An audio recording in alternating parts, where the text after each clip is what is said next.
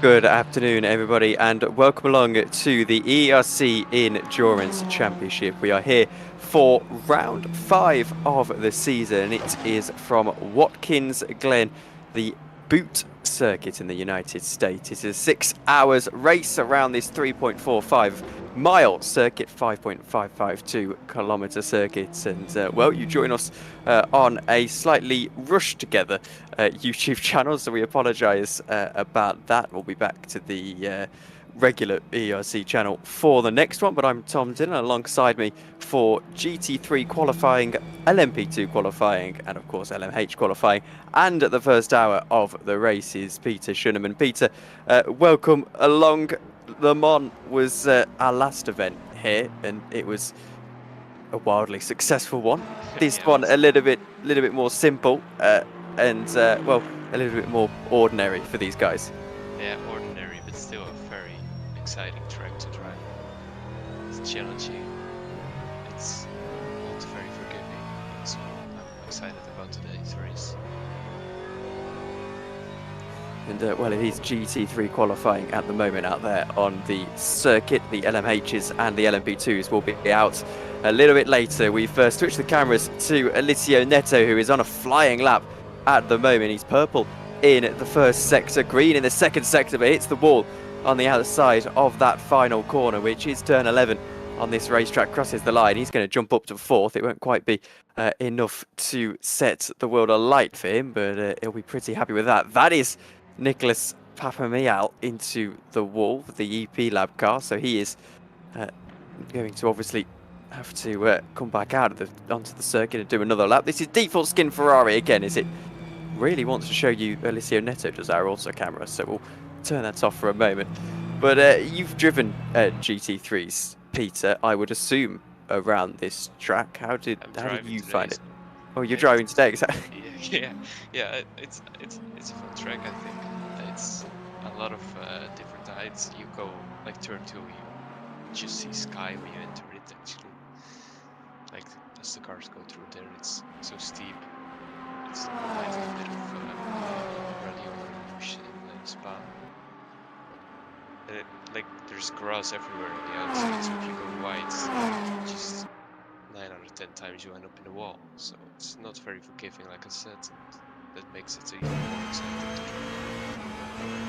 Well, Carl Magnus Borre is out on a flying lap at the moment. He's purple in the first sector. We'll wait to see what he is over the second sector. It's a slightly unusual layout of this track, actually, that we're using. I haven't done much driving of it myself, but I noticed we haven't got the chicanes in, because we are on the boot layout, of course. Now down to the right-hander goes Carl Magnus Borre, and yeah, it just makes the track slightly shorter, doesn't it, Peter, if I'm not mistaken? As I said, I haven't done much driving at this track, so it's quite difficult to spot. It's the normal chicanes in there. I've actually only driven this layout we're using, so I've never used anything else.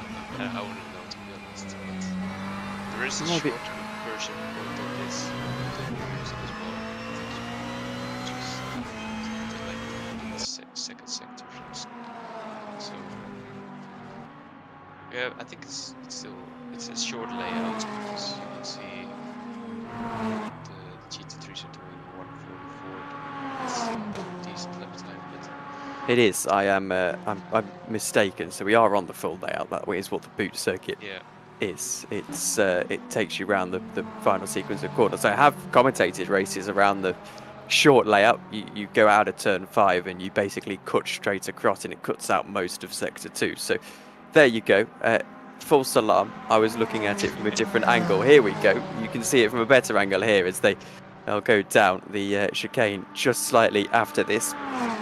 One of the jewels in the crown. I mean, it does feel like every R Factor 2 league, Peter, has to have Watkins Glen on their calendar at some point. Yeah, I always feel like that. Like they always use the same kind of tracks, you know.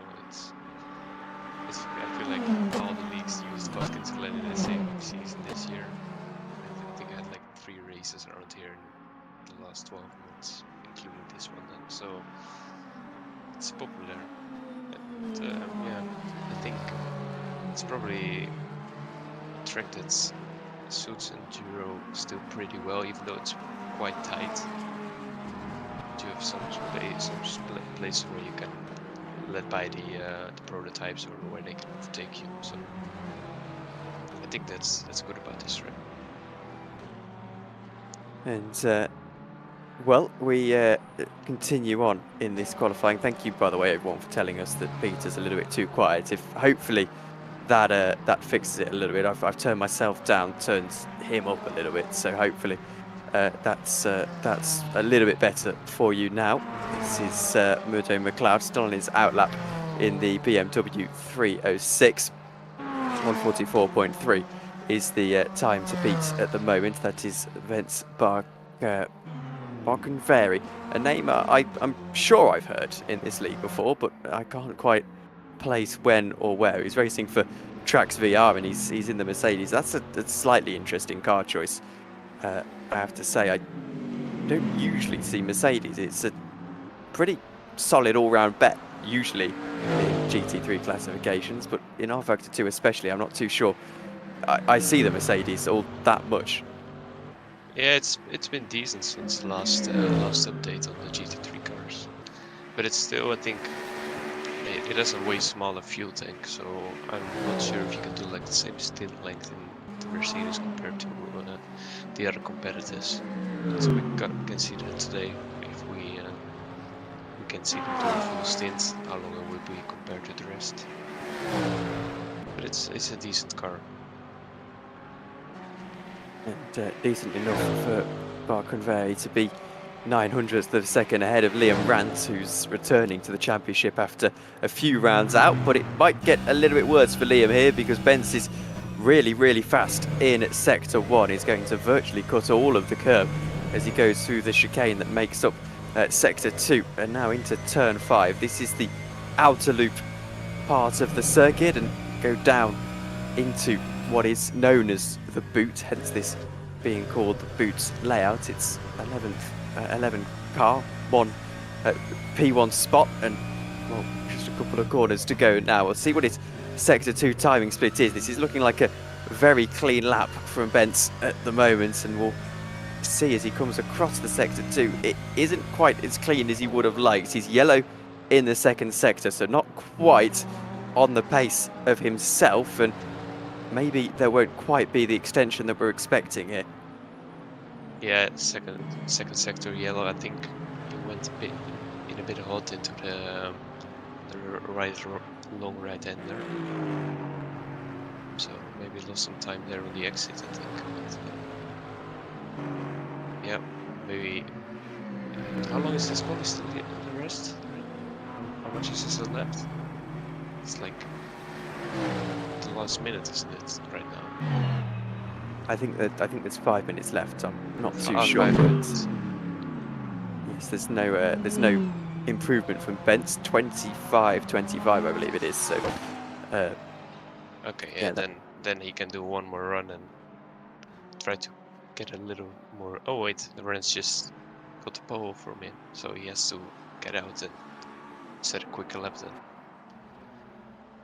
Yes, that's Liam Rance onto pole position, at least provisionally. I have to give me a moment here because I'm just hearing a beeping in my ear from Mumble. I'm trying to listen out for when the qualifying session ends, and all I'm getting greeted by is a beep in my ear that it's telling me that I'm talking. You're talking when muted.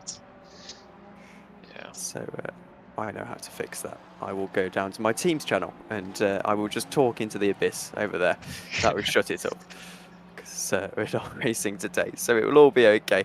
Let's have a look at the 162 car on an outlap at the moment. EP Lab Sim Racing team in 5th for the time being, and I have been impressed by this entry over the course of this year. I think they've been relatively consistent, and that is always good for a team that I believe are on their first, at least only second full season entry into the championship. And Antonius here is going to start his final, well, probably one of the last 3 qualifying laps in this session. I wonder how those GT3 tyres behave around this circuit. It's a very fast track, isn't it? So I wonder if we're seeing 2-3 qualifying laps and the tyres are still okay, or if they start to die towards the end of that third lap or something. Yeah, they probably died towards the third lap. I haven't actually did a run on the softs because I'm not qualifying anyways, so it was not really worth it. But the mediums on race pace suffer quite badly. I saw a couple of people are running hard in practice, so we will see if everyone will be on the same tire at the start. Yeah, I expect a lot from the EP lab. They're leading the championship, so they definitely want to keep that lead, I think. And then, yeah, they're probably not too happy with P5 right now. If you're leading the championship. Well, it's not going to be an improvement just yet, because down in the second sector, out through what would be turn 8 actually, and now into turn 9 is Antonius Paranopoulos. See if he is able to claw a little bit of that lap time back and maybe jump himself up the order. It is just about 0.8 of a second to the lead of the race, the lead of the session, I should say, which is, of course, Liam Rance's 1:44.2 across the line. And now through the final corner of turn 11 goes Antonius. See what he can do, and in fact, he's going to jump straight into the pits, so he wants to get another qualifying lap out. This is Alessio Neto, who's been working so hard on the setup of that Hunter Birch simulation car. His team owner, Ed Hunter, is in London for the Formula E today, so he's not able to be here in attendance. I'm sure he'd be quite happy to be looking down and seeing his car down in pole position, but Alessio, a little bit of work to do before he can get to those heights. He's 0.8 of a second off, actually very, very close to the 162 car, only 0.06 of a second. Just behind him on an outlap again is Murdo McLeod. So actually pretty much everyone at the moment is on an outlap, Peter. Yeah, everyone on an outlap, so we're gonna get a lot of laps getting in, I think, towards the end of the session for the GT3s. So it's gonna be exciting till the end. I wonder if the weather is gonna do anything today. There was some weather, some rain forecasts. So maybe it spices it up a little bit extra. We'll get on the weather app and see if we can find it out. For the longest time, everyone used Dark Sky, but this new one has dropped now in Dark Sky's absence. It's called AccuWeather. It's very good actually. It gives you a proper radar and everything, and obviously our weather stations get pinged based on these radars. Now I say our weather stations, the weather stations get pinged based on these, and obviously relays the information over to the server. Oh, interesting to see if Liam Rance will. So you get 25 minutes to go is when the session is over. It is going to be a 5-minute break in between GT3 Quali and LMP2 and Hypercar qualifying. It is the 11 car though who jumps into pole position for the time being. That is their qualifying over. So it is over to Liam Rance, potentially Carl Magnus Bore, and anyone further behind to see if they are going to be able to get themselves onto pole position. Liam's got to be relatively quick here, but give himself the hurry up because he's only got 35 seconds to get across the line. Yeah, he won't make that, I think. It's like... it's gonna be... No, he won't make it, I thought he was a bit more further away, but he should be fine, actually. It's gonna be really close. Should be okay. 15 seconds as he crosses the line. And I can tell you that there's no precipitation for at least 60 minutes. I'm checking the little radar now. But, it's like gonna rain out in 6 hours, so that's probably towards the end of the race. That's when I'm driving, so that's gonna be fun. Well, Liam Rance then, last chance to get himself onto pole position for Pan Racing in the 121 car, and he's purple in the first sector. So job 1/3 of the way done. He'll throw it through this chicane, and you can see really quite on the limit with that McLaren throughout the course of the first sector of this lap. Let's take a ride on board with Liam Rance as he goes through Sector 2 into the boot section of this circuit, and it looks like he's got this car hooked up really nicely, but that is a bit of a slide. A little snap when you said he was just under control, and then that probably cost him a little time. This corner seemed okay. Improving in the second sector, so that is a bit of encouragement for Liam Rance. A little more. Yeah, I think he does. I'd agree with that. 1.4 tenths of a second is the advantage that the number 11 car has got for the time being. Liam Rance comes through the final couple of corners now. That was turn 8. Now we'll go through into turn 9. Has to throw this car in because he needs a couple of tenths of a second. He's almost track extending on the outside there. Goes through the final corner now. And that, as he crosses the line, is not going to be pole position. Oh, it will be. Yes. Oh, the timing was on 147. Oh, it's already. not. It's 100th of a second off. Oh. So it is the 11 car on pole position. 12 thousandths. It's crazy.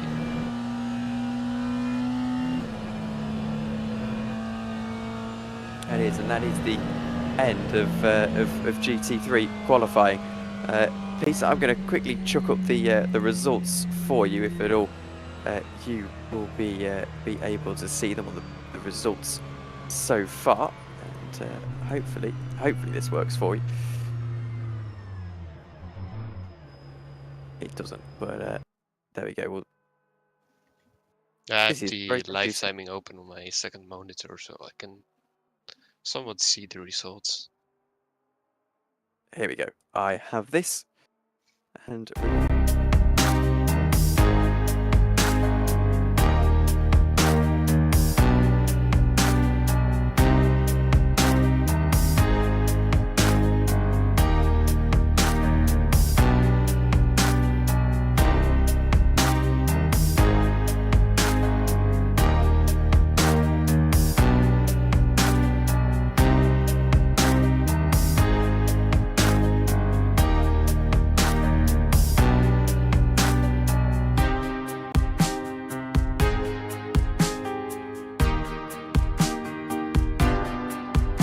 GT3s, of course, we're waiting for the LMP2s to go out onto the circuit, and the good news is that it looks like the message has indeed got through. So the GT3s, as silly as it sounds, know that their qualifying session is over, and emerging are our hypercars. We've only got 5 here today, and there's a collision in the pit lane immediately with the 37 car. I think that is, that being said, no, 87 car rather, is Alejandro Valente. So they've got a couple of minutes actually before they are allowed out onto the circuit. It's a minute to be exact. Hypercars and LMP2 out on the circuit at the same time. The delta between them isn't too great, so there shouldn't be a major problem, and there isn't usually between them tripping over. Should I say that? My best qualifying lap at Le Mans was ridden by a Mugen hypercar, so maybe there is a little bit of a delta between the two cars, but they've got 50 seconds before they can jump out onto the circuit. And well, we'll wait and see. Who are you tipping for pole position, Peter? For the hypercar, I think take our championship leader, and that is the let me get the standings real quick. Racing Zone team. And for the LMP2, it's a difficult one. It's really close all season there actually, but well, I'm just gonna guess on my own team, I guess. I just say the Fine Avond Motorsport 139. Completely biased.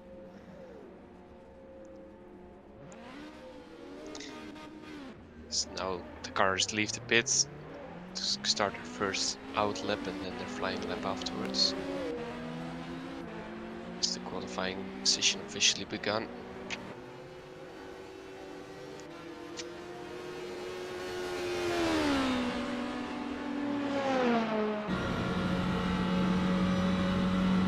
Nice if we can see more driving bit. I think it's the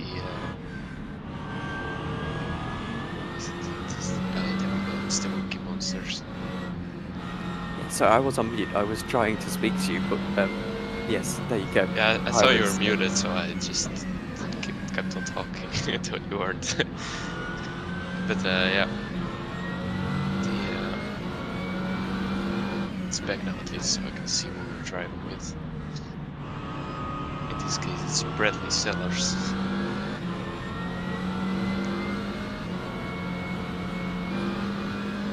So what do you think is going to grab pole here, Tom?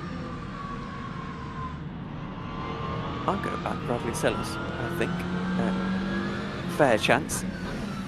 73 cars looked good all year. He races the LMP1, isn't it, in the Global Endurance Series, so he has a lot of experience in this sort of top class of sports car on R-Factor 2, and he won the championship there a couple of years ago, so really is a fantastic driver. And I tip him for pole here as well, because if I'm not mistaken, he's raced here with EES as well, I believe, so Bradley definitely a tip for most pole positions in sessions that he goes into. But 18 minutes for these drivers to get the job done then, and Bradley Sellers is on his first qualifying lap of the day, and well, it looks clean so far. Yep, so see purple in the first sector, but other cars still have to come through there, so we'll see if other cars light up the timing sheet, but so far he's the quickest. No one has gone quicker, and some cars are running faster, so it's looking good. The rookie monsters in the LMP2 also goes purple in the first sector. And now Elliot Simpson in the Propix Flame goes purple in the first sector in LMH.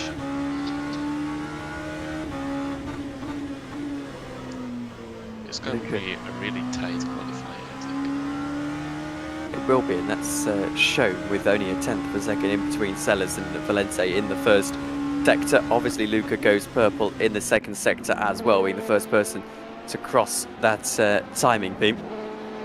And he's not actually purple overall in that class, as we've switched over to the man who is. It's Mert Koptegat, who is currently purple in the first two sectors, and he's also quite far down the order in terms of how they left the pit lane. Bradley Sellers' banker is a 131.8, quickly beaten by a 130.8 by Pribek. So there you go. That is Bradley Sellers down into third early on. It's number one car that's doing a very good job so far. Mert is going to cross the line, but he's going to fall short of the line, so doesn't want to show all of his pace early on. That is a baffling decision to me. Yeah, he was quicker than any prototype, including the LMH in the middle sector. So I would always finish that lap at least. Maybe, I have no idea. Maybe he ran out of fuel or something? I don't know. He ran out of fuel very quickly. He had enough of a banker that, oh dear, Alessandro Valente getting a bit of a drift on through that corner, and it very quickly gets himself down into the pit lane. But he had enough time in the bank that even if he had run out of fuel, he could crawl it to the line and still get a lap in. Yeah, a lap in. It wouldn't have been pole position when everything was said and done, I don't think, but it would have been decent enough. That is Maxime Beely for Optimal Esports having a spin and having to come back into the pits. That is the one thing about EERC. If you've raced other leagues, sometimes there's a rule where you have to do an in-lap regardless. In EERC there isn't, so you can literally just spin, and half spin you can press escape and come back into the pit lane. So if you see cars teleporting away, that is why they're able in this qualifying session to just escape basically immediately. There's no stopping rule or in-lap rule or anything. Purple in the first sector is Pablo Avolio for the Sport Junior team. I'm trying to think of how many LMP2s we've got here on the circuit. Actually, we've got a fair amount. We've got 31 cars in the session, and I believe of that we've got about 12, 13 LMP2s. Pablo is only green in the second sector, improving on his best lap time that is enough for 6th at the moment. 4.2 seconds off the pace though. But actually 15 LMP2s on the entry list, so that's a full class. So it's gonna be spicy. It's really close after the P3. It's like Q3, 4, 5 are extremely close to each other. Snow, Voldit finishes his lap, I think. Or was that Snow? I have no idea. Quebec is on an out lap. Auto director seeming intent on showing us that rather than anyone actually out on the circuit. Pablo, by the way, went into second position, 0.3 of a second off of pole position, so clearly a poor lap from him in the first occasion. Second occasion, only 0.3 of a second behind Tavaneri. This is Samir Arshad then. He is in the 46 car. And Oligier's had a pretty good showing at Le Mans. I don't believe Oligier ended up winning that Le Mans event, but they definitely had a helping hand from their balance of performance. Their tyres are much better as well in comparison to the Orica, and well, Samir Arshad is purple in Sector 1. In Sector 2, not quite able to match those heights. His target lap time is 1:33.2, and he is definitely struggling in that second sector, but that seems to be a theme. Most people are struggling in that second sector. I wonder why we keep seeing purple Sector 1s and yellow Sector 2s pretty much as a general rule of thumb. Here goes Samir then out of the final corner. Will it be a jumping of the order? It won't be. He doesn't even improve. It's a 34.9 across the line. That is also very interesting because I didn't see him have any markable drop off into those final two sectors. So potentially Samir Arshad there is just finding himself a little bit unlucky. Maybe the tyres just overheating through that first sector. Yeah, I know the Alicia is very good on the straights, but compared to the Orica, it's nowhere in the corners pace-wise. So it's not surprising they get the best Sector 1, because Sector 1 is just turn 1, and I think just after the chicane, that's the end of the sector. Or even maybe before the chicane even, so most of it is flat. So if you have top speeds, you will get a good Sector 1. If you have a good car, you will get a better Sector 2 and 3. Oh dear. That was a purple lap as well for that car, who now is, well, I would assume not on a purple lap as Nathan Howard in the 21 emerges from the pit lane. And we'll see how it is. Do you know, I've been used to doing commentary at a track over the last few days. So I'm sort of I was about to instinctively go through and start calling out the top 5, but I don't need to because it's on your screens. So there we go.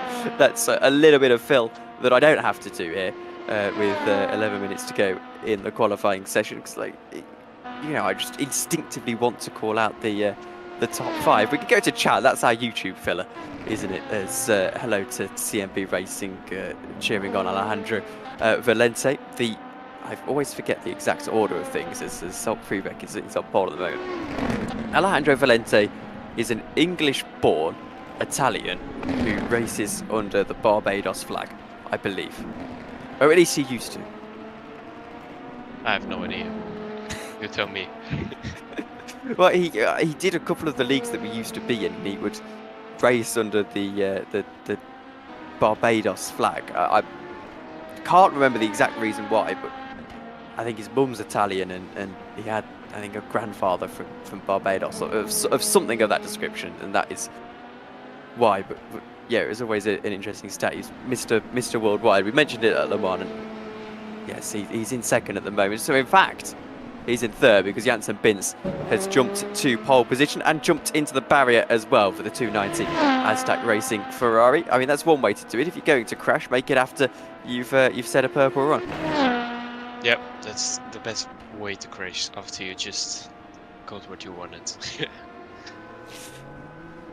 I mean, ideally, of course, you don't crash at all. It has to be done. This car, by the way, the 161, is faster than our slowest hypercar of Elliot Simpson. Elliot not quite getting the car hooked up just yet, and he's 2.5 seconds off of pole position. In Elliot's defence, for an endurance grid, that's not actually a great deal. So I'm sure he'll be a little bit disappointed that he's behind the fastest LMP2. I will say the fastest LMP2 is really quick. It's 8 tenths clear of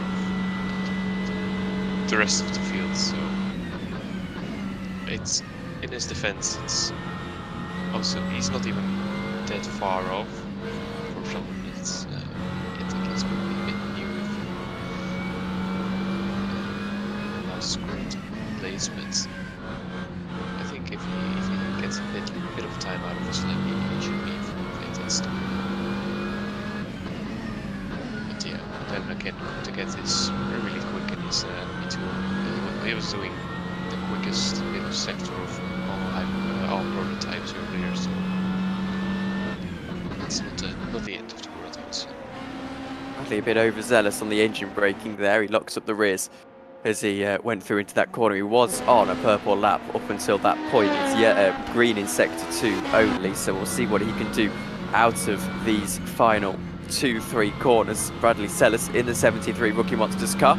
Is it going to be a pole position provisionally for that number 73? Almost clips the wall on the outside of turn 11, crossing the line. He goes into third, so it's not quite as good as Bradley Sellers would have liked. 130.041 to beat 130.2 across the line. I think most of that time was lost when he went overzealous on the engine braking and lost the rears. That is something that these sort of top R-Factor 2 guys do. And I mean, obviously these guys aren't top R-Factor 2 guys per se, but you know, they're very good at the game. They engine brake so much. Yeah, it's engine braking is quite useful in this game. I think you kind of want to turn with your rear anyways, like, if you know what I mean, like you oversteer to get the car a bit turned. It's usually a bit quicker in R-Factor, but I think they try to fix it a little bit with the GT3s by giving them different tires. So now if you keep on drifting, you just end up with 0% on your tires. But for the hypercar, it might still be working, I don't know. And I've heard the car is really understeering normally, so.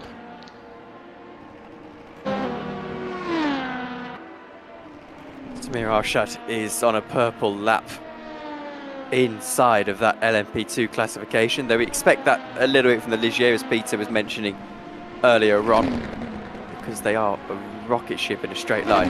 That was the case at Le Bon. I remember being on the back of a Ligier at the start of the race, and they just pulled away like it was nobody's business. And well, we'll see what he can do in the corners on this occasion.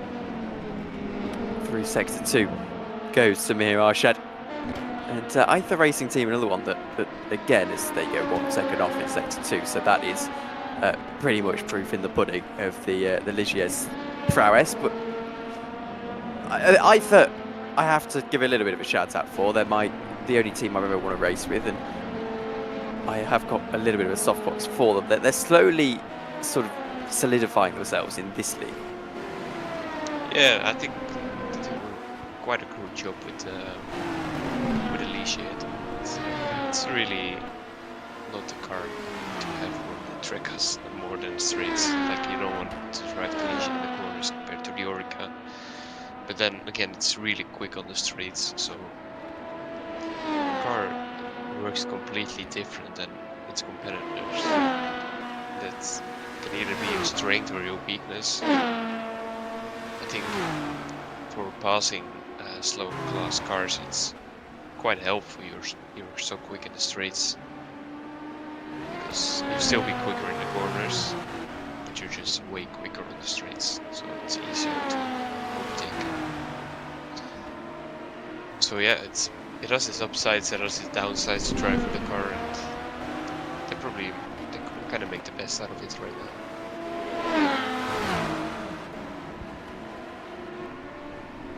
Just a little bit of chat with Chris about the weather radar, because essentially our 2 weather radars are saying different things. He's given me the tomorrow.io, Yeah, and that's saying that we've got heavy rain imminent. Jansen Bintz goes on to pole position, so with 5 minutes to go. That is interesting, but that's saying that rain is maybe not imminent. I think that's the wrong word, but the weather is on its way, and it's on its way in quite a little bit of vigor. Heavy rain. Yeah. It's about 9 AM. It's currently 8:40 local, so 9 AM rain well, it's going to be an interesting race, isn't it? I think we knew that much anyway, but there you go. Rain is maybe coming soon. It could be rain soon, but like there is a weather like rain around the track for pretty much the whole race. It's just a question if this is gonna fall on the track or next to it. And remember as well, for those who are going the full way and doing their weather radars and things like that, you have to take it with a grain of salt because it's a weather station near the track. It's not literally the track. Obviously, they don't have things on the circuit that they can check in the real world, so they have to have a weather station. Usually it's inside of the city or something. I know at Le Mans it's actually in Le Mans, the weather station. So that is something is to pretty remember. accurate, but yeah, it really depends on which track you are at. If it's, I think Watkins Glen is probably pretty accurate as well because it's a pretty known track, so it probably has a weather station somewhere close to the track that teams that are racing there can use as well. But if you're on some, I guess, third world country track, the chances your race station is accurate is very low. But it doesn't matter actually, because no one is able to check if the weather is correct or not anyways. Well, we say that. I was wondering if Joe Gordstitis was raining, because I remember he used to drive for me, and he was actually, he lived there pretty much. So he was basically looking out his window, and I think it was Watkins that he lived near. He just look out his window and it's raining or whatever. And I think we had a couple of races before where there was events going on at the circuit on the day of the EERC race, and we've had drivers go, "Oh, it's raining," and they've actually physically seen the rain. Elliott Simpson is purple in the first sector. Very good start to this lap for him in the Glickenhaus. He's got himself up to fourth after a little bit of a poor run early on, and we'll see if he can get a shock late pole position here. We've got 1 minute 55 to go, make that 50 seconds left of this session. And maybe not quite last chance for Elliott Simpson, but he's getting there.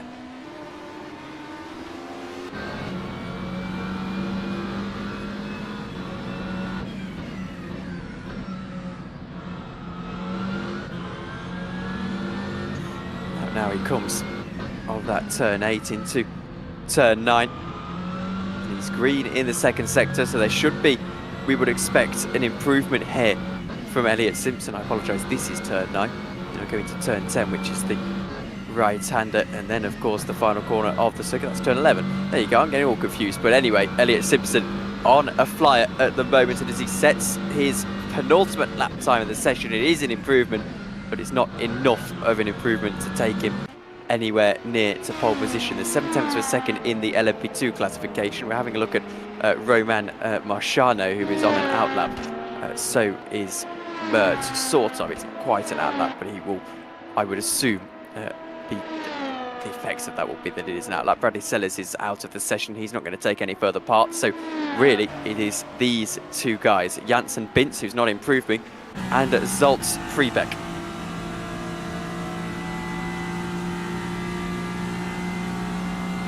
Checking the radar as well, but I don't see any rain on tomorrow.io, so maybe Chris is in the wrong location or I'm in the wrong location. Could be both.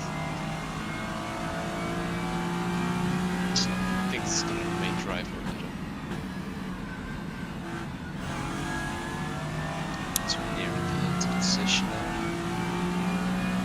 Zolt is green in sector 1. He's only a few hundredths of a second off, so actually this is going to be a close one as he heads up through sector 2. He's purple, so this gets very, very tasty indeed, because Zolt Freebeck only needs about 1/10 of a second out of this final sector to find himself laying on pole position for the Watkins Glen 6 hour, but he runs wide. Won't invalidate his lap, shouldn't invalidate his lap, but it'll certainly start to affect how he goes through this final sequence of corners. He'll go up into turn 9 now, and we'll see, is Zolt Freebeck able to get himself onto pole position. Final corner of the racetrack coming up. The number 1 car, Racing Zone team. Is it going to be pole? It is not. It's not even an improvement. And, well, he has a violent crash just to top everything off. But 130.1 across the line, 129.4 was the time to beat. So I can say reasonably comfortably now, unless Christoph here is able to do anything in the 420 car, which, with respect to him, 7 tenths off in the second sector, I would doubt it. And actually coming into the pits, I would highly doubt it. That is going to be the 290 car on pole position, the 161 inside of LMP2. And we'll bring your standings very quickly before we head over to a break over the course of the interval. And well, I'm trying to pick them up, but let's do this then. Here we go. We'll start with your LMHs. So here will be the starting grid. Is Janssen Bintz on pole position, Zolt Prebeck in second. Then it's Bradley Sellers in third in that 73 car before Elliot Simpson starts fourth. Then making up the row 3 is Alejandro Valente in the 87 car and the 420 of Krzysztof Kileski. We can switch over to our LMP2s. Don't need to remind you of the GT3s because they've been and gone. 161 on pole. It's the 19 of Roman Marciano in second. Then it's Luca Taverneri and Nathan Howard running out the top 4. 15 LMP2s taking to the start with William Snowden and Berat Sene on row 3. That's the 40 and the 71. Then it's the 528 and the 139 making up row 4. Row 5 is Samir Arshad in the Ligier, the 46. Then it's Maxime Bilo, Optimal Esports in 10th. Then it's Balint Zidi in the 66 and 11th, and Charlie Yemsen in the 161 in 12th. And, well, in fact, it appears that that is all of our LMP2s. So myself and Peter Schunneman, we're going to go to a very quick break over the course over the next 12 minutes, and we'll be back for the start of the race.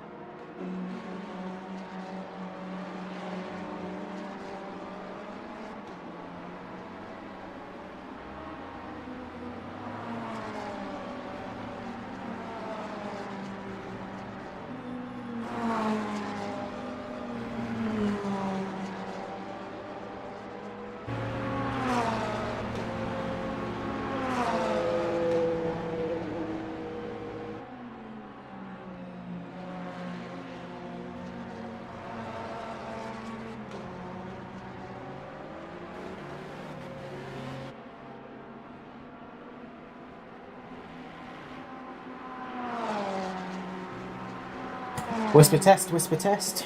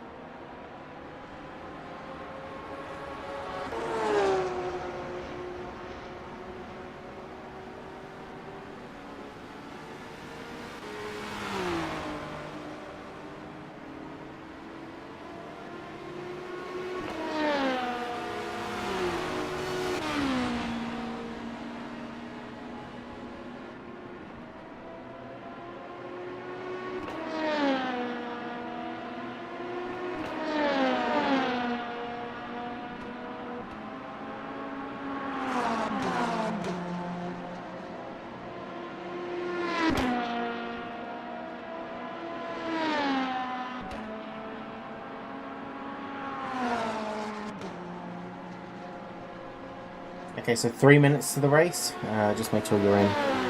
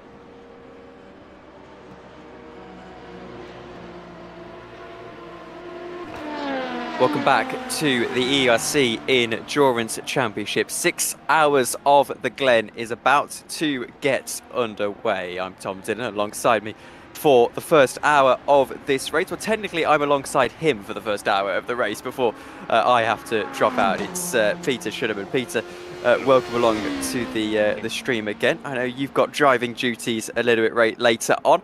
I don't expect there to be weather in my stint, in terms of my commentary stint, but we are expecting weather soon-ish, I think is the official terminology. Yeah, that's good terminology. Yeah. It's soonish and perhaps-ish. It's a bit uncertain at the moment. The weather hasn't decided yet if it wanna spice up our race here, but we'll find out as time progresses, I guess. Yes, and well, according to race now. tomorrow, there we go, moving to race now. According to tomorrow.io as well, you might want to take your antihistamines over there in Watkins Glen. I know I certainly will be, but we're moving over to the race session. Here we go. Bright blue skies for the time being. Janssen Bins is on pole position. In fact, let's set our starting order and let's take you through. Here we go then. We'll start with our LMHs. We did briefly go through it at the end of that warm-up session, but it's Janssen Bins on pole position. Make sure you get on the grid, please, with time to spare. Is in second, Bradley Sellers and Elliot Simpson. Round out your first page. It's Alejandro Valente and Krzysztof Gillespie in fifth and sixth. As for the LMP2s, row 1 is Mert Kopetgat and Roman Machano first and second. Then row 2 is Luca Taverneri and Nathan Howard, 37 and the 21. Then it's William Snowden in the 40, Barrett Sainer in the 71, Pablo Averlio in the 528, then Pascal Eggert for Finavon Motorsports in the 139. Then it is Samir Arshad and Maxime Bilou on row 5, Valence Zidi and Kyle Listona in 12. Okay, so head out. That is your LMP2 grid, and well, one more straggler has caught up. It's Charlie Jemsen in the EP lab in 13th. As for our GT3s, it is Bence Barkenveri in pole with Liam Rance alongside him in the 121. They had a fantastic scrap for pole position. Carl Magnus Bore is in the 159, and you saw just behind him Mano McLeod, 306 in 5th. It's the 162 just alongside him. Row 4 is Alicio Neto in the Finavon RGS, the Hunter Birch RGS, and it's Finavon in 8th. Then it's 242 and 390 on row 5. 888 and 241 on row 6.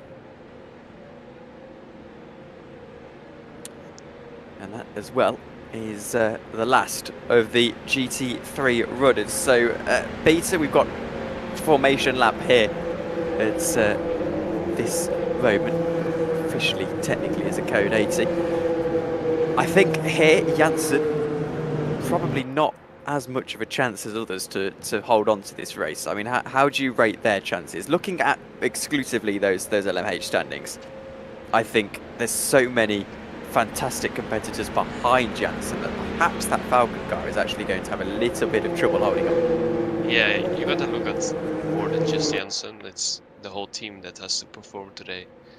And maybe the other lineups are on average a bit stronger than the Falcon lineup, but still, they're on pole. They can dictate the pace maybe, and then they can see what they can do from there. But it's not going to be a straightforward race for them, especially with the rookie. You know, what is it, the racing zone behind them? It's been a strong car all season.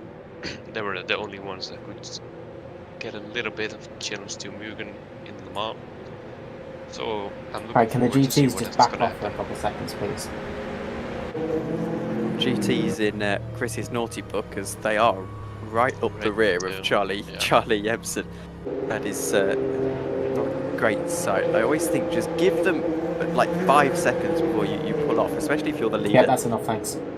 And there you go, he does that in the end. It's a miracle they haven't hit anyone. I mean, I don't know if you've done much iRacing, but I seem every time I do a rolling start on that, I end up getting a 4X because some guy hits me from behind. I've done some iRacing, but I was got annoyed by me trying to be safe to get up my safety rating, and then some idiot just doesn't brake for turn 1 and just ruins your race completely. And then I was like, nah, I'm not gonna pay money for this. Yeah, the iRacing experience. Yeah, it's the true iRacing experience. I always feel like whenever I'm safe myself, there's someone else ruining it for me, and if that not happen, then there's something dumb I do to myself. It's always so one of the two. Well, Janssen Binz is on pole position. We're waiting for the call for these guys to go double fire level B. Oh, there we go. I was going to say it's going to be after this That corner. does involve the pole sitter backing off a little. So it will be Janssen Binz in control as we wait for the green flag. Alongside him is Zol Prebeck. That's in the number 1 car. Then it's Elliot Simpson and Bradley Sellers on row 2. So they'll be flying 2 by 2 as they go through the final corner in the hypercars. The LMP2 starting just after them. 6 hours and of GT3's racing double ahead file. of us. 6 hours and 1 minute to be exact. Waiting for the call. And prototype green flag. And it's green flag for the prototypes as they go down into turn 1. Janssen gets a very good GT3 start. Looks to pulse cut back off a little, the number get 1, double and file. there's a bit of a tussle at the back as 2 cars are getting very close together. That's the 87 and the 420, but his line of stern for your prototypes as the LMP2s get it all wrong. down into turn 1. There is a car. Gun, I think it is Benz GT3 Barconi. green We look flag. at the GT3s. It's Luca to Ferrari, sorry. The GT3s, it's a good start for Liam Rance. He's going to try and get the lead into turn 1. Around the outside he goes. Holding onto it is 11, the Mercedes. Liam Rance still all the way around the outside. Sails through into the, oh dear, the 485 into the wall. Huge crash early on in the race. It's Alicia Neto. And that is not quite race over for the 485, but it is certainly a huge dent. This is a three-way battle for the lead. Carl Magnus Bore, Benz Barcinoni and Liam Rance is alongside. For second position is Carl Magnus Bore. Going to be held on by the 11 pole sitter for the time being. They're an absolutely crazy start, and we've had one of our hypercars get it all wrong. It's the 420. Yeah, it's spicy all the way up the field. Everyone is Oh, close. he gets it even worse. Into the wall. It's correct. Oh, There was is like that 3 3 or 4 cars. Yeah, 3-4 cars were. Oh, This is. that is not right. Oh, that's different. That's big EERC, isn't it? Attention all drivers, we come to code 80 in 10 seconds. Chris knows it. We know it. We all saw it. 5, We all saw it. 4, 3, 2, 1. Code 80, code 80. That reminded me a bit of Baku when was it Ricciardo that backed up into another car that was parked there. Yes, I know. I know what incident you're on about. I wonder what happened. Oh no, that's on for Elon Musk's new video platform. It's like someone spilled some oil on the track there, and the 4 cars just decided all to take it the reversed entry in. Well, it's Valiant Zididi, who is I'm not going to say the offending driver, right? Because we didn't see the incident, but he's the one without the rear wing anyway. And, Yeah, we saw it. Was it him we were on board with? We were on board with some prototype. Lost it on the braking. We were on board with 420. As into the pits comes Valiant. Will be imagine a quick code 80, but dents the start of his race. They're certainly making LMP3 cars, whatever happened. As Rufus says, replay please. Unfortunately, we don't have replays on this machine, but I do wish we could see whatever happened there. The 46 is also into the pits, so 3 cars caught up in that, and that explains that. Samir, though, is actually away quickly. Yeah. So I don't think there's a major concern on him. We're still going to code 80, or we're still in code 80 rather. And well, isn't that interesting? Quite a gap. 1.2 ahead of the number 11. Not even 11. Liam's got an interesting, because this is interesting, Carmichael Bore and Benz right on the back of each other. Liam's got an interesting relationship with the series, hasn't it? Because Because he races here and wins, then leaves for a bit, races here, wins again.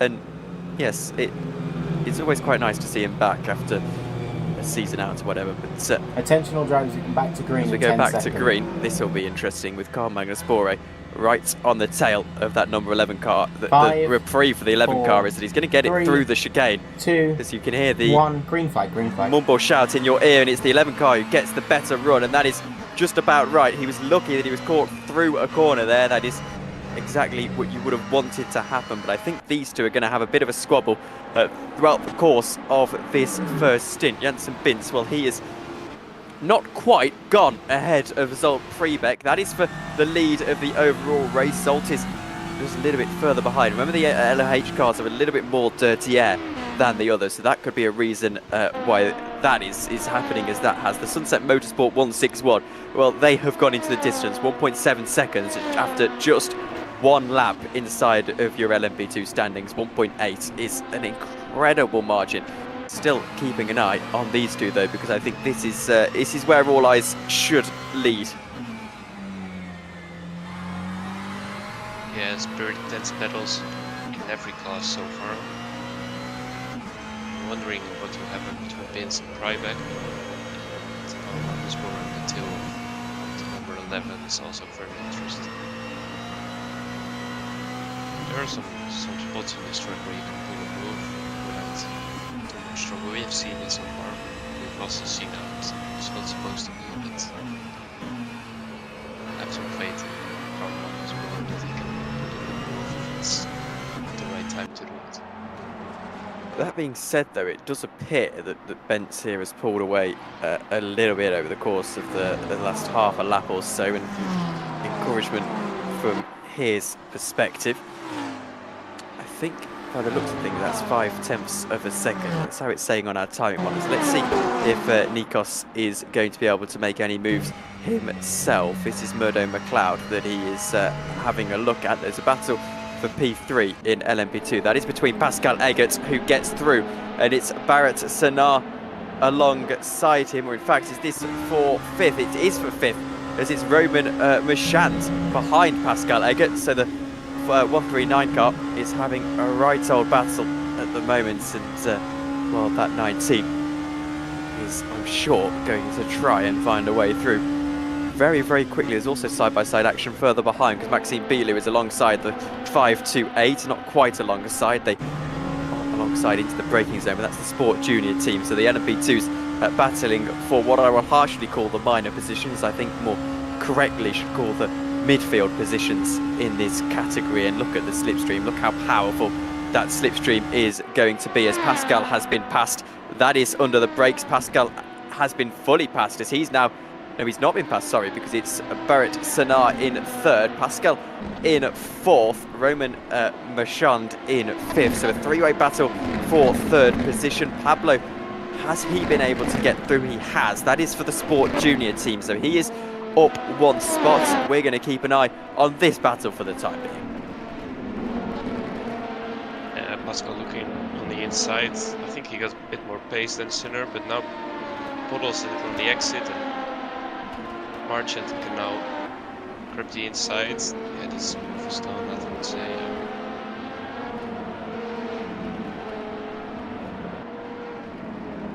Yeah, he went for the inside into the 6, the right-hander, and then lost it a bit on the exit. If you're in a three-way battle like this, it instantly costs you a position. The GT3s are battling along as well at this stage, and well, they might, because GT3s around this track, it lends itself quite nicely. There's a reason IMSA have had a race here for many, many years, and well, we're trying to see there a smoking. Yeah, it is. I was about to say that. That is the 420, and he's trying to get his way through. My suspicion is that he has been in the pits for a very long time, hasn't he? And he hasn't turned the engine off, and that has overheated it. Yeah, then he just has to keep on driving. Either that, or he didn't set back his radiator tape after qualifying. Well, that's the other scenario, isn't it? And they're all pretty equally as likely. But you'd hope that it is just he's been in the pits for a while, and you would also hope that he finds his engine map button, his turn off engine button, because that's it's not an ideal scenario. We're on board with Barrett Senna. This is in the 71 car. He's looking ahead. You can see Howard in the 21, but he's also got to look behind. Marchand has just got past Pascal Eggert. You can probably see that in the mirror to your right-hand side. Eggert falls back a little bit by about a second. This battle is going to start to develop between 3rd and 2nd. Leader, by the way, 7.5 seconds in the course of what have we had, 3-4 laps? He just sets the best lap time. It also helps these guys are mentally big time. And down the inside goes the 71, looks for 2nd spot. Is going to find 2nd spot. I thought there was a touch there. I had a bit of a twitch on my screen, and there, back up the inside. That's Marchand, all the way through into 2nd position. We saw it on board, but it's a through goes Hamilton moment for Marchand, as Pascal Eggert's getting involved as well, trying to make it 3 wide. Eggert down the inside, he's looking for 4th position. Eggert's going to find 4th position, and it all falls apart slightly for Nathan Howard. Did he just go from second to fourth or fifth? Yeah, he did. 1 corner actually. And this is just all playing in the hands of Cope to get. He's now 9 seconds ahead. Everyone here is scrambling and fighting and having fun, and he's just doing hot laps on his own. Well, you can't really blame him, but No, not at all. well, you don't want to say it's a long race because I mean, you know, we've all been doing endurance racing for long enough now where we know it's a long race, but It's a long plenty. race. Yeah, well, it is. There's plenty of time for his teammates to mess it up. I'm sure he won't want to, but I mean, we've all learned that R-Factor 2 can throw some curveballs at you if at all it decides to. Yeah, the thing is, like, after 10 minutes of racing, 9 seconds is a lot, but with 5 hours and 50 minutes to go, 9 seconds isn't that much. So... It's more of a platform to build, I think, is a good way to look at it. Oh! Oh dear, Eggert's round. Eggert's round. And that is suboptimal after the start that he had. Got himself up into fourth. Yeah, he clipped the Spins rear the car of... round. I think he clipped the rear of Senna and... yeah, spins himself around.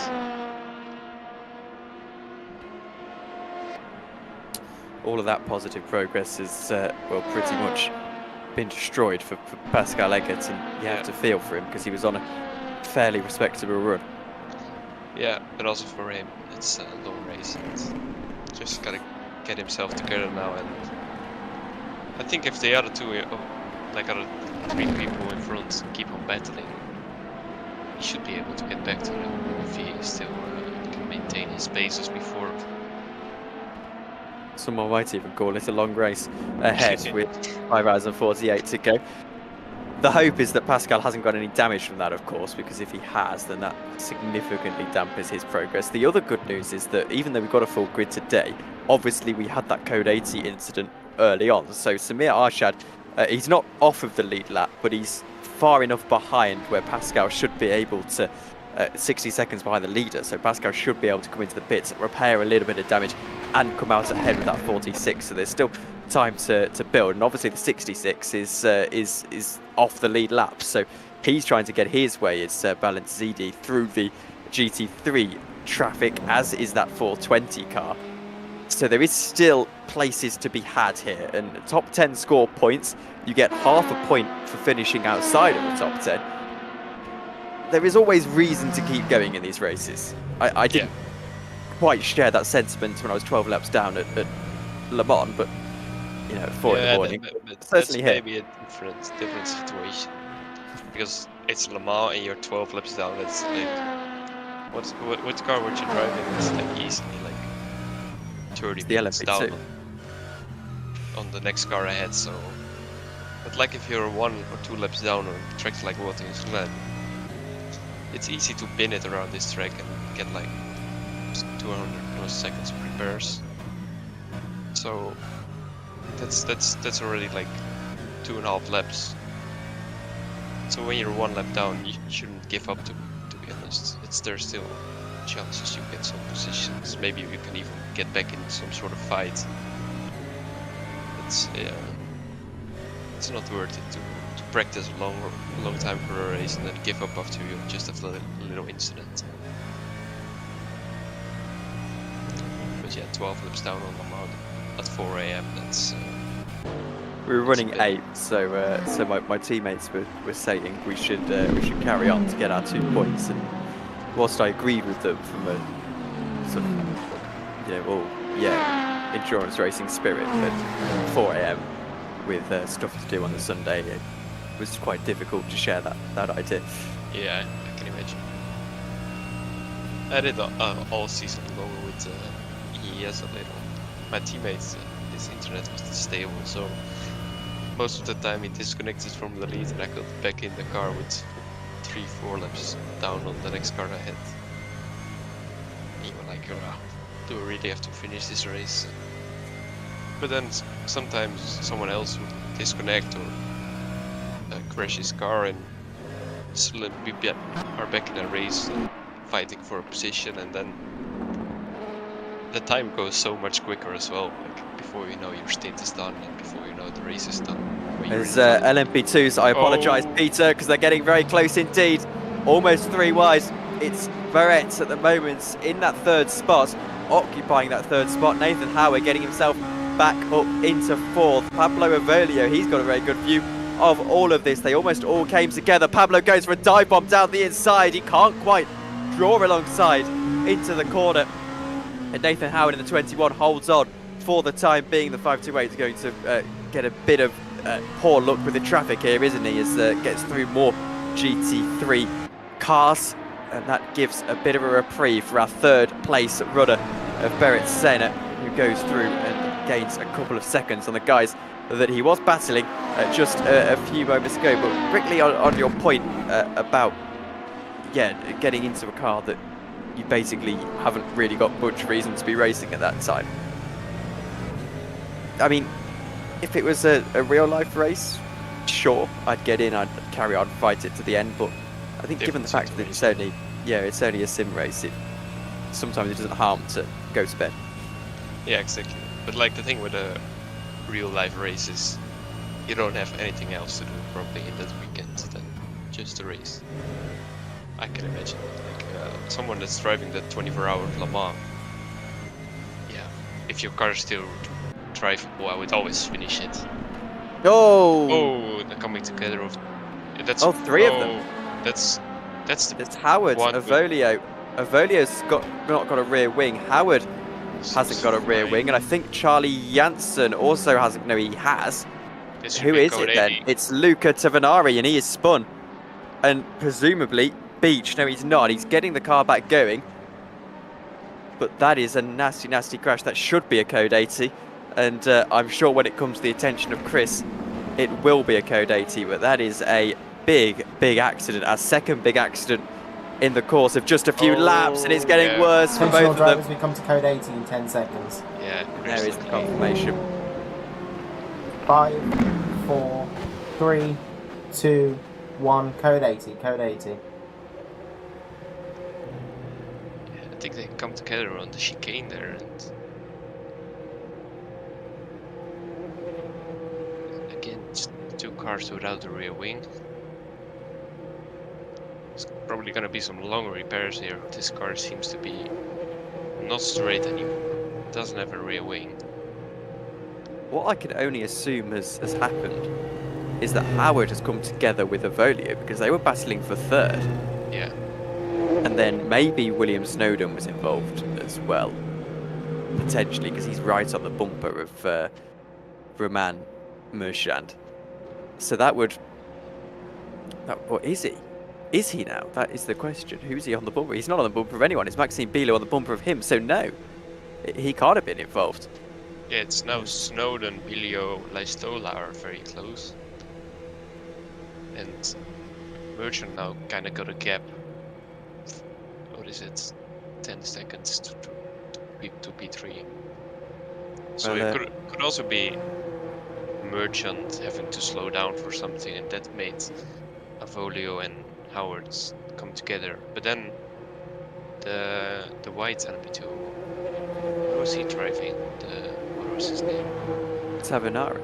Yeah, Tavanari. He was before, wasn't he? P5. He was behind. I'm sure he was. He had an incident earlier on. So what I can imagine is they've spun, and then he's got the chicane wrong himself and gone into them. That's what I would imagine has happened. I do want to take this opportunity as Tavanari gets back to the pit, so we go back to green in a moment. You may have noticed we've got a new logo on the stream in the top right-hand corner. Intentional drives go back to green in 10 seconds. Not the Grid Finder logo. That's been here for the last 2 seasons, but we're shouting out now Optim and all who have... 4, 3, 2, 1. Green flag, green flag. They've provided us with a practice server, so just wanted to take a chance to basically thank them on the stream as we now look at the battle going on here between Kalle Lestola and well, Maxime Bilou, as Kalle Lestola goes down the inside of Maxime, can't quite find the spot. Berat Sena, he was involved in that 3rd place scrap as well, wasn't he? So is he become a cropper as well, I wonder. Yeah, maybe he got a little bit of damage because he seemed a bit offline or out of shape into that corner.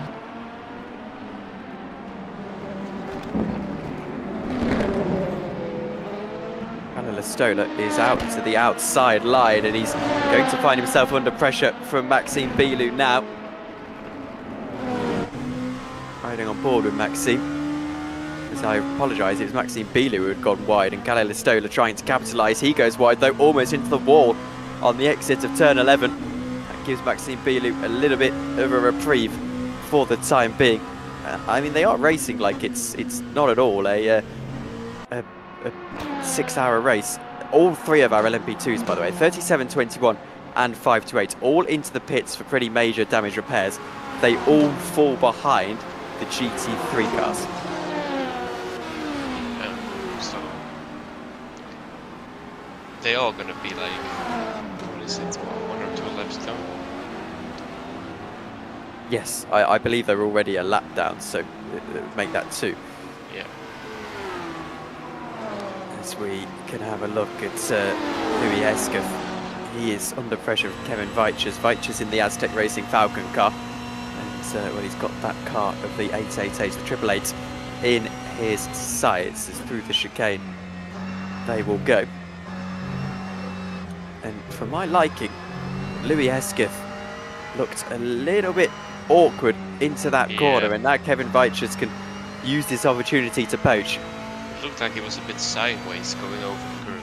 Oh, and now... Ooh, that didn't look healthy. Where did it... It's disappeared.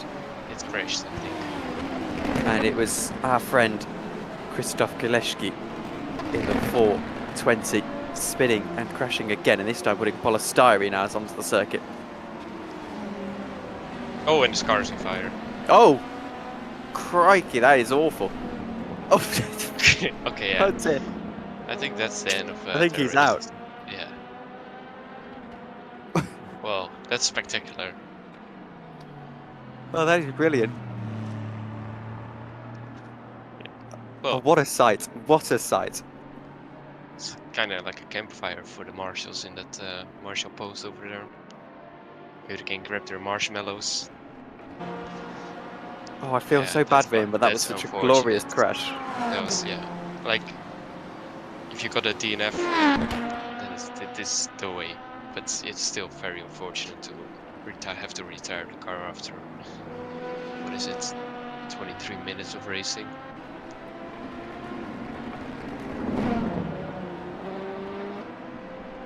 Well, that is, frankly, not funny, but will be a gift later on, I'm sure. Yeah, like, it's not funny right now.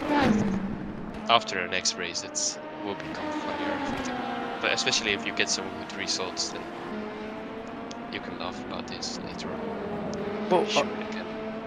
yes. Well, obviously, EERC have had a few famous crashes. And one the that, Sebring one is not the most... It's the famous, was it? Yeah. Which IMSA driver was it? I forget. There's, well, we'll take a moment to appreciate Kyle Listola trying to go down the inside of Bilou. He isn't quite able to do so at this stage. But, oh, Bilou locks up, but that gives Calais a run. Surely down into the first corner. Sparks flying from the optimal car. We'll see what Calais Listola can do. Will he go down the inside? No. Bilou just holds off, but locks up again, really struggling at the moment in that number 2 car. Here goes Listola, draws alongside and should draw ahead as they go through what is a bit of a choke point of the next couple of corners. It would be down into the chicane that the position is surely decided, as Calais Listola is ahead. Technically, could cut across here. He chooses not to, but does get ahead on the brakes. But yes, IMSA drivers, Pipo Durrani, thank you, Luca Gray, telling us about that. The Pipo Durrani, that was the one, I believe. Yeah, he used the Sebring give. In reference to LMP3s. Yeah. Well, it cannot be more true, can it? I think ERC drivers are the average LMP3 drivers. No, I'm Budapesting one of them, but yeah. It was it's a good His story words, in not years mine. ago. Well, I think one of my drivers was involved as well, so. But it's my favourite clip because you just see my car cut underneath and get through, gaining like 8 positions. Yeah, but it's always in Sunset Corner where stuff like that happened. It's yeah, I remember speaking to a commentator once, and we both agreed that there is no line through Sunset Corner. No, there's not. It's a lineless corner. It's like, I think it really doesn't matter which. Well, there's lines that you shouldn't take, but there are a lot of lines that you can take, and it's quicker. I always feel like when I'm behind someone, I can take a quick line than them, and then when I'm in front, they can take a quick line than me. I don't know how that works, but you can just do like 3,000 different lines through that corner. Makes it dangerous and fun at the same time. Isn't it glorious that we've gone from 8 different battles on the circuit to talking about Sunset Corner in the space of about 5 minutes here, and a slight EERC moment. There is side-by-side action though. It's between the two previously feuding cars of Luca Tavanari and Nathan Howard. Tavanari getting the better of that, as there's some GT3 traffic getting involved as well. Howard squeezing through, and I mean squeezing through, past Carl Magnus Borre, who occupies second spot at the moment. He's only 9/10 of a second ahead now of Bent Barcanavari, who is looking pretty racy indeed, though plenty of LMP2 traffic getting themselves through these GT3 cars. Yeah, I think the cars are a bit more spread right now, but it's maybe for the better. People can show their pace, and it will sort itself out over time. The quicker guys will get back to the front. But I feel like in LMP2 there were a lot of people with the same pace, the same piece of track, trying to overtake each other at the same time, and just asking for trouble. So now are these two guys battling for position in LMP2? Yes, they are. It's Howard and Tavanari still. They've just got past Liam Rance. Shows the pit speed difference between the LMP2 and the GT3, doesn't it? Because, I mean, obviously we know it's there, but it doesn't often get exaggerated quite like that. Yeah, these two both pitted for repairs, and they came out probably around the same time than Howard and Tavanari's. I think virtually the same time. Yes, Yeah. It's interesting how it's happened because Howard had less damage than Tavanari, and Tavanari was already behind. So for Tavanari to now be ahead is pretty good going. He's 92 seconds off the next car though, and a lap down on the leader. So long road ahead for him. Long afternoon. Yellow in sector 3, but it's quickly sorted itself out. I'm always scared when I see yellow sector 3 because it has some aligned corners in there. In real inside went wrong as well. It's was it the and some BMW? I don't know, because I think actually, come to think of it, as much as I love sports car racing and watch pretty much, I don't think I've ever watched the 6 hours of the Glen. I think I've watched it the last few laps, but I'm sure. Did I watch it last time? I think every time it's been on, I've been out that weekend, if that makes any sense. I think last time, if my memory is correct, I think it was the Porsche winning, but the splinter was 2 millimeters too thin. Or that was the round afterwards, really. So much races going on. Yeah, there has been so many races. That was the round afterwards, wasn't it? There's, Mehmet Mert says what happened to Marchand. Well, he's up in second position, so not much actually.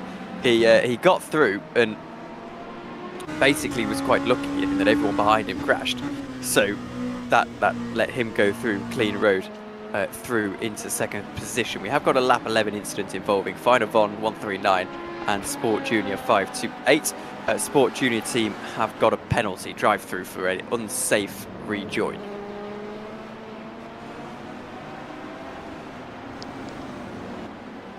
That's the first report done. Then I wonder if there are going to be any reports from the earliest LMP2 incident we've seen.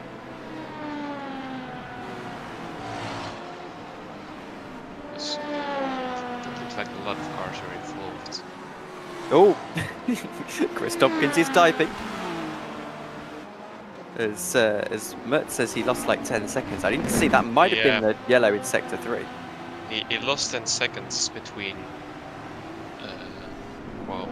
between the last focus yellow and now. So let's say 10 minutes. It seems a bit, quite a bit more than he did before. Then again, it could be getting the traffic in the bed places, and maybe that yellow that he went off slightly, but I don't think anything major happened to him because his pace seems decent still. His pace is decent. It's on the pace of the leaders pretty well. I mean, he is one of the leaders, but you get what I mean. Then he probably made a mistake because he was 10 seconds behind earlier. So it's probably a combination of traffic and a small mistake. So a spin easily could cost him like 10 seconds. And maybe even a half spin. As I said, that could be when we were wondering what those yellow flags that were quick were in sector 3. Maybe he's had a half spin of some description. Yeah. But that would explain that. It's very happy, yeah. Well, Bence is on the back of Carl Magnus Bore. Not really close enough to think about a move yet, but he's at least within slipstream range and will be letting Carl Magnus Bore know he's there, and I'm sure Magnus Bore will have to drive in his rearview mirrors for a couple of laps here and just see what's going on. This is the awkward thing. These two guys pretty much matched on pace. The second one of them makes a mistake, the other one gets through, and that is going to be continuing in that fashion for the foreseeable future. Chris is still typing, so we've got a few more incidents, I would imagine, going to come through. In fact, we've had one come through. There is a drive-through penalty for XRL 21, causing a collision with the 528. This is because they didn't give room to the 528, essentially. So that is a Howard, isn't it, in the 21? It is Nathan Howard. So he is with a drive-through penalty now. That is for advantage by contact. Bence for Convery then. 5/10 of a second behind Carl Magnus Bore. And these guys are doing so similar pace. Last lap there were 13 thousandths between them, so it makes it close racing, but also hard to overtake. Because Howard is, I think, doing his drive-through penalty right now. And Bence is virtually, well, he's gaining a lot of time, isn't he? Because there's been a few front runners passing Carl Magnus Bore. Let's see what Barkenveri can do. It's out of that final corner that Carl Magnus Bore Ferrari, I want to guess. It is a Ferrari, isn't it? Yes, I shouldn't be second guessing myself. Is well, he's just a little bit faster down that straight than the Mercedes.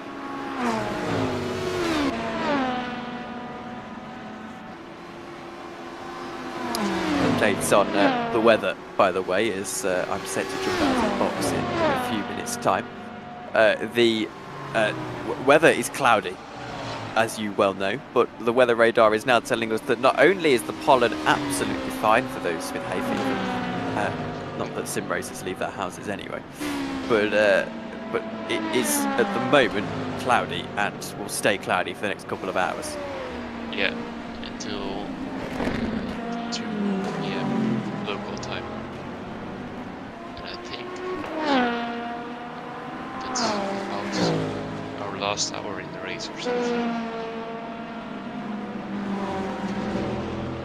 Yes, you're right, because they're 5 hours behind us, so a few hours yet. So yeah, maybe we get some rain towards the end to spice things a little up.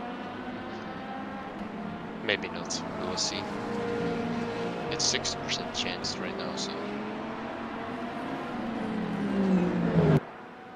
Now, if there's anything I learned about racing, is that a 60% chance of rain means that you're not going to get any rain. It means like 40% chance of no. That's what I. So every time, unless it is, Arvax do especially, there is a 60% chance of rain, that means there is not going to be any rain throughout the course of this race. And if there is, you'll get like 5-minute shower. And Yeah. everyone is disappointed because they're straight back onto dries. Well, you probably don't even have to get to, like if it's 1 hour of drizzle, I think it's saying it's 60% chance of drizzle. If you have like, what is it, 32 cars driving on track, I don't think you need to go to wet tires even. I think it would depend because light drizzle, again, R factor 2 wise, depends on, well, you know, it has funny ways of working, doesn't it? Yeah. Well, earlier this week it said it was a thunderstorm coming to Watkins Glen and was would rain for Friday, Saturday and Sunday. Well, you see what can happen, so... The thing I love more than in R factor 2, the lock-up lights being used for shift lights.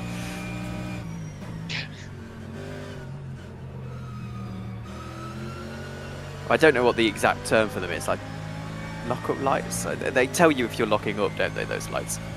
I would call In them real lock-up car. lights then. It's like the two lights above the dashboard. Yes.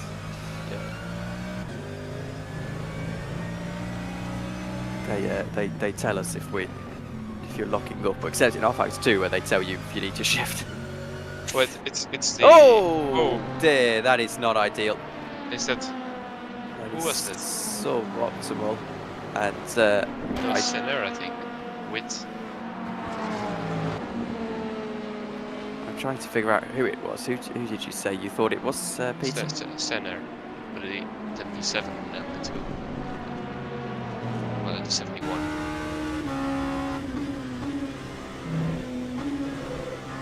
There's Oh, he's now in the pits. Could it be him? Yeah.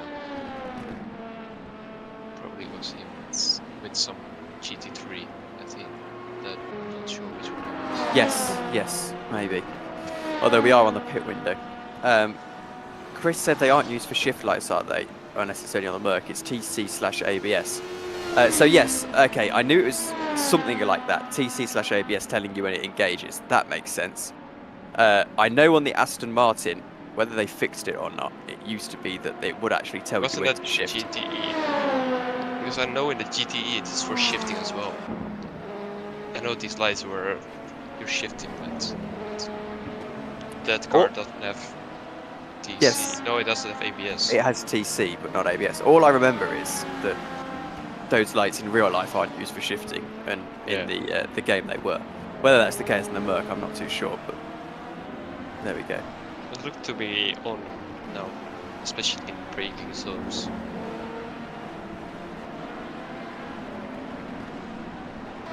Anyway, So the leader of LMP2 is in the pits now, but Merchant can extend 1 lap, so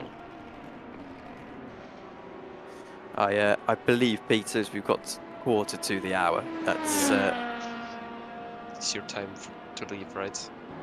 yes. Well, supposedly, but I'm going to wait for 5 minutes while I. Oh, R factor 2 TV has crashed. Okay. Well, you see, the problem is that I can't really leave while R factor 2 TV isn't working. So we'll just reboot it, put on auto camera, and if auto camera switches, there we go. That's okay. So thank you very much, Peter, for joining me for the first hour. Thank you as well for volunteering to do a little bit of a solo stint. I'm trying to find our commentary schedule. I think it's Thomas is joining me. Yes, he should be in about 15 minutes. That's right. yes, in about 15 minutes or so. So you shouldn't be on your own for too long. That's isn't a fine. huge problem. So thank you very much, and well, enjoy the rest of the race. I will. And have fun on the karting track. Thank you very much. So, it's just you and me then.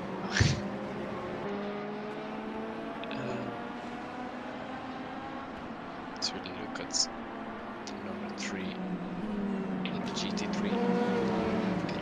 Taken around the outside. I think that's the EP11 2.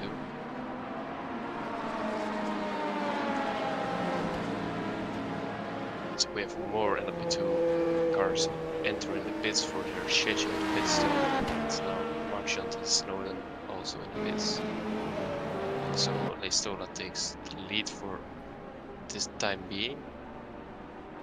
He managed to extend his stint, now it's 2 laps compared to 1. As Pasco Eggert makes a very late call into the pits and I think almost hits the pit wall.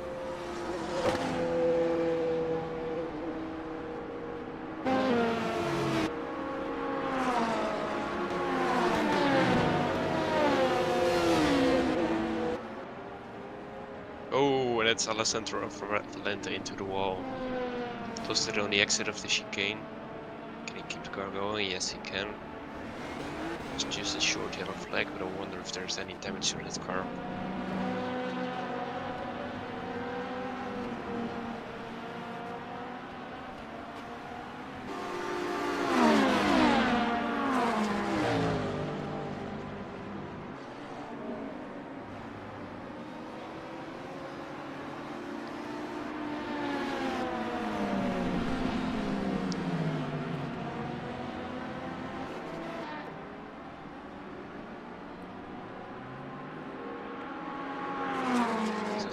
I've been joined by Mr. Thomas. I'm not sure if he's ready yet, but always ready. There he is. Welcome. Thank you for having me. Let's take you through this so far rather chaotic race from what I've seen. Yeah, rather chaotic. Yeah, that's an understatement, I would say. I think I've seen more cars pointing the wrong way than the right way at this point. But yeah, we're right into the pit stops for the LMP2s. I think Leistola is now one of the last from the top 7 to make his pit stop. As we also see, we got a penalty for Westy in the LMP2 race. So the one from the stewards.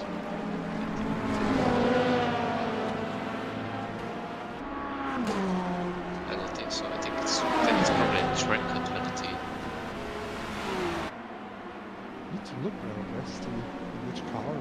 He's in The 46 Ligier. yeah, Ligier, yeah. Seems to be a penalty from the game was to have any penalties from the stewards, so probably track cut penalties. Yeah, it's either a track cut or maybe an illegal overtake. So no, well, that's the thing with RF2, isn't it? And we also already seen that one hypercar already. What is Yeah. that? They blew the engine and went on fire. They were smoking already. I think they crashed on lap 2, and then after that they were smoking, driving with a smoking car up until they were into the sector 2, and it just went into fire. That was their race over, I'm afraid. Very unfortunate for those guys. Yeah, definitely. It's always a bummer to have to retire the cars so early in the race. So we got Jason Briggs leading the 290. Yeah, in front of Ryback. Started on pole and converted it so far into the lead. Very good. If I'm not mistaken, aren't those the Renaults? That's a good question. I don't know, to be honest. I have to look that up. Ah, the racing zone and the Yeah.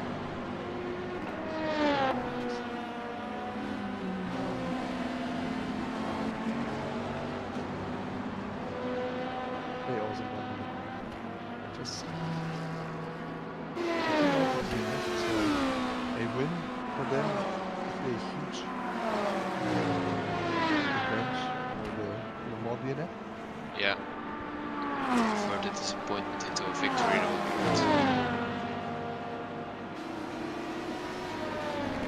I think the lifetiming is bugging with Marchand being still in the pits since he went in the pits like a couple laps ago. But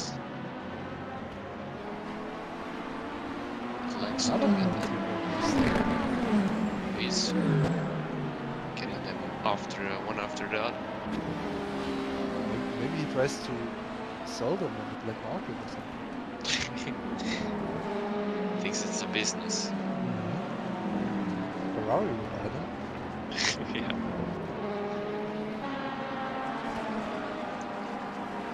Not a penalty for Ocon, but a penalty for Westy.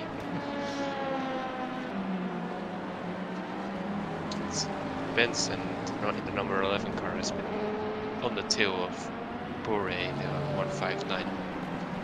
Well, since the start of the race. It's not now seen with Westy in the 46. Maybe you can see why he's getting all those penalties. Well, it seems like he can lap car, so can't be that. Yeah. There's Port for 4, final motorsport. Isn't That's it my actually car. working? That's my car. That's Ah. the one I'm supposed to take over in 2 hours and 14 minutes. So will you be here for another 2 hours and 40 minutes? No, I'm here for one more hour. I think. I'll check the stats. Yeah, it would be nice to have you as long as possible. Right? Yeah, The number 87 of Alessandro Valente facing the wrong way in one again. of the fastest corner. He was doing that before you joined as well. The 163 in the pits. A Blab Sim Racing team.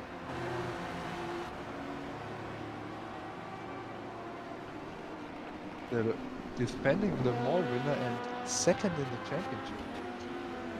Yeah, now driving in P8, they're probably not too happy with how this race is going so far for them. I think it's a bit early to stop as well. It's only 47 minutes driven on this fuel tank. Maybe they got some damage from something. Yeah, No clue. could very well be possible. Yeah. As Bradley Sellers is in the pits as well. It's probably the first of the LMHs to make his pit stop. Seems to be within the normal pit window for them. Yeah, looks like it.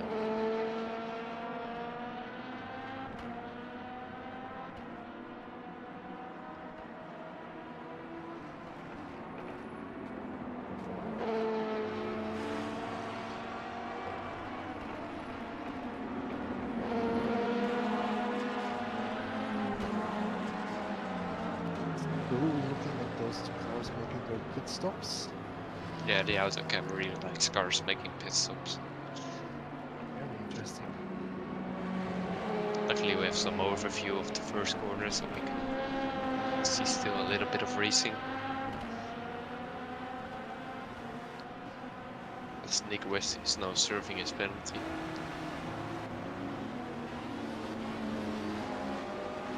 Or is he actually going to make a pit stop? Maybe it says 10 seconds stop penalty. And the Vince, leader in the pits. Let's see if he'll stay in the swap. The next stint.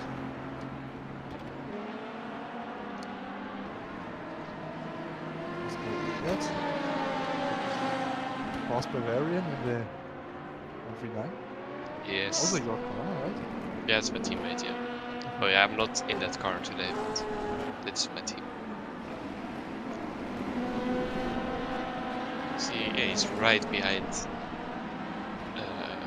Berlieu in the 5th place. He was battling for P3 earlier on, but I think he ran into the back of the same car he's now behind and spun himself around.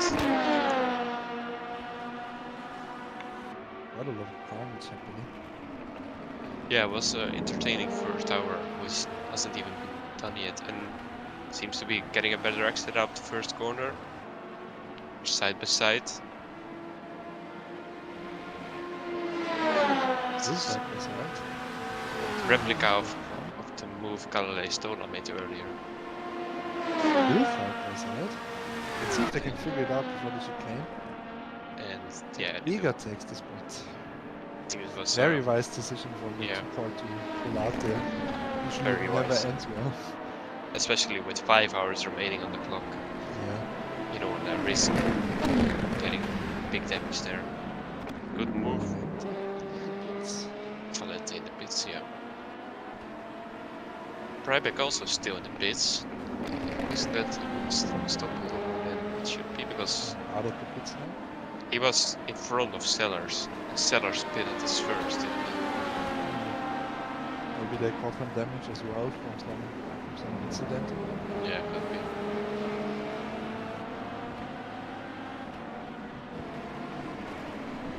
So you can also see a hypercar lapping a prototype.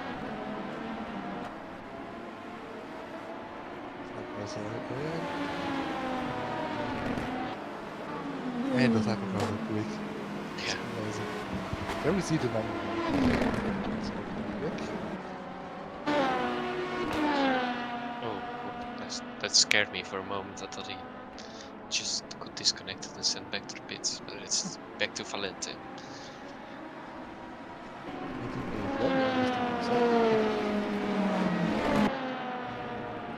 And Hesketh skipping the chicane.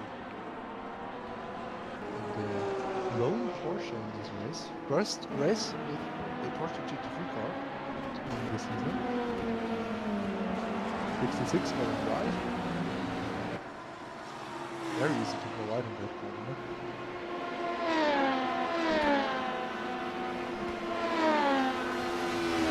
Yeah, the first corner is a hard one to not extend the track limits there on the exit.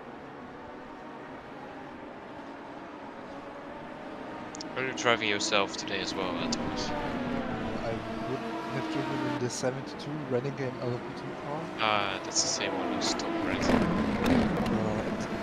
Are good today because I would have been the only driver, and sadly it's not allowed in this league to drive alone, even if it's just... Oh! The GT3 killed the prototype! What a switch! Oh, there went someone else went off as well. What has happened? Of course, the Yes, auto you were camera there. is not gonna switch. Very weird incident there. Yeah, I think the GT3 hit an LMP2 and then another LMP2 went off later in the corner. Weird. But it's not the first weird incident of the day. Probably won't be the last either. We'll have 5 hours of weirdness before that. And after we had to pull out the entry, I went back to the Hunter Birch bars, which I drove earlier this season, and got a place there, but not really sure if they really need me there, because it's 4 drivers now.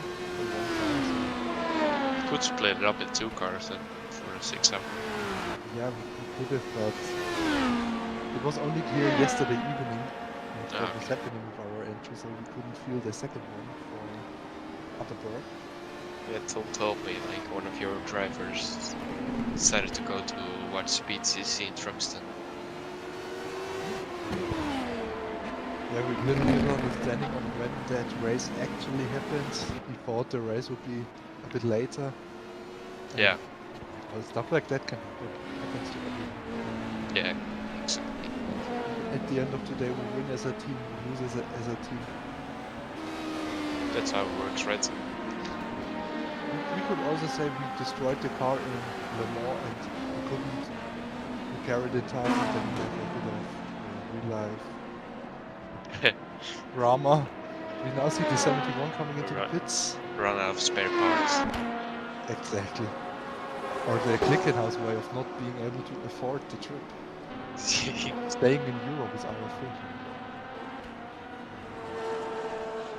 That's a small little team, you know? Yeah, basically I'm open to drive everywhere for today. Capacities. The Hunter Birch car doesn't rely on me. Yeah. So if anyone of the team owners out there It's listening public needs a driver, I'm here. I'm 100% to you, Thomas. He's a very quick driver. Not today. Not today.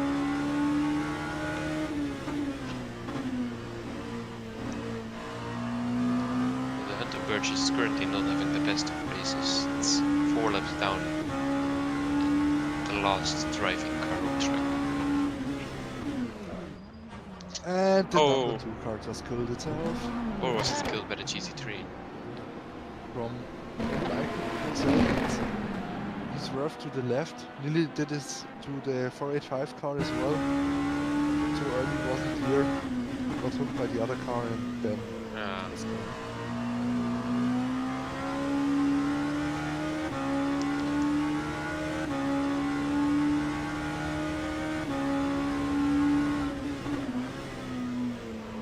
Not really everything.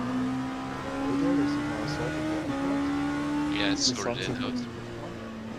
Yeah, they're insane, the sunsets. 31 seconds per hour. And Louis Heskett has... Oh boy! That's just... It even was the same Ferrari that just was Yeah. involved in the other incident. Yeah, they probably went into pit for repairs and then suddenly there's a Porsche blocking your way into the pit lane. Oh, that's my teammate that DNF'd. Oh, I think he disconnected.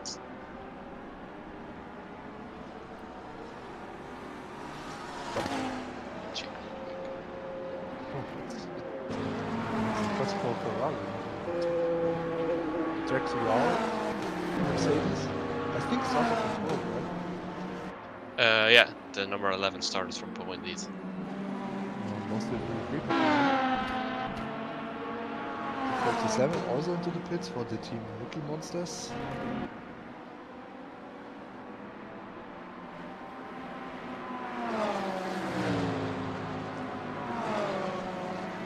It seems to have closed in on the 159 again. Again, we got 3 seconds at some point.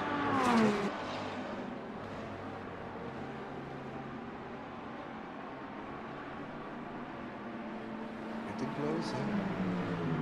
Also, apparently we have a bit of rain today in this race. Yeah, there's some rain predicted later towards the end. Very interesting.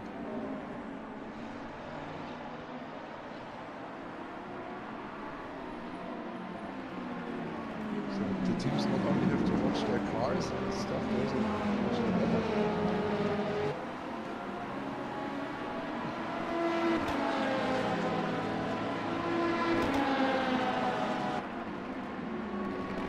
You see, that's how you let it go. You don't swerve to the left and get but you're really fast the car anyways. Yeah, just to be careful. You can tell them so many times, but yet you won't have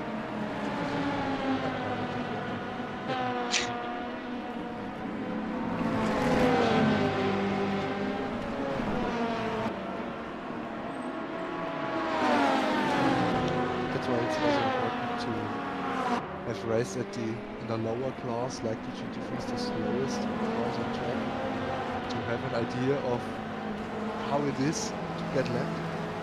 To get lapped Definitely. like that, and then you learn it better, how you should do it.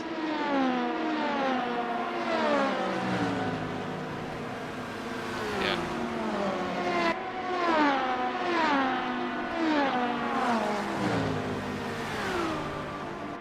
Next race, I just looked at it. Next race in Mugello. Yeah, it's very interesting track. Very fast track. Very lapping rapidly because there's not much space anywhere.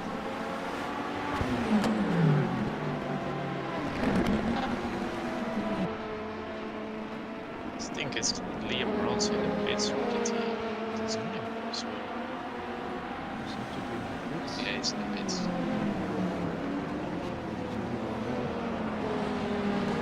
Penalty for the car I couldn't quite catch it.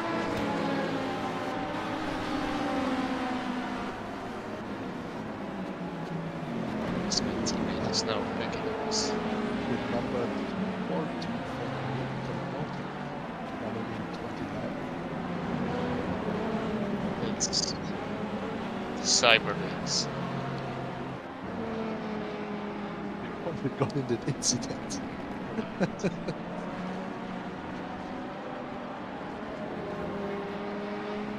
162, lapping the track, 9 seconds behind the leader.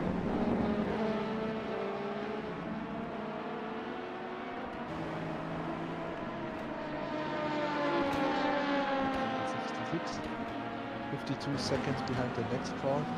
So 1 tenth now in between the 11 and the 159, yeah? Yep. Do we see a lunch in the chicane? Maybe he can make a move towards the outside. But I think the Ferrari is already on the straight, so Yeah, no chance. he'll go back. Maybe he can get a better exit now out of the chicane or something. I don't think. He has to really send it then. So we got a yellow in sector 2. And that's automatic. Go! Contact. Hit up with contact. Got Marcus Borer really in the defense now. Defending like we're used to. And this probably gets McLeod back into the race because he is 2.5 seconds behind these two. But they're definitely losing time here.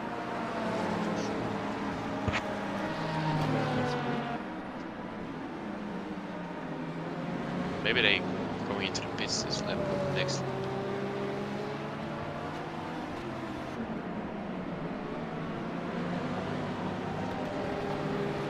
There's a car stand. Yep, there's a car pointing the wrong way. No, it's not pointing the wrong way. It looks to be like the 19. yeah, DNF. the DNF. And 1.9 is now. Yeah, Marcus Borer is entering the pits. So how do we need to enter the pits, by the way? Do we need to stay with the Yeah. yellow? On the right side, you have to keep on the right side. Okay. This is in the number 390 Aztec Racing Vulcan Ferrari. Running in 7. 44 second away. Louis Hesketh, who we already saw spinning and going wide a few times.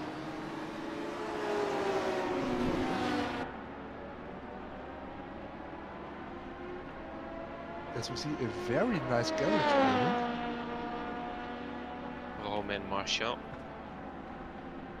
So In the I online wonder what sim. happened there because he seemed to just have parked his car on off the line on the little straight between the last two corners, or before the last two corners actually. Maybe what happened is he spun and hit the wall. Perhaps lost the tire or something.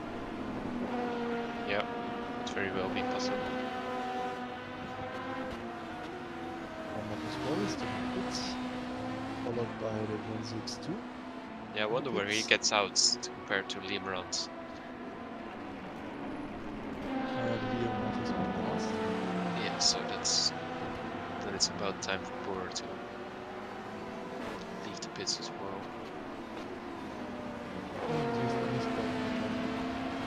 Stellas running second, half a minute behind the leader. Lapping. As we have a driver swap for the 159, it's now Westling in the car. Oh, and there is Kevin Michers. He's in the wall. I think he lost a wheel there. It seems like he lost something. Lost his Red walking. Liam Rance in 121 McLaren for Glen Racing.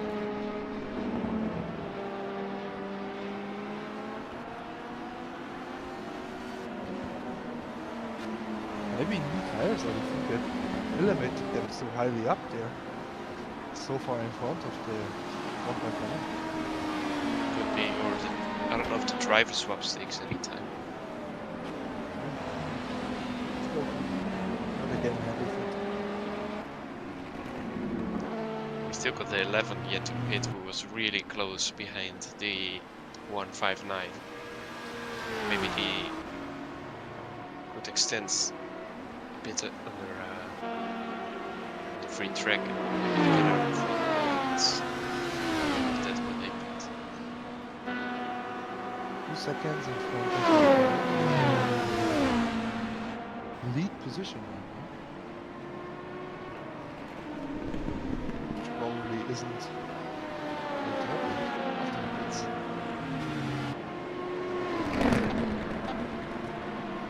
Nathan 16th behind, which is I think the number 46 car. Berazena meanwhile running a bit of an alternative line. It's making the chicane a little bit more difficult for his fellow racers. And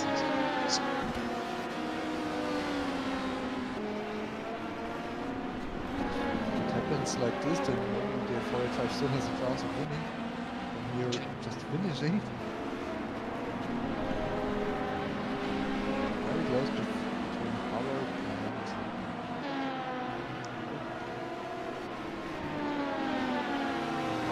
Weston. Howard was 1.2 seconds quicker on the last lap, so I assume it's a very straightforward pass. But then again, the Ligier is really quick on the straights.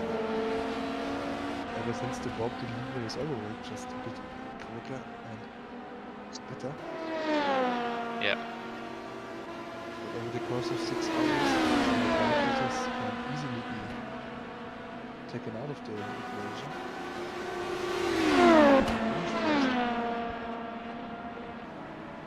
Gap is up to a second now. So maybe Westy was just a bit slow because of traffic.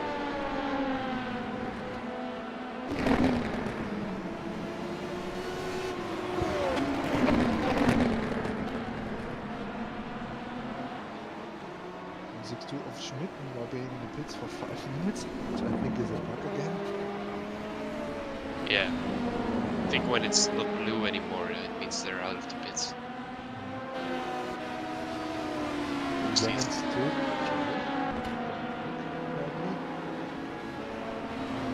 McLaren pits, running in second position.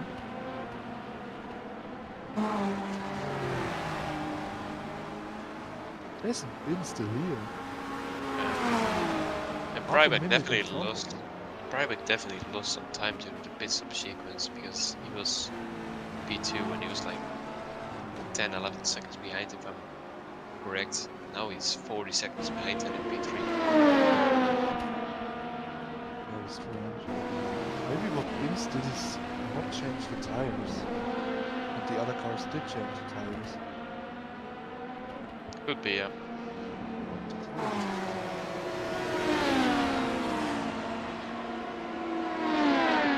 So Howard and Westy again being very close, 2 tenths. Howard getting a good slip through.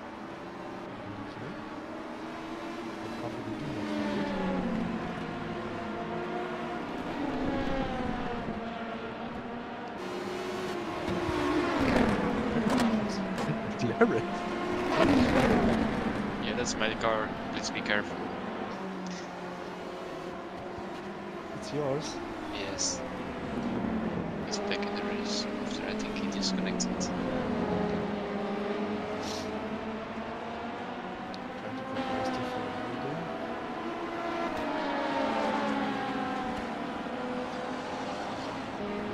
Could be a crucial one for exit stick.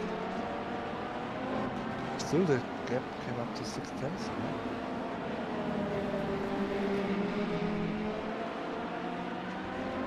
So McLaren out of the pits from what it looks like. It isn't. Behind the 162. The 11 still going strong.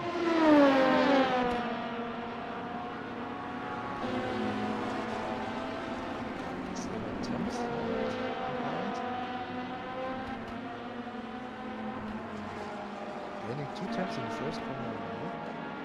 Wonder when the number 11 is going to pit. Probably never. He has fuel consumption turned up. Probably. Unit tires. Yeah. He's doing the 6-hour solo.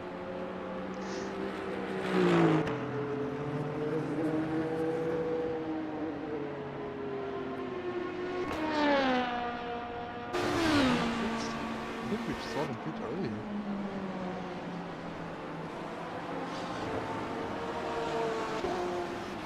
Roger, in the pits. Yeah.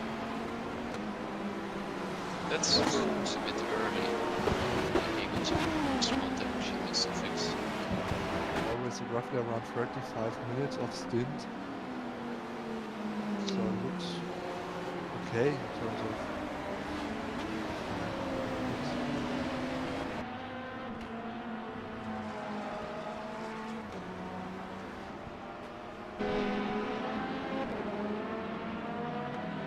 Meanwhile,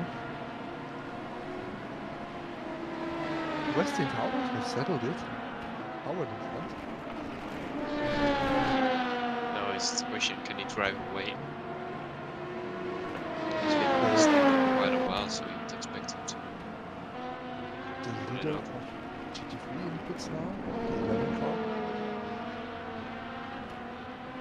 Yeah, finally. I wonder where he comes out, if he's in front or behind Vaseline 159. The 241 also into the pits, running second at the time of pitting.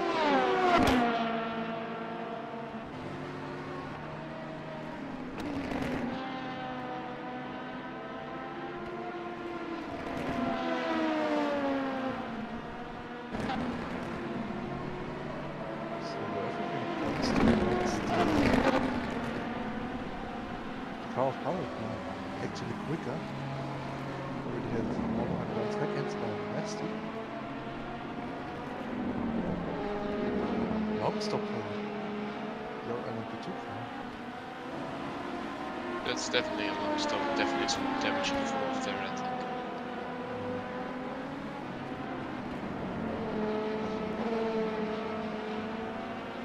So they won the 21 in the lead again.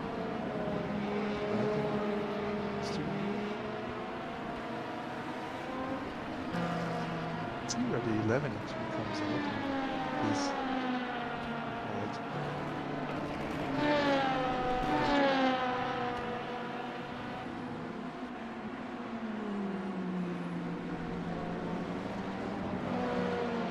The 11 of Sanders right behind the 159 again.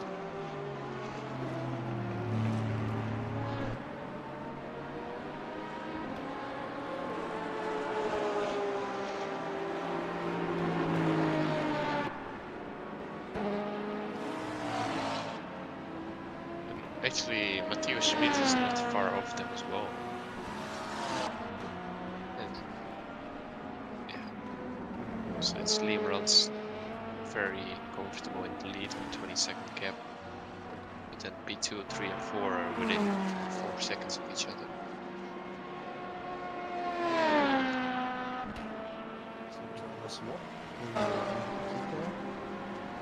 Did it. This is the other car. With 2. No, it's still Eggert and I still not driving. Oh. Oh! Oopsie. Hey, don't worry. 161 in the pits, leaders. SCAF in the pits. The 241 in the pits.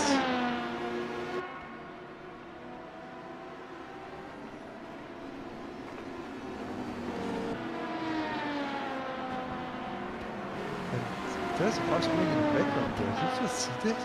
I didn't see it. Was it a prototype? I didn't see which car it was, but I think there's a car being perpendicular to the racing direction. Which, from my understanding, isn't a great strategy. That's not a convenient strategy.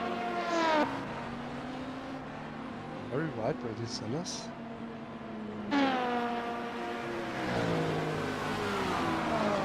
Messing up the hill counter as they can double. William Snowden taking the lead in the number 44 Transport Racing. Ligier.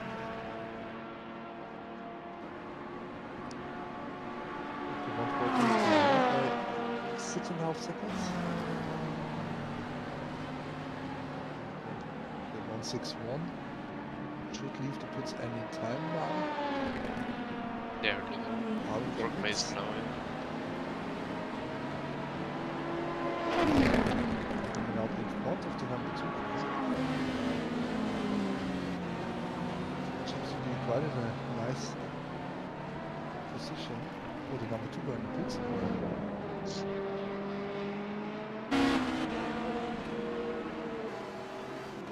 Elliot Simpson going past a prototype.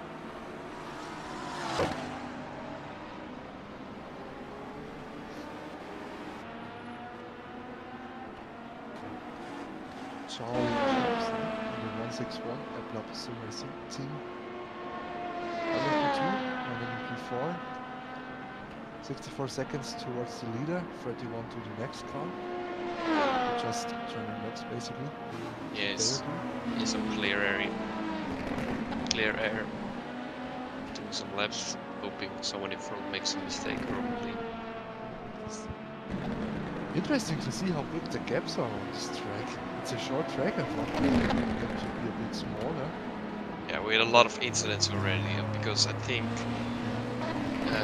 Tavernari and Milieu, they all crashed in the first 20 minutes. And came back. That's early. That's too early actually. Out of He just got killed or something. yeah, last lap was 2 minute 8. Oh, That's very quick. that's slower than you do in the rain. We sadly can't show any replays on this stream because the game is set towards auto finding where fights happen, where stuff happens on track. Stuff we sadly, as long as we have this, we can't show any replays. Sometimes we have a human sitting with the camera working, then we can show replays, but currently it's on auto function. Someone asked in the YouTube chat. if we can Yeah. show a replay. It's something to do with the PC we're streaming off today. Sometimes it's I think a person's PC and now it's just a virtual PC. It's,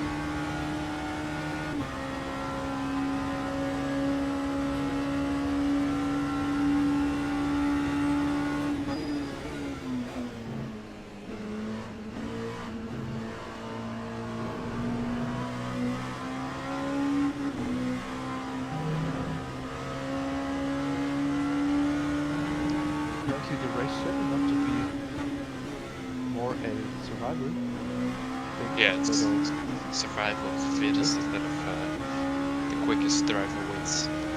of, which is also quite nice, but makes the stream and the racing and the commentary a bit more boring because you can't talk about fights if they aren't happening. Yeah, there are not many fights right now on the track, unfortunately. I mean, we have some pit stops to be done yet. And then afterwards we will find out if there will be any fighting. So currently it's still Bint in the lead of the race, comfortably right back to Stellars, I think. So it was P3 and Wang. We've missed that. In LMP2 it's Eli Stolen now in the lead, but he's yet to pit. I think the professional lead is in the hands of Gork Mazer. Well, I'm not sure about it. And in GT3 it's Limerans comfortably in the lead, but Sanders is now getting a little bit close towards, I think, the last lap. Sanders did a 46.5 for somewhere else at 49.4. So that's 3 seconds gain. So who knows? Lap 10, we will get a battle for the GT3 if that continues to be like this.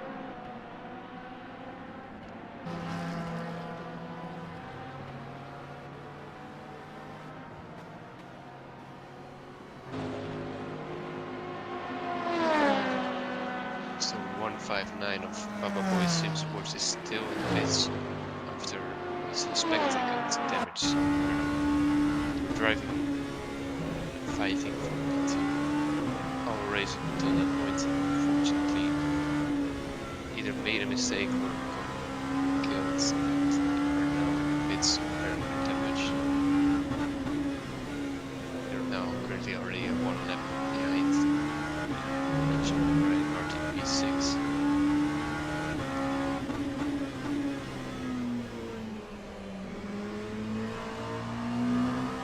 So we're reported Tavanari, who followed us back to P4 after having not the greatest start in this race.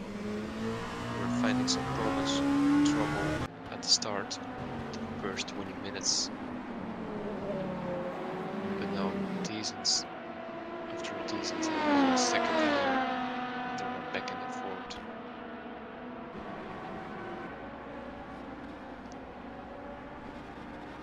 Elisa Neto, meanwhile, coming into the pits in the 485 car.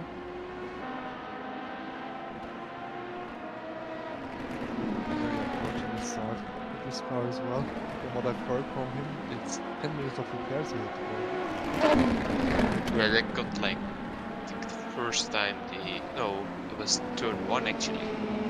Lap Exactly. one, turn one. Yeah, lap 1, turn 1. On the inside wall. And from what I could see on the stream, it was a bit of hunting action happening. Yeah, elbows were out. Not that happened. I really Yeah, don't know. it shouldn't be happening in a 6-hour race to be honest, the first one. But some Didn't? people I can't thought resist. I thought we'd be a bit more experienced and we would know that a endurance race is won in the first one. Yes, that's true. It's actually already, if you don't have pole, you can just not race. You need pole position for the win.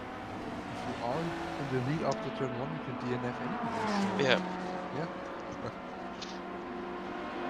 So 162 being in the pits for 20 minutes meanwhile. I think the Oh, 159 just left the pits after fighting for seconds the whole first 1.5 hour. Yeah, they lost like 4 laps to the lead of GT3. But 3, actually 3.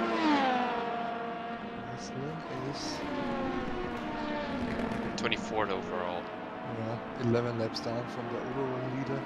2 laps down in Karim France. And what it looks like, something like 3 laps down from the 4 laps down from the GT3 leader. Yeah. Right. See how 485, fast- another 3 laps more. God.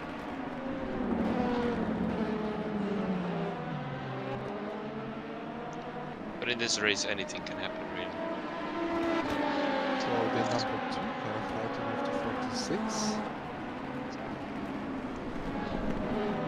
Or the 8th position. 3 times down.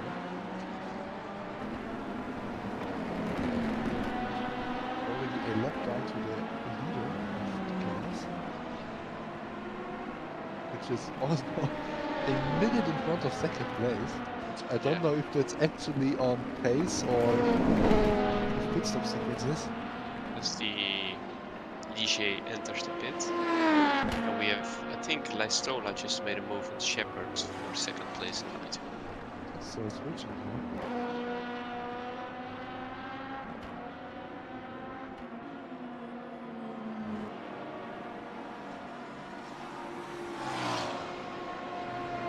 So after 1.5 hours, everything is a bit more settled in now than what happened at the start. Yeah, the start was intense. It was 6 hours racing in 40 minutes, basically. So, that's a car going around the outside of the McLaren there.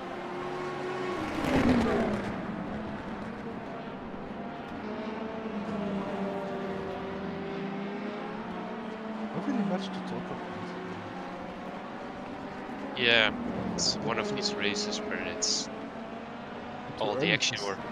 Oh, and then the leader of LMP2 is again in the pits. I think that's maybe why they got so much of a lead, because they were a bit out of sequence on the pit stops. They pitted earlier than everyone for the first pit stop as well, but this one seems very short in the last pit stop, so possibly there is some damage to be repaired, or maybe they just think, let's get some extra fuel, we got time behind. Did West still try to repair? You know what? You know the 161 did? Just refilled. No, I think they got, maybe they had a 10-second Check the stewards. Nothing in the stewards. That's 12 seconds. Alessandro Valente in the 4th position. It's a 7th. Then we have the leader of LMP2. The Sunset Motorsport. Just being in the pits for a very short time.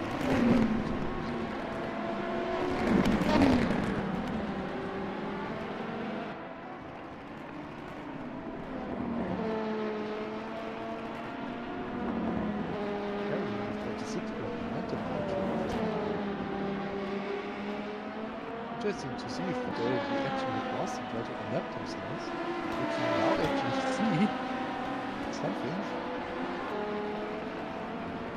Diving down the inside, locking up the brakes, losing the rear a bit, but making it stick. That was an interesting move indeed, yeah. Pablo Arroyo in a 528 car, Sport 2 running in 11th. 1 lap behind the next car.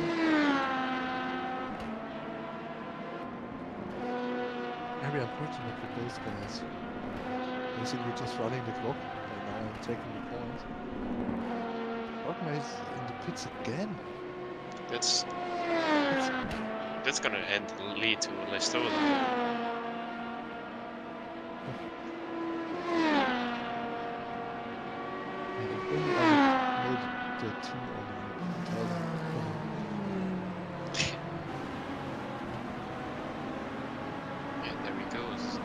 That's a really strange situation. That all means that all LMP2s now unlap themselves from the lap they got. And the field suddenly looks way closer than it was. They also do a driver swap, Timmery. That's that way. I have to prepare myself for that name. Timir Gioglu. It's now taken.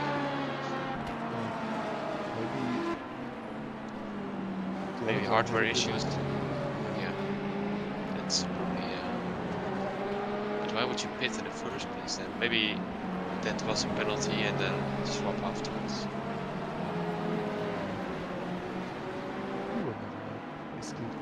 Yeah. 1 second behind the 162. Trying to get the holding position. GT3 points. Or transport racing will down. Did you know there's 2 LMP2s? No, there's not actually. There's not. I thought there were 2 LMP2s with 161, but it's not. But it does look like a 4th and 6th, right? Yeah, it is, right? Yeah. It looks like it, right? Yeah, but the EP lap is 161, but the sunset is in 84 on the live timing, but here it's saying 161 for both. That's weird. I was already confused because I saw a penalty for warning. Right, for the penalty for the 888 Porsche. Yeah. After causing a collision with the number 19 machine, which apparently therefore had to DNF, not in racing. Very unfortunate for the number 19 guys, if that's really the case. Definitely. Into an incident with the Porsche.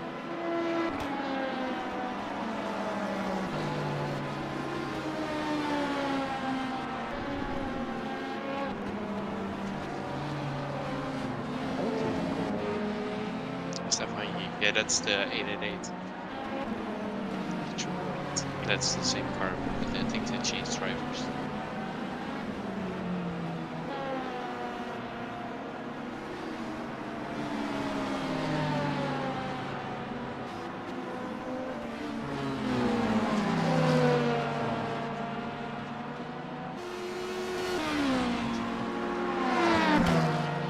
Mondo McLeod half a second behind.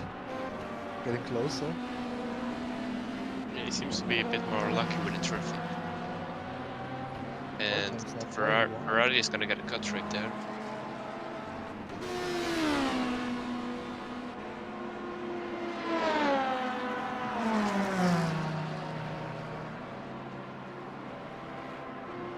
Also, Olympic is catching up to its gaps now down to 1 second.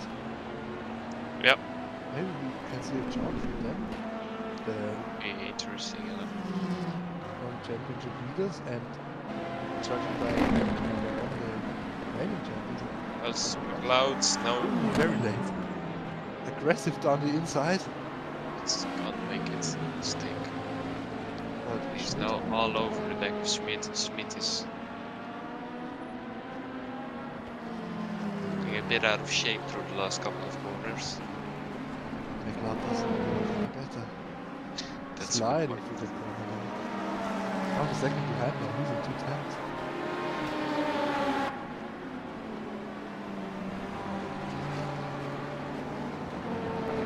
According to the lifetime, they're both in pits. Yeah. I think they get some Don't you see? pit violations this way. Basically in the fast lane. In very fast lane. They were very fast lane. LMP2. Lapping. What? What's he doing? He was creating a gap there, like Oh. Now that was an interesting move. yeah.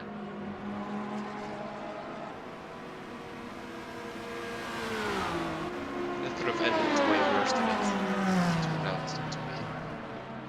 Great awareness by the two drivers also enough to see that and make this space, so that it doesn't end in a huge collision.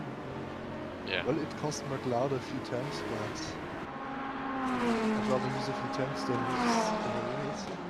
Exactly. Nathan Howard in sixth on the 41 car. 4 attempts between McLeod and Schmidt.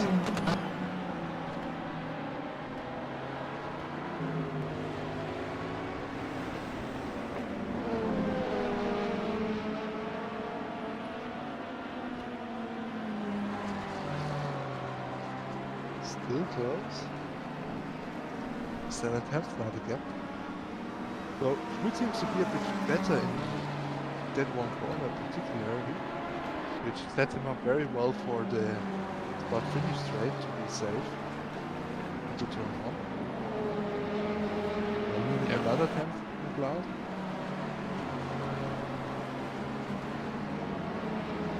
Dropped to overheating tires and something. Yeah, if you push too hard on these tires, they overheat and it really takes some patience to cool them down again.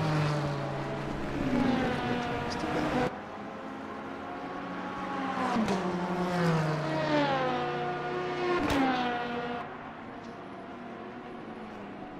LMP2 car.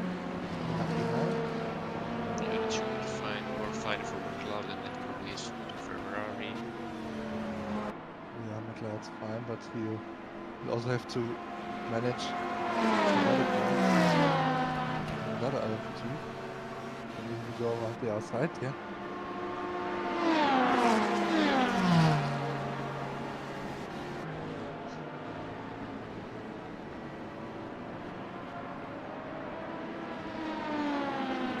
Around the outside. LMP2. Number 1 car in the pits. F390 also in the pits. Again, doesn't really look like He's quite some laps now.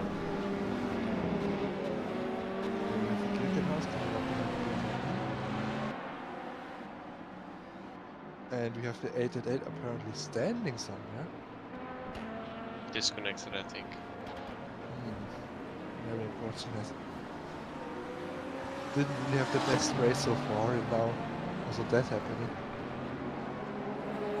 You better have a disconnection in a bad race than in a good race. That's for sure. Vince also hits.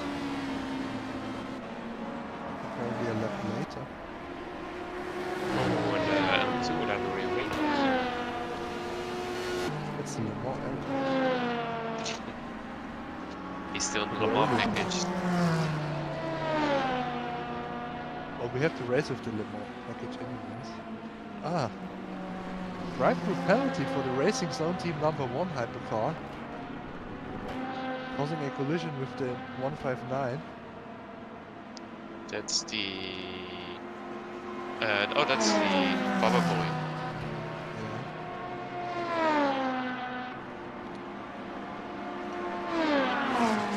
Penalty, unfortunate. Now we also have the pit bug for the number 1 car.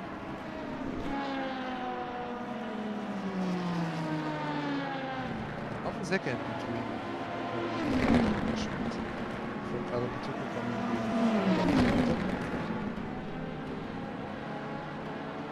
pushing the Ferrari through the corner basically. But that didn't really look all too great. These two corners where McLeod is struggling compared to the Ferrari. Although the Ferrari is now doing some lawn mowing. Stuff. One second now between those two. If McLeod can hit the next 3 corners well, then we might be in for something. We're back in the pits again. It's probably now serving his penalty. Yeah. Oh, and there's car spawn there. That's Pablo Avioli. The Sports Junior team, the car we just saw. Oh! Ooh. Oh, very lucky to not get hit there. Oh. I'm glad we switched away from that. I don't want to see a death again. 4 tenths between McLeod and Schmidt. I think that's another track limit for Schmidt. Well, Lente in the pits in the 87 hypercar. Still 4 tenths.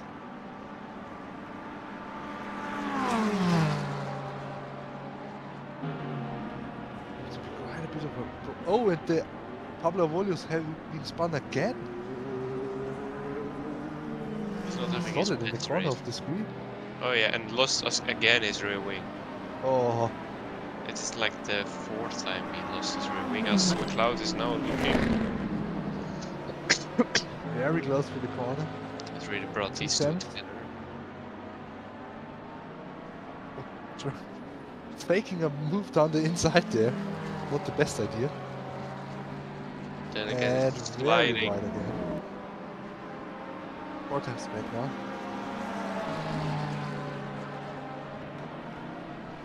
Attention all drivers, we come to code 80 in 10 seconds. Still 4 tenths. See what he can 80, do. 10 seconds. 5, 4, 3, 2, 1. Code 80, code 80. Oof, that was under the code 80.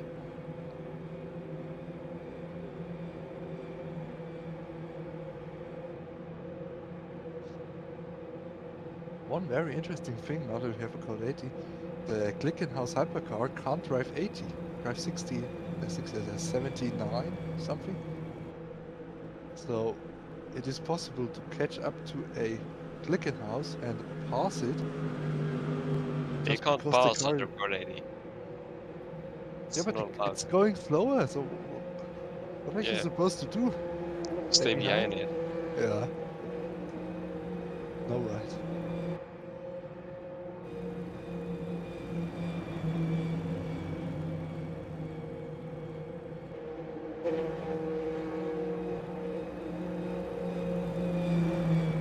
Intentional drivers, we go back to green in 10 seconds. 5, 4, 3, 2, 1. Green flag. Yep. Spotted on the number. As Maggio is now within 2/10 of Pascal Eggert. Quick Bavarian. Has been damaging his car in this race as well. So more like the violent Bavarian.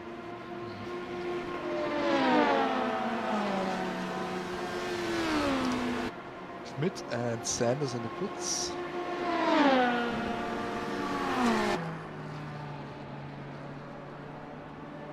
So that means McLeod gets some free air.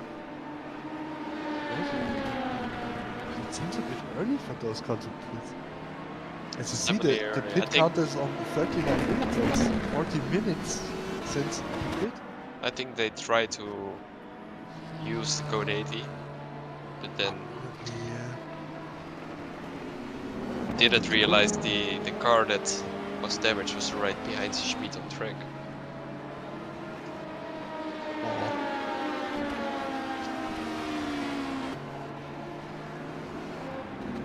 You have to join this. Aren't you crossed Eggert, by the way? You catch that? Didn't see it. Camera's on it if you can't even see it. I never see my cars getting overtaken. I only see them when they overtake others. Yeah, right. Let's use that as an excuse. Matteo Schmidt out of the pit again. 60 seconds behind the next car. So could have been a huge gamble, but I don't think it will pay off the way they are intended to.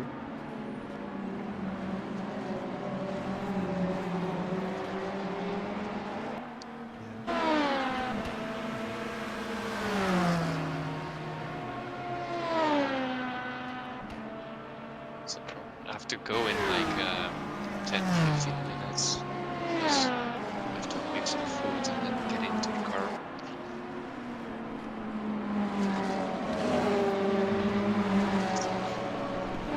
Unfortunately.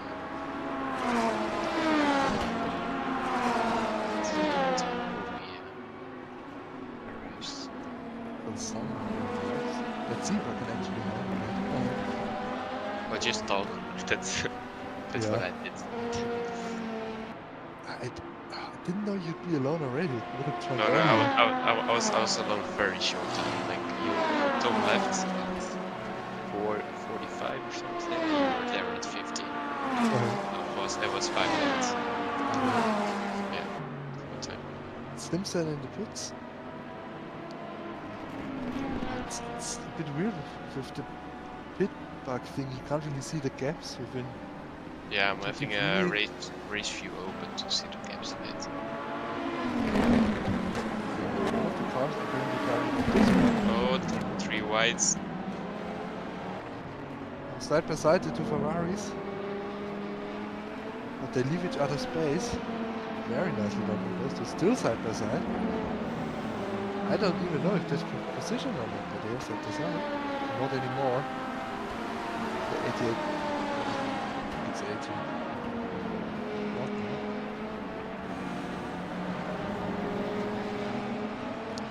Simpson still in the pits.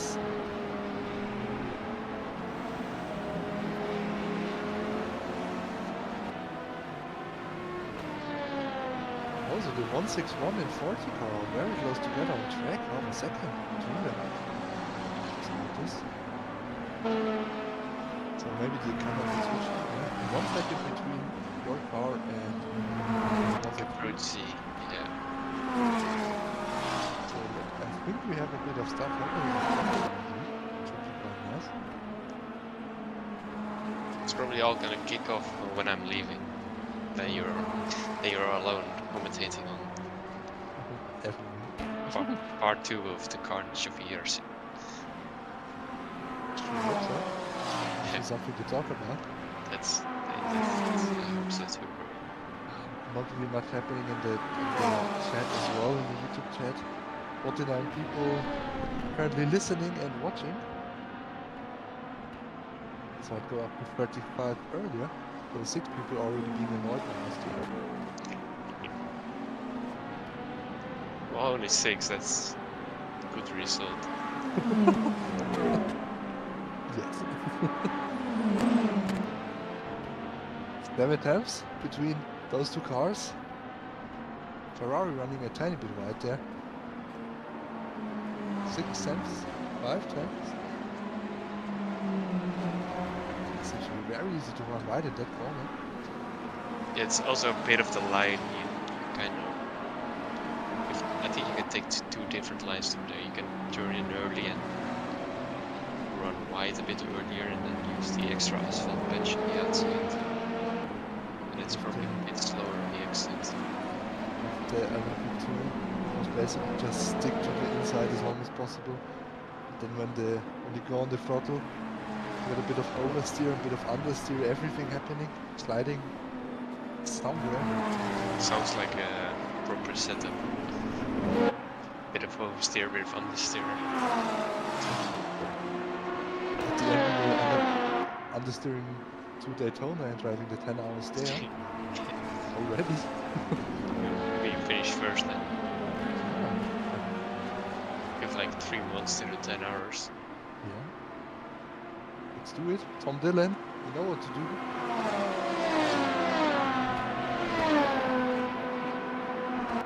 Seven tenths the gap. Between the 161 and the 40, the gap has gone up a bit as well. Okay, Micha's running wide. It's now about 1.3 seconds. 1.2, 1.3.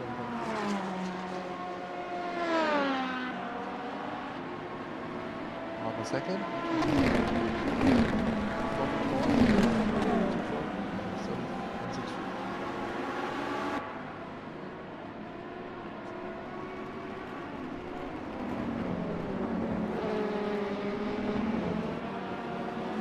Goes together, but it doesn't really. Look at that! You can see everything. Because the And also the gaps between the cars. yeah, it got reset and it's probably not the same. Thank you, whoever that was. You're a legend. Or it did itself, but I doubt it. I think someone else did it first or something. So now we can see it's 1.5 seconds between the 161 and the 40, and half a second between the 163 and the 44. Yeah.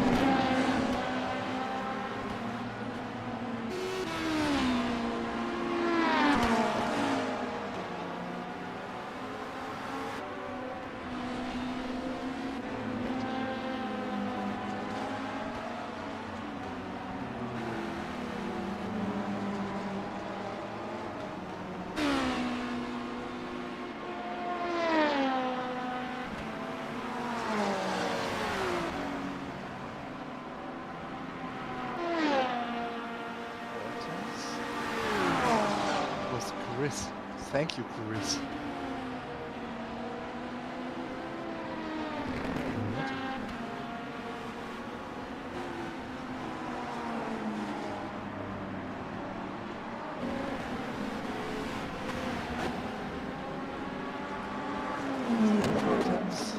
Very close.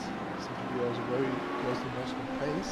Yeah, they were like 5 seconds behind like 20 laps ago, and very slowly came closer and closer. Excellent top It's getting like 2 tenths a lap or something. It's definitely enough to make a successful passing attempt. It depends. not sure what Ferrari does in top speed.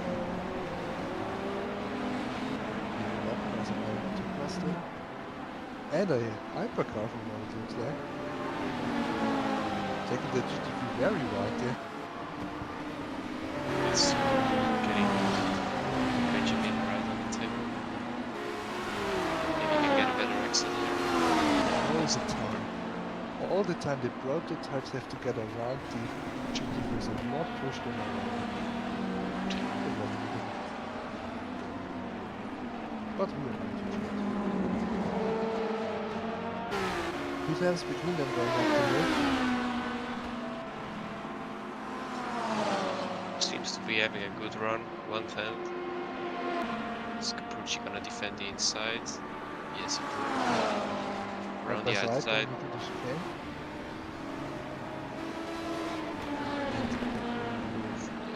Outbreaks himself a tiny bit. But Capucci seems to have left the space. How wide he ran there. I think they both gave too much space to each other. Yeah. 4 times that.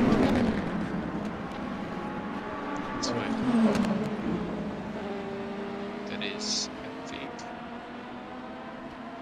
Egger to win. That's probably Howard on that car at least. 6 times now.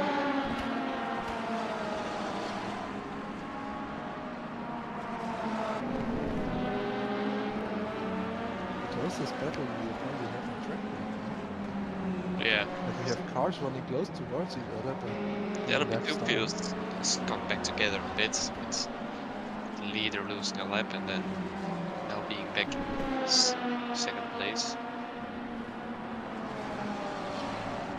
the 161 or the 161? I mean the 161.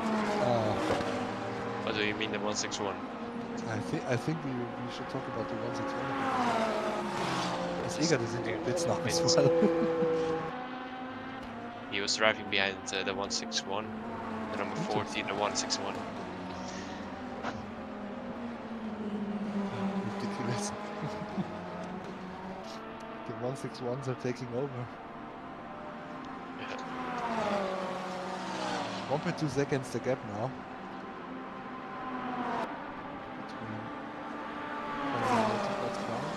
Yeah.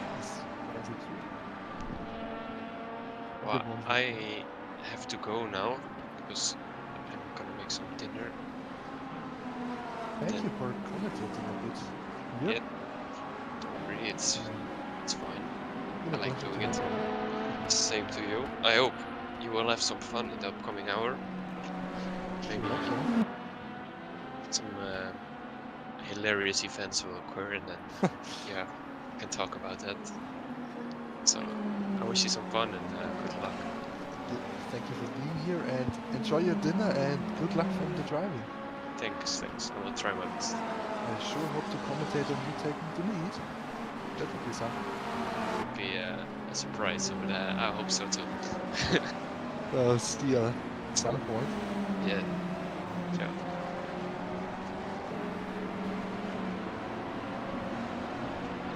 Still 1.3 seconds between cars. Nothing really has changed there. Close towards each other, but not close enough to have a bit of power. We need to prepare for the hypercar. And we need the car. The exit is out. Only the best line to take.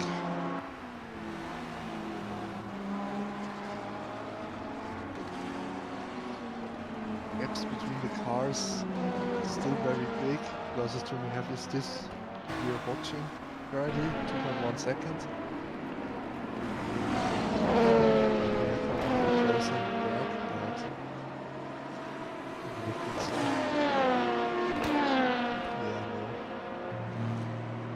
Closest to we have on track right now in terms of positions.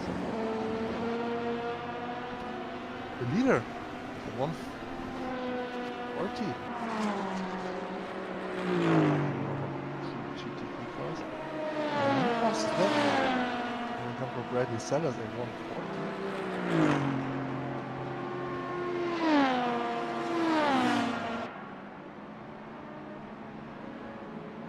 apologize. I 1:30.5 just did.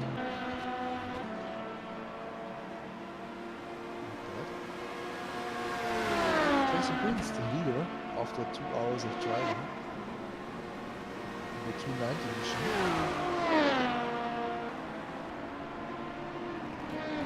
Still coming strong. Actually after the DNF in the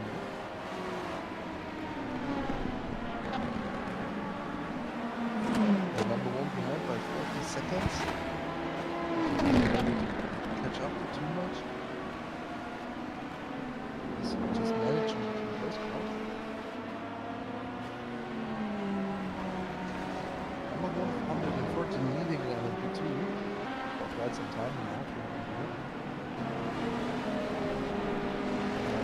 New ranks in the number 121 Pan Racing McLaren leading GT3, which has also been there for quite some time. Murdo McLeod in second, Sanders in third. We've seen those three cars fighting for the second position earlier.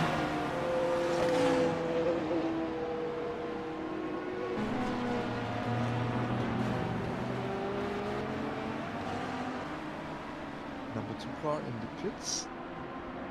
Seems to be a scheduled pit stop looking at the time.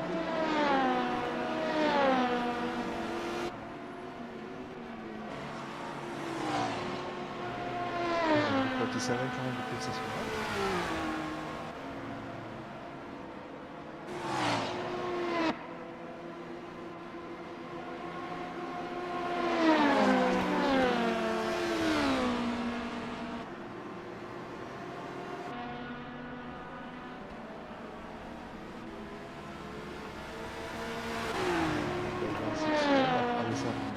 As well.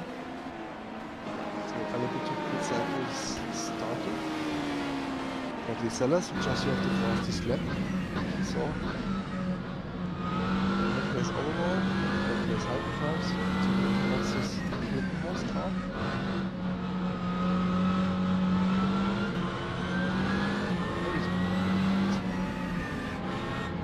Staying behind the Pirelli there, not trying to do any stupid moves. Faster at the exit, being faster anyways.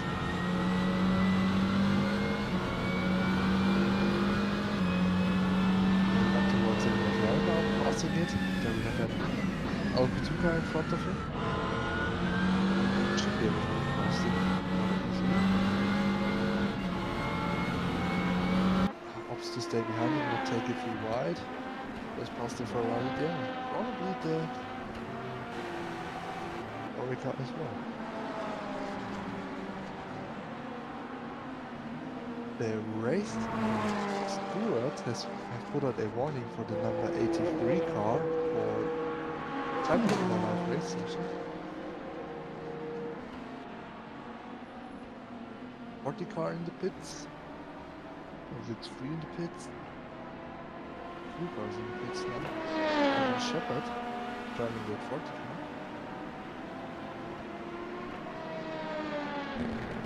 161. 18 seconds behind the leader in the Sunset Motorsports car. Should be able to cycle this to the pit sequence maybe.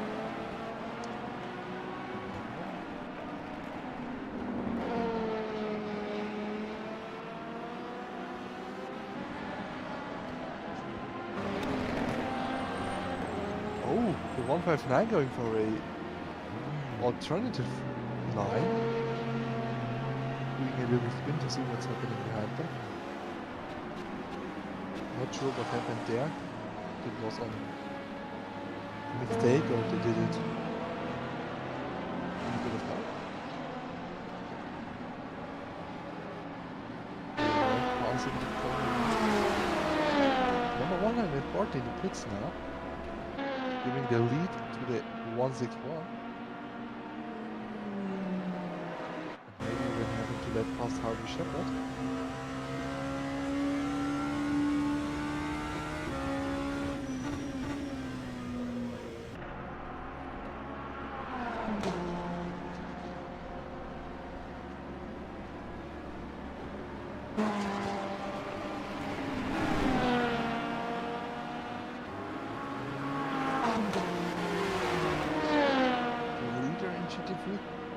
the pits.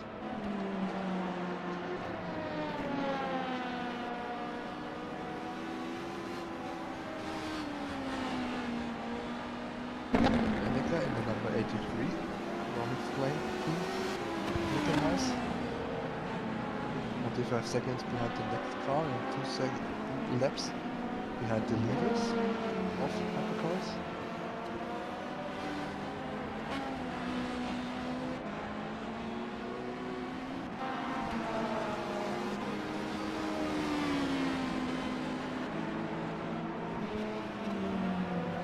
Sadly, there's not really too much happening on track for the viewers. I've been managing a race currently. Sanders passing Rand is in the pits. Now running second over. 45 seconds behind McLeod. Matteo Schmidt in the 162. In the 4th position. Returning quickly to the coming pits, obviously. Still standing. Rams, the 1-2-1.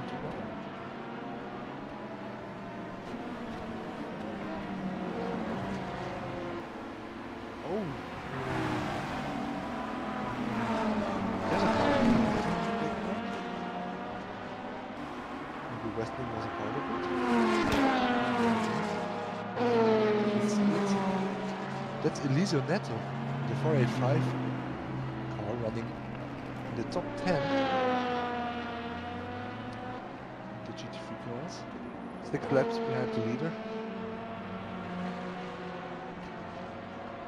40 second now, 38 seconds behind the leader of the LMP class.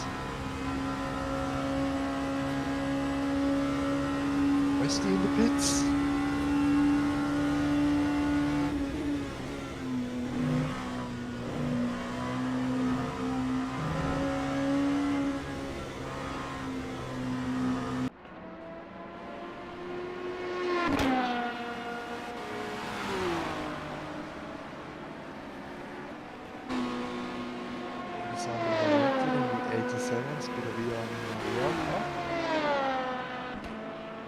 To the leader, one lap down to the next car. Not much they can do currently. Just have to drive around and hope that other cars find trouble. Jason Binns, the leader, number 290 car. Very strong showing from those. Oh. After having DNF'd in Le Mans, now running in the lead. Speaking of Le Mans, the current Le Mans winner, the number 1 car, 40 seconds behind the 290. After having received a penalty earlier on for a collision.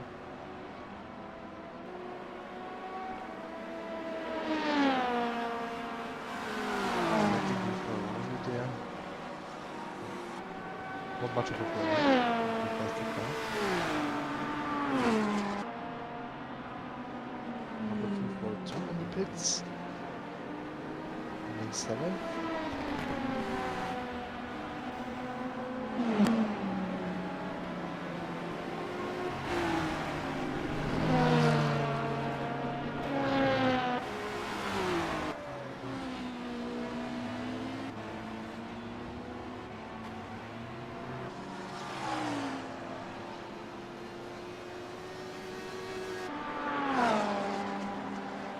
Wrestling in the pits. Type 9 car.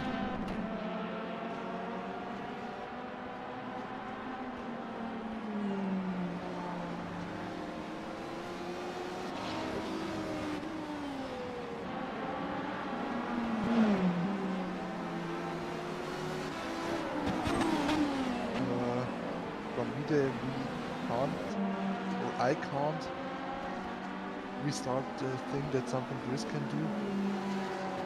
Oops.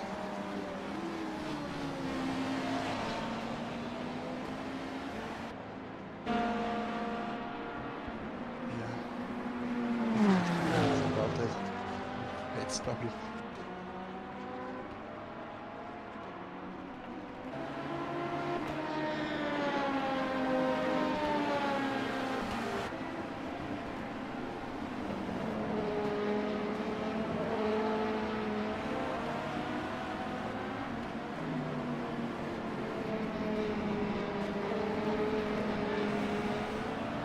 40 car Harvey Shepard in the Boyd Transport Racing Machine, catching up quickly, obviously to the front there, 162. Which is actually the number 84, I think. It's the 84 car. Having a bit of a problem. The out. Oh, what's with that?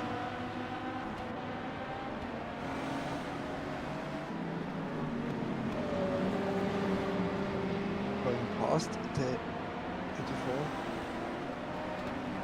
Obviously.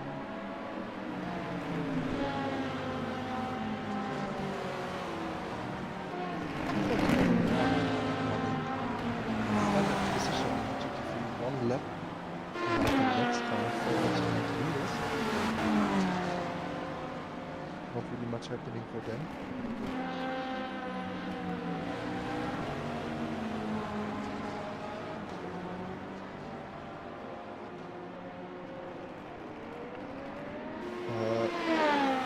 William, I think what you're trying to put up here is it's a bug on the here, where it shows the car still being in the pits, but it isn't, and the timer just keeps running. When a car is really in the pits, it shows it blue on the left side of it. We also have a bit of height. Now that the thing is restarted, we can see the actual times. 2 times between Maggio and Shepard.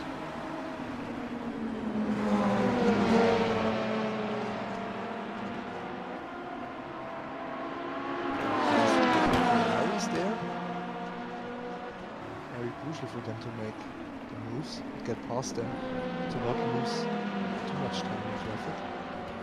As you now saw, Maggio lost 4 attempts there. Bella's in the pits as well.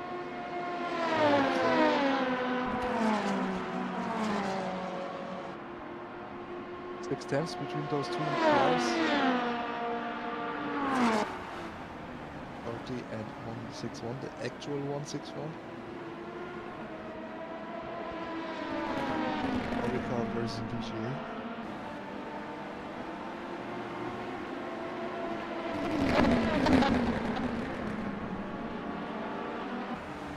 Some attempts to get between those two. Half a minute behind the leader. So maybe they should concentrate on catching up to the leader instead of fighting. I think they're experiencing it too early. Second between them. So you see Bradley Sellers in the pits. Back to the actual fight. 4 times between them, very close.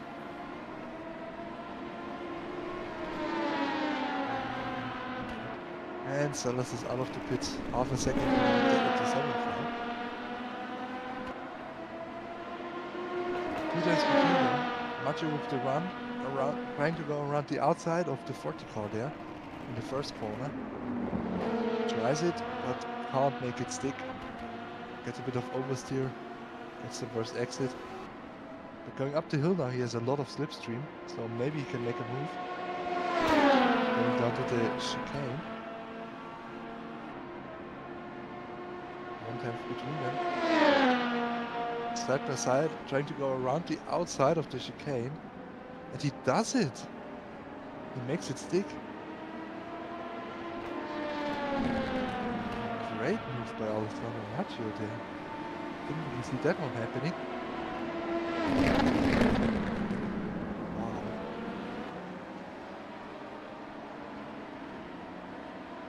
Now has to try to get away from the 40 car as quick as possible so they can't mount a attack back. Doesn't really look like to be a big problem.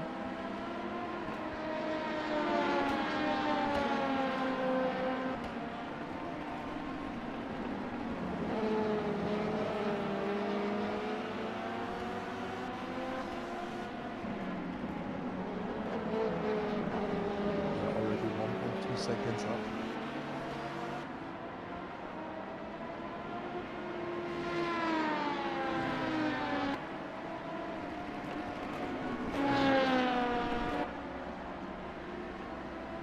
Isoneto still in the pits recovering some damage.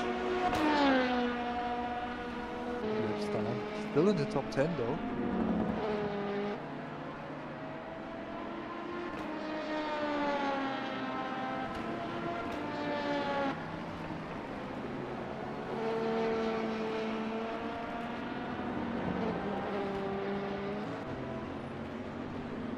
Alessandro Valente going for a bit of a spin.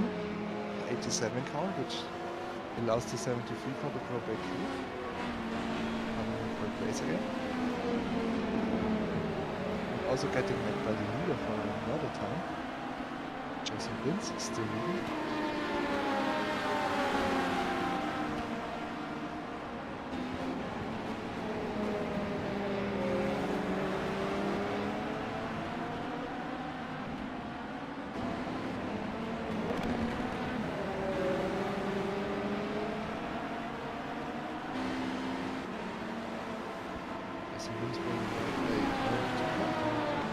Second to last corner. Last corner. Easy on the exit to make it to wall.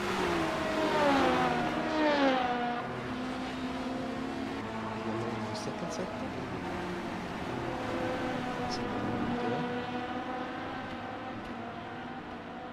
Number 37 card from Team Hippie Monsters. 5 laps down to the leader, 3 laps down to the next one, just running back. So there you go.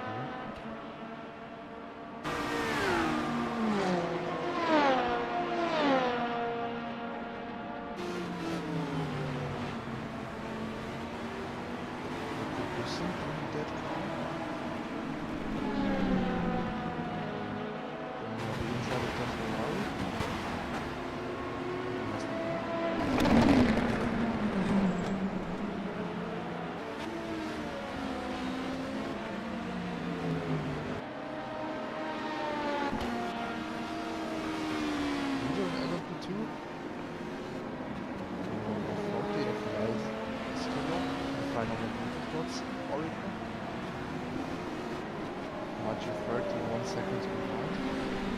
4 seconds, Maggio already has pulled out to Shepard. And he's completely lost again. The 140 as well.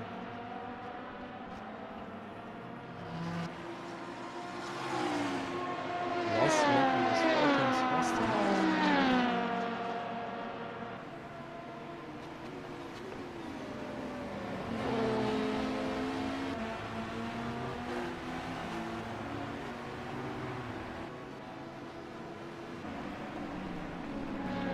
Alessandro Valente, 6 seconds behind. For his spin. Still everything to fight for, as we have 3 hours and 46 minutes still to go. What can happen? Ian Maple now behind the wheel of the number 485. After having a bit of damage again. Theo Schmidt running in third position in GT3. 60 seconds down to the next cars. And 80 seconds behind the leaders. There's still 306 car, which McLeod is currently driving.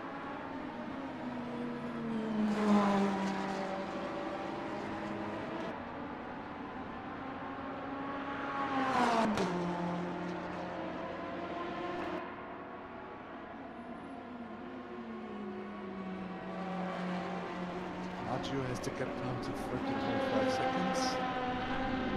161 against as you see Ross having a bit of a moment, coming back onto the track. But luckily not crashing into the LMP2 car that came there.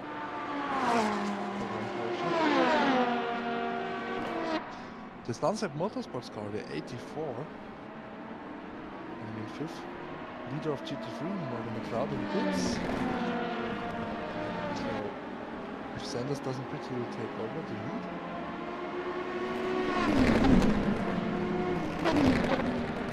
And he does so. Taking over the lead.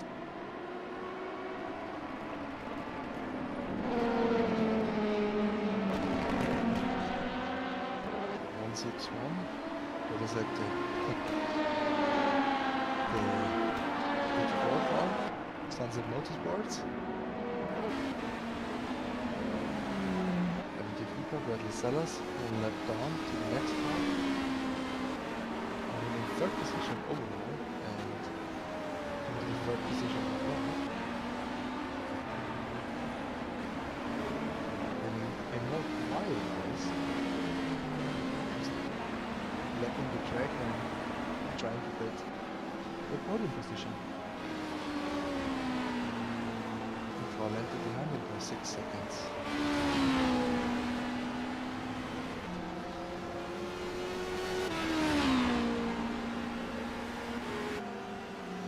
Being passed by Schmidt.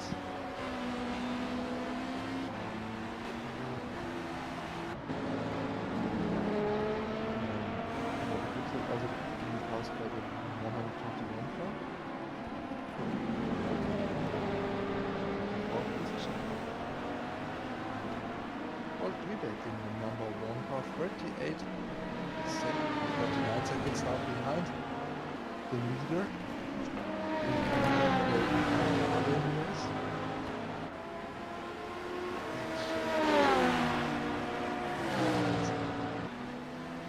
290 car.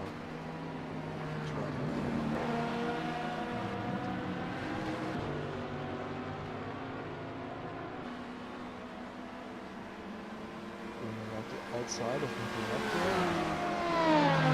So quite easy for those faster cars to do. Steneker in the number 83 Bromwell Flame team, 28 seconds behind 4th place car of Valente, so still in the fight for the podium.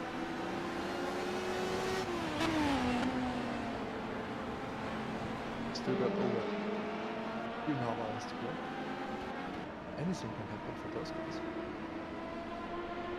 66 car in the pits.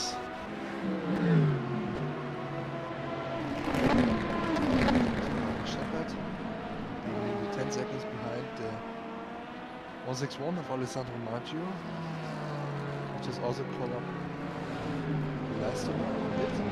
It was down to 29.5 seconds. Good fighting in the middle.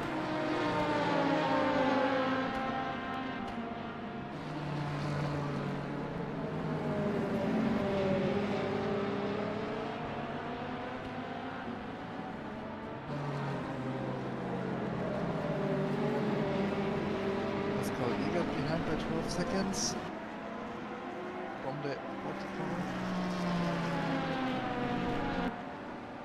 But again, not really much happening on track. A few incidents here and there, but that's about it.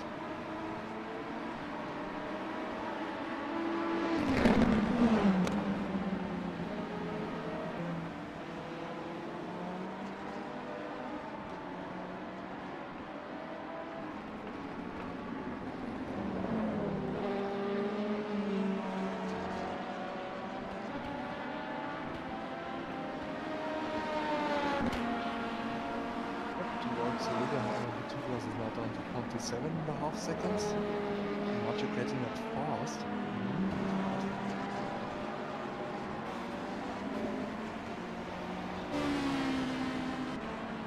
Great stuff from him.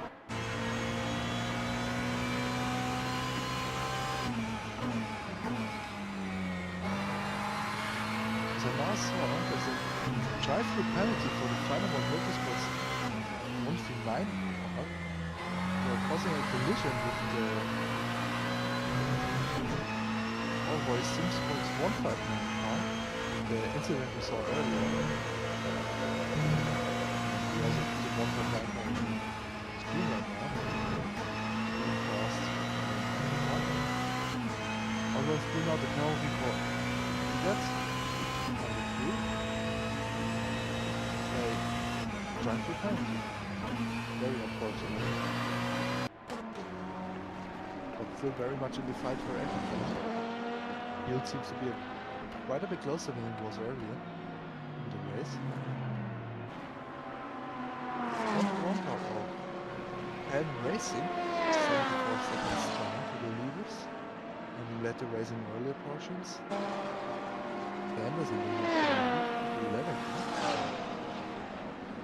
For the track we are.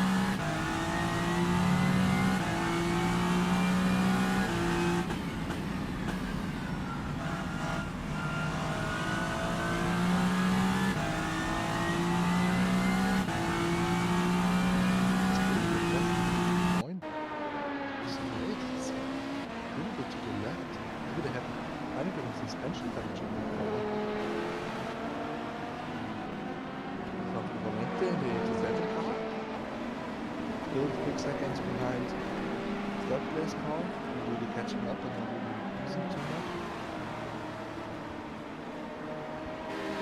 Right,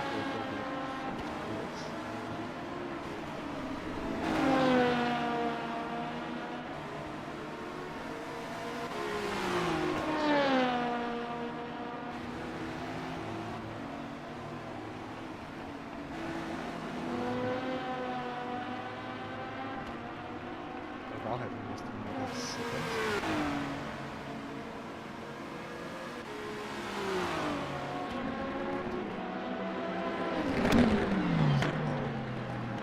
In Minecraft, driving again, Landon left down. The leader and 7 laps down the next car, still in the top 10. So still points if they finish. Every point matters. It's always been.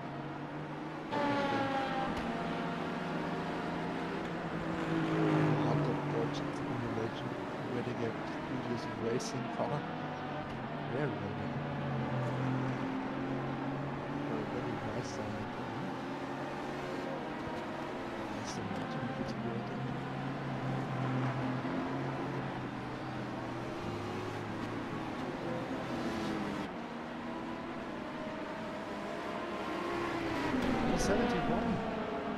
United Racing Team.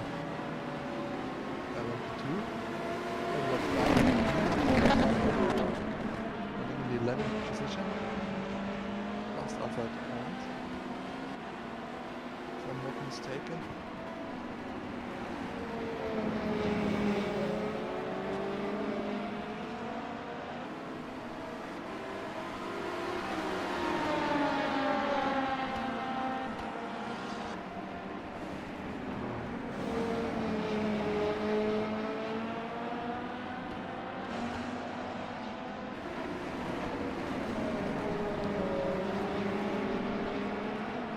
Stints and pits as well.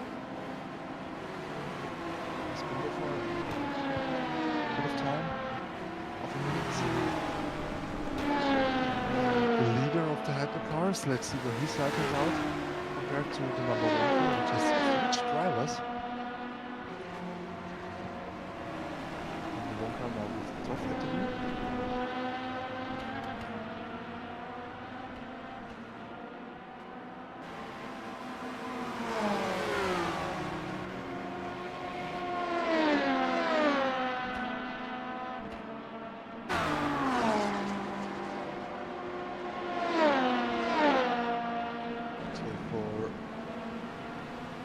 Finishing a 6-hour race, you get 25 points. Then the normal Formula 1 style system 18, 15, 12, 10, 8, 6, 4. 1 point for 10th place.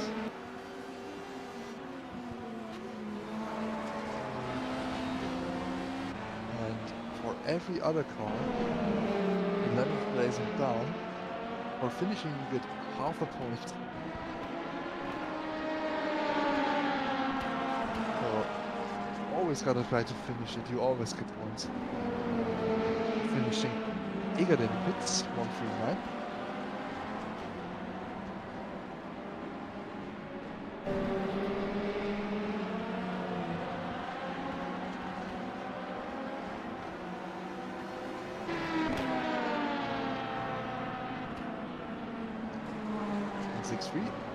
Fifth position in the GT3 field, a block sim racing team, 1 lap down to the next car, 2 laps down to the leader. Challenge to still try to win this, but it's not impossible.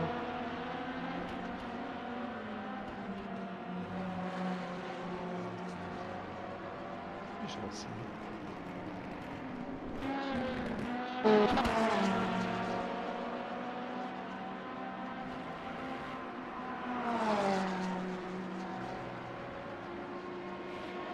Everyone being spaced out quite a bit throughout the field. Aren't really close. Archio and Leistula are in a bit of a 22 seconds the gap. Now it was 40 seconds at the start of the stint. While left into pits.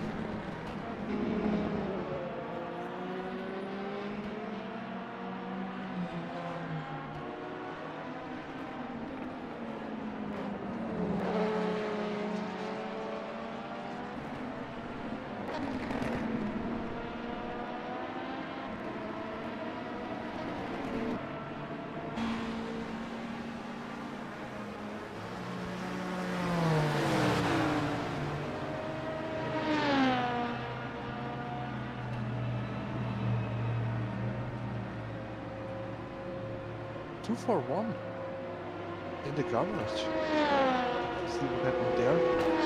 Just right to my teammate in Discord. He got in the pits again.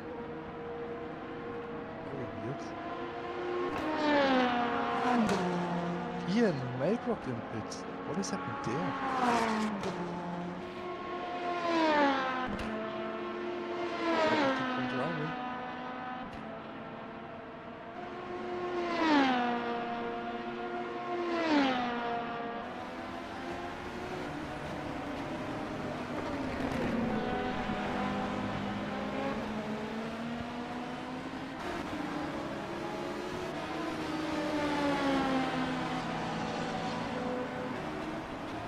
Fourth place currently. For landing in the pits to take over the position. 41 seconds down to 7th.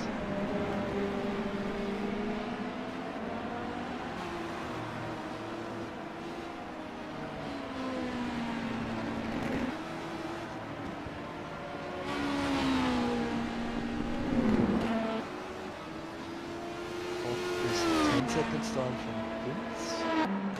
Getting a bit closer. 2 for 2, lapping around 7th place in GT3. 1 lap down to the next car, 4 laps down to leaders.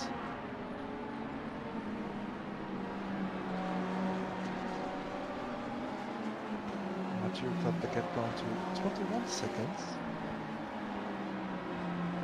And that's Leistula in first place of LMP2. Interesting to see what those that will come out of this.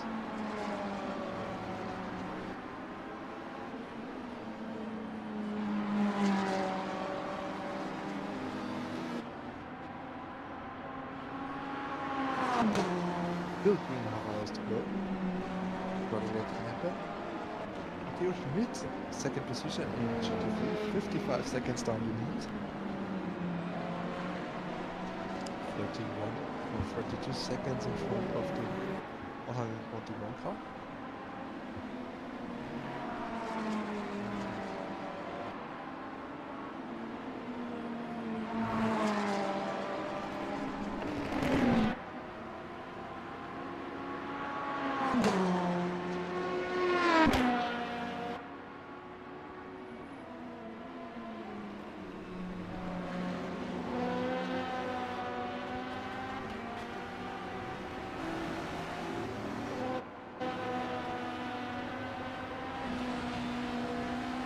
is in LMP2, the Sunset Motorsports car, 31 seconds behind the podium. With 3.5 hours to go, anything is possible for this one.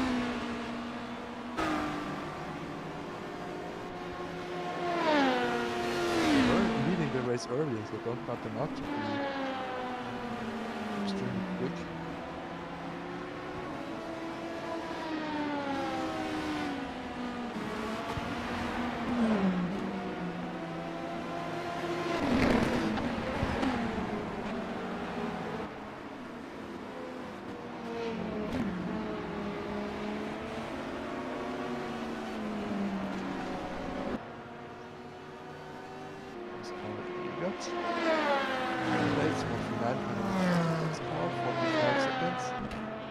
Those 2 pit stops earlier, trying for very long in the car as well.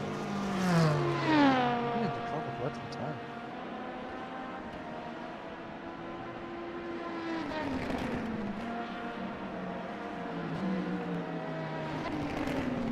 Car's not too loud.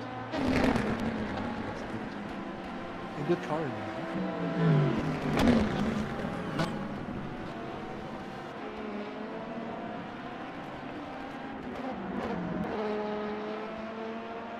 Alan Voice in the car. The 306 boys were racing in the Stellas. 29 seconds behind the second place car. Instead of the second car, the team Glickenhaus.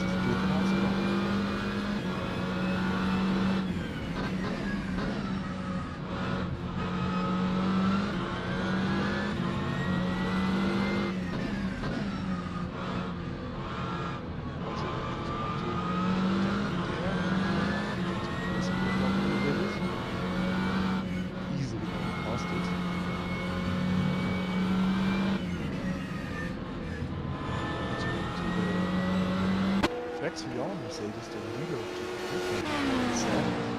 71 United Racing Team in the pits. 161 Alessandro Maggio in the pits. Interesting to see where he will come next.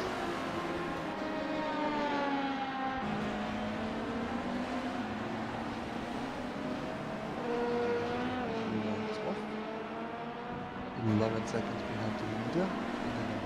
Racing zone water.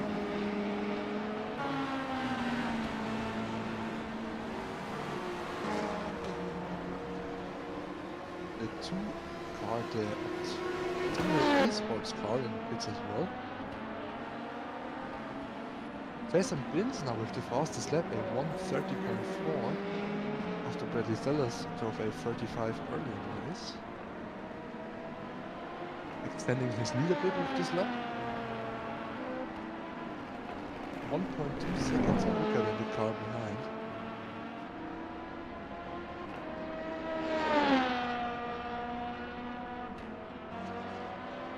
Maggio now pulling a lap down to the leader. With LMP2 with that pit stop.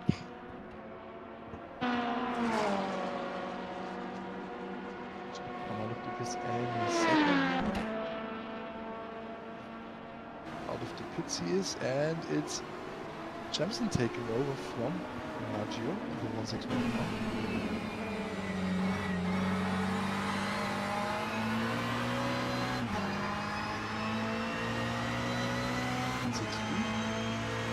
Fifth place currently in GT3.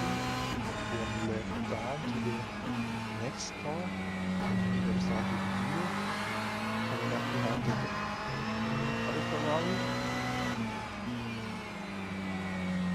Being that free, plastic color blue red.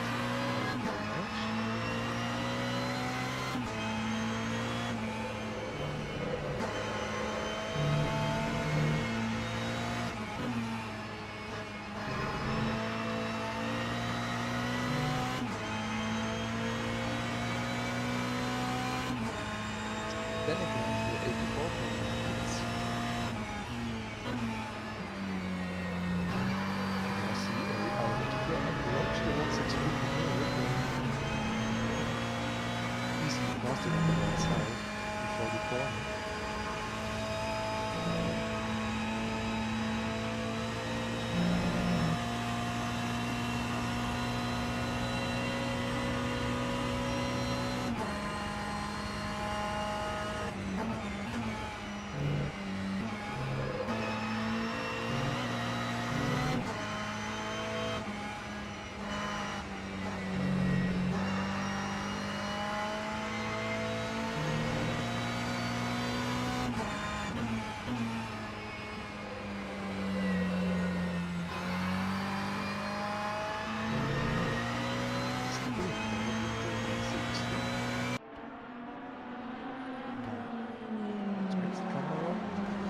163 Club Sim Racing Team car. If I'm not mistaken, the championship leader. No, the 163 is the championship leader. The 163 is the Le Mans. RB Shepard in the number 40 Ford Transport Racing car in the pits.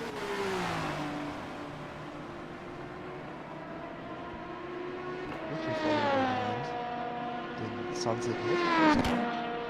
And also should fall behind the 161 of Chamson. Maybe even behind Eggert in the Final One Motorsports car.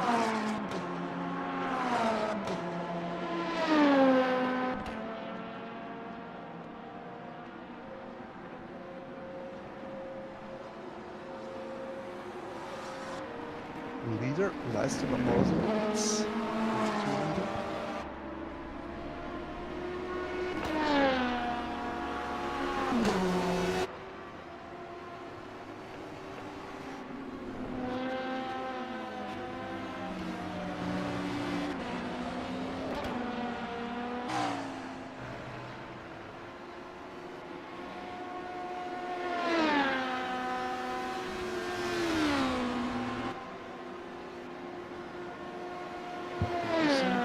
Position in LMP2.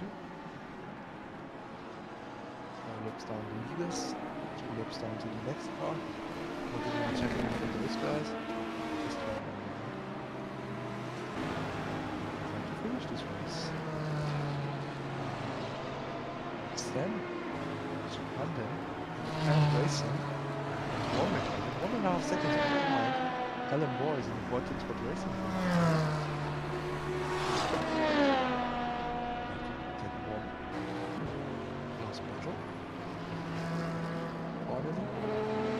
Left by the LMP2 car there.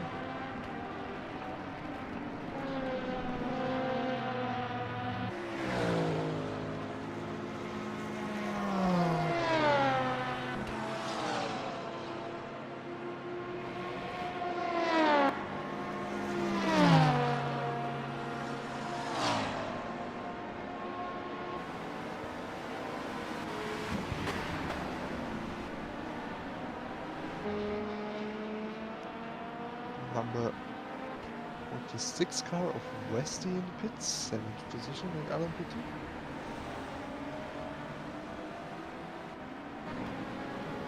Throughout this whole pit cycle, Ron Toff has lost something around 6 seconds to Jason Binns in the lead. Jason Binns is still driving that car. Ironmaning his way through this race, basically. Those drivers can't exceed 65% of the overall drive time. Otherwise they'll get disqualified.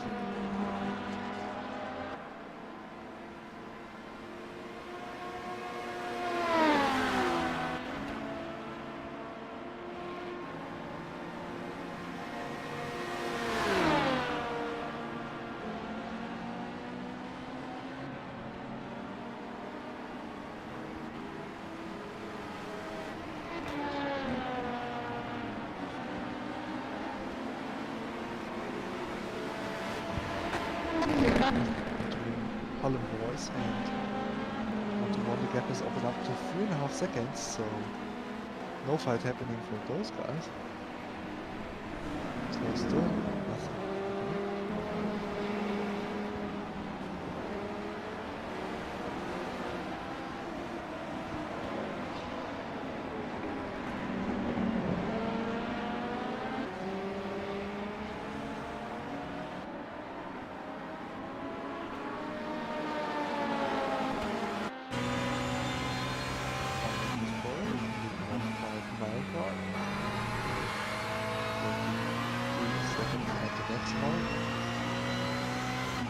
Which is the 2-4-2 car.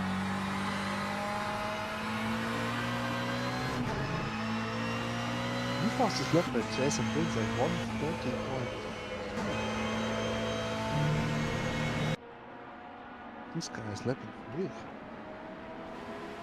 They are progressing in the pits. Here Schmidt in 162 car, 52 seconds behind the leaders, which still is the track's car. That's currently being driven by Sanders.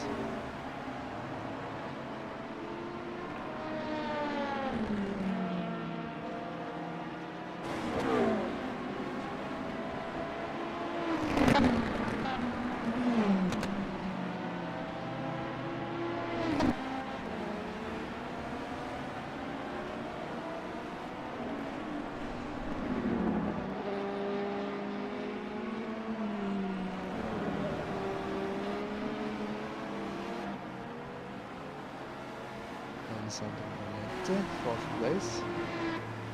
The 87 car, 1 lap behind the next car, and 1 lap behind the leaders.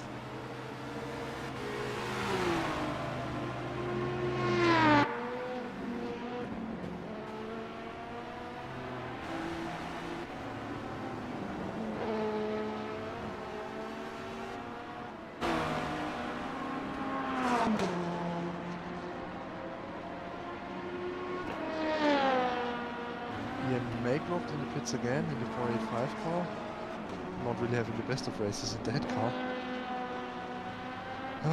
Sucks for that team, but have to go on, have to finish, take the points. 161 car. Better said 84 car. Sunset Motorsports in the pits.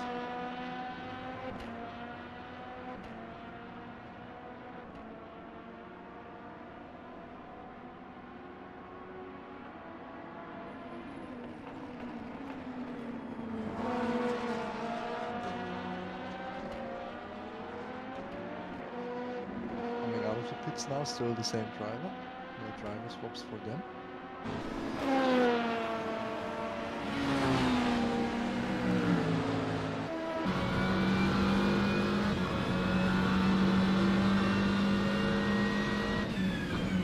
Eddie Salas in the 73 car. To run in 3rd place. 67 seconds behind the leader. Jason Willis, 50 seconds behind 2nd place car on the top. Is trying to click at this.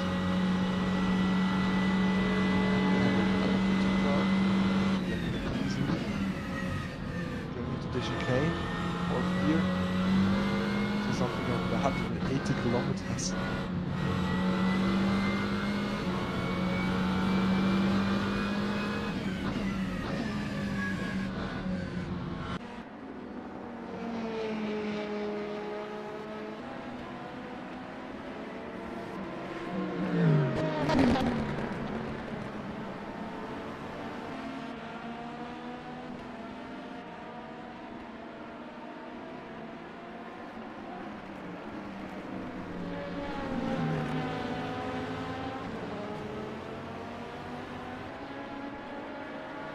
Come now in the 46 car for the racing team. 60 seconds behind the next car.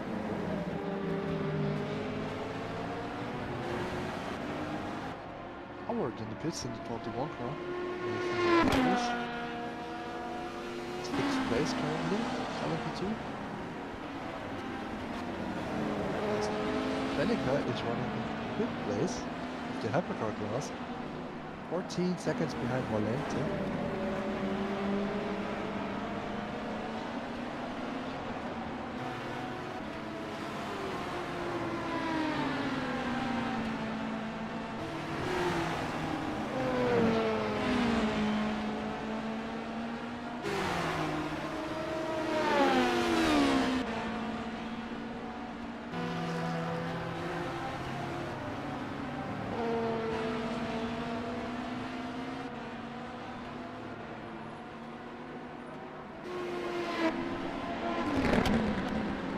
Ryan Matsumba now in the bird car having spun now, running in 10th place. Hunter Birchka can't really catch a break apparently. As I also think I saw reaching flappers now. That car. I thought we had a bit of rain coming.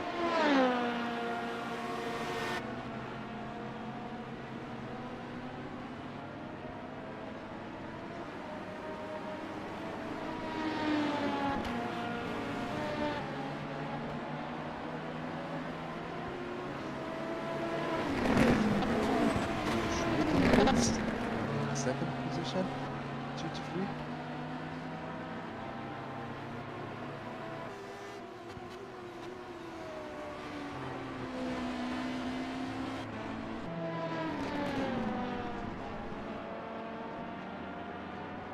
Place car. GT3, 242. Rolling down the next car, which is the final momentum principle of the fourth car.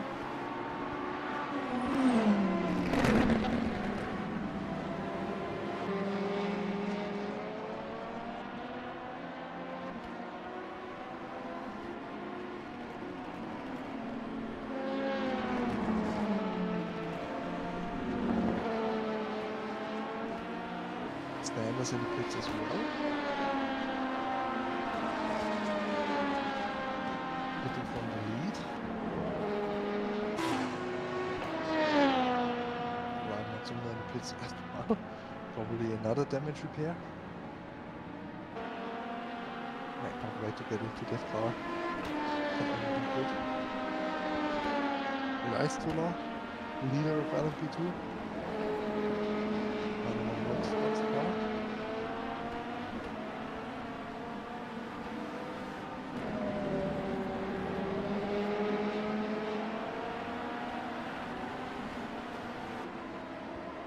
So Schmidt having finished his pit stop time already driving down pit lane, he got to hit exit. Exiting the pits now seems to have cycled out in 4 tires. Half a minute behind the 1-to-1 car.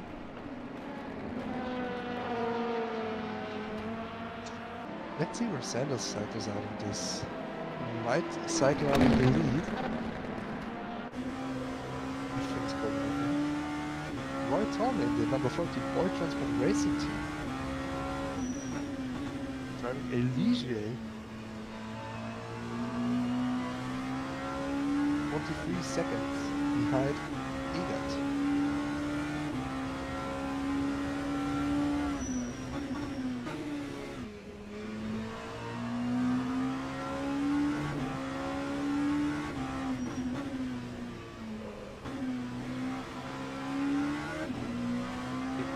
Having solved his penalty earlier. Third penalty.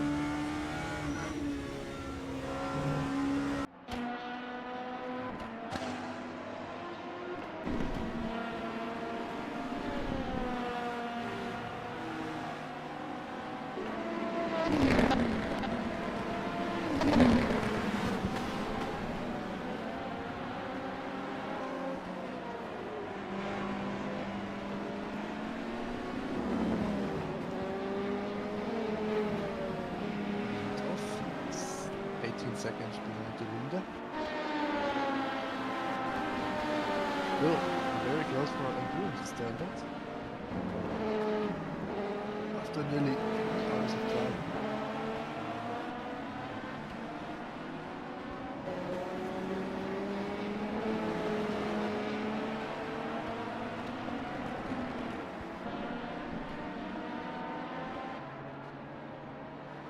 Number 121 car, Pan Racing. In 3rd position. 43 seconds down the leader, which is the track's UR car. Alan Morse in 2nd.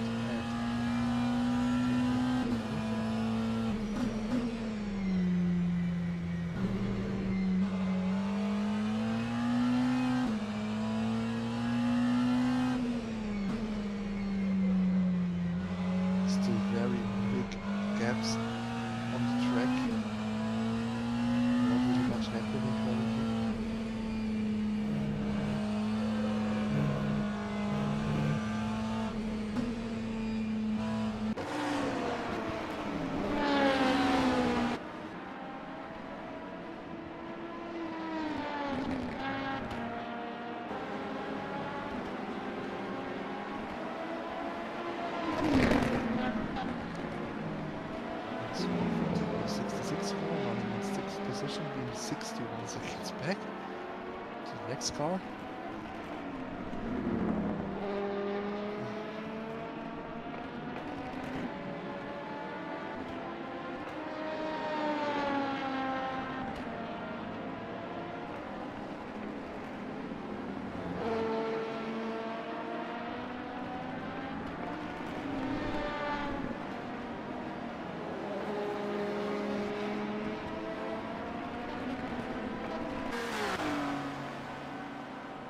Okay, so Vince, the leader, number 294. Hashtag Racing Falcon. Currently in 4th place in the championship. So a win for them would be quite well for me in terms of team morale. Having won the Abu Dhabi round earlier in the year. Quite convincing fashion, actually dominated that race as well. And currently seems to dominate this race as well. Yellow in the second sector. Alessandro Valente in the 87 car. One lap down the left car. Bradley Sellers in the pits. Which gives Valente a chance to unlap himself.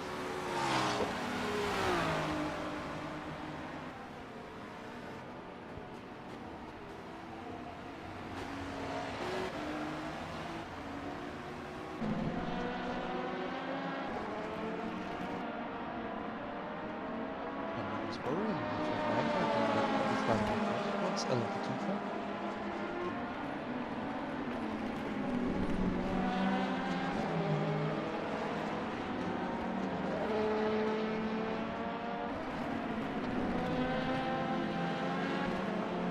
Jason is currently lapping extremely quick, extending his lead. 21 seconds now again, down to 12 seconds earlier. The race. Also Leistra extending his lead quite a bit. 30 seconds now between him and the 161 car. That gap was also down to something like 20 seconds earlier.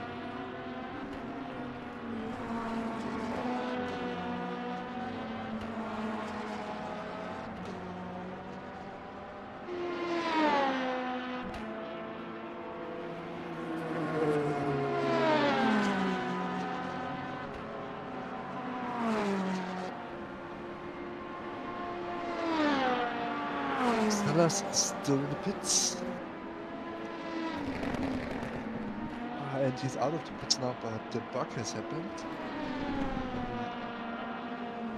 Showing that this car is still in the pits. Shipstone taking over the pits. Coming out in 3rd place still. Lemon is at 12 seconds in front of Valente.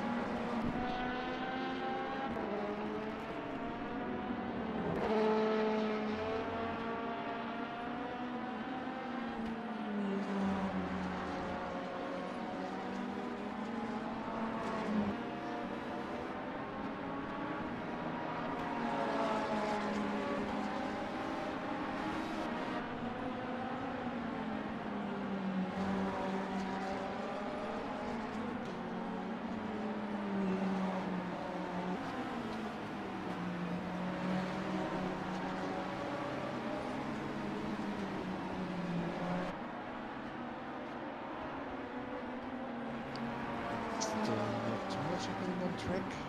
No one's pitting, no one's fighting. They're all just driving around the track. After now having said that, the 66 of Ben's Ovard having stopped on track and DNFing.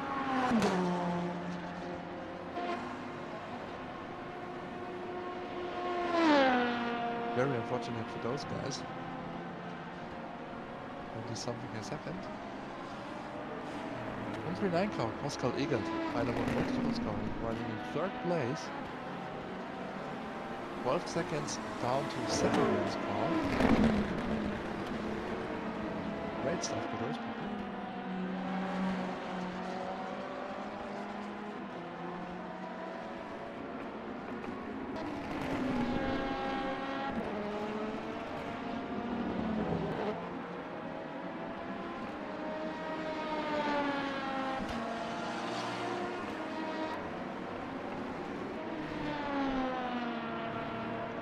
Newcomb, 46 car, 8 seconds down, 7th place car over Warford,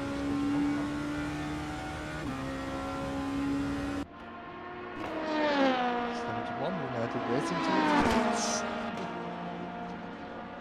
Durham on board. Fifth place car, Sunset Motorsports. Lower second to the car, to the number 40 Boyton's for racing car of Boyton. We do have a bit of fighting in our hands. Time attempt the gap between those two. Let's see if the Sunset Motorsports car can pass the Boyton's racing car. 2 times now the gap. Very close between those cars. That is. 3 times the gap, down to turn 1, staying behind. Royton running a bit wider, 1 temp the gap now. They are hiding the whole situation with the GT3 car there as well. 1 temp the gap. Other car pulling out. Very close to the and the GT3 car. A bit in the way. But Sunset Motorsports car takes the position very convincingly into the chicane and down the inside of them.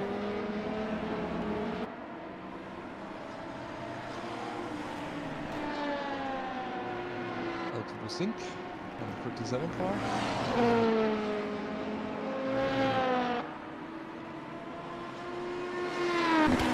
As we now inch closer to the halfway point of the race. 3 hours down, 3 hours remaining.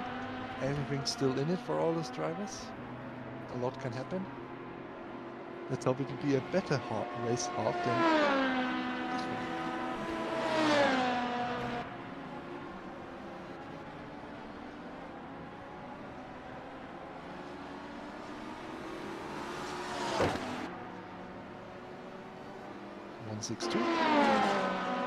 Club Sim Racing Team, Championship leaders. 16 seconds behind the podium.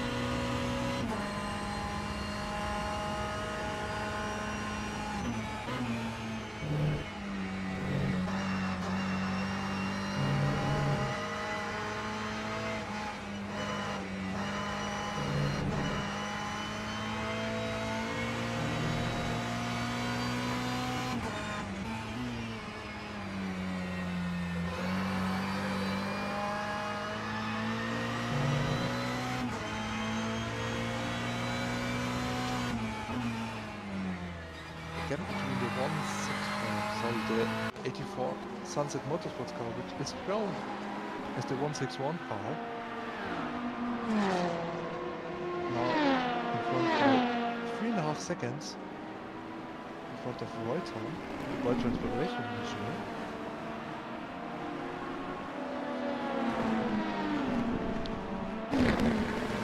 Now 9 seconds the gap. The halfway point is 3 hours remaining for those guys in the race, halfway, with Stints currently leading in the hypercar class, still are leading the F2 class and GT3 class. The 11 cars leading. But we had quite a lot of cars leading in the GT3 class so far, so let's see what will happen. The other two, Vince and Leistola, seem to be quite confident in the lead. 35 seconds for Vince and 35 seconds for Leistola. Alessandro Valente, 87 car, 6.5 seconds back from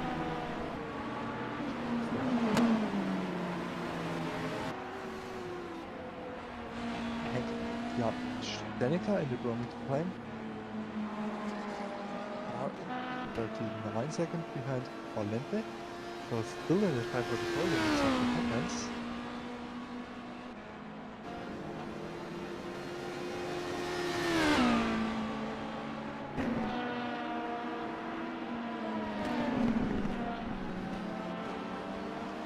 Gap between Valente and chips on his front down quite a bit. It started with something around 12 seconds. It's now down to 6.5 seconds. We have the stint. Maybe they can do something. 21 car. Leaving the pits currently as we talk. Rejoining the race in 4th position. With 13 seconds in front of the 163.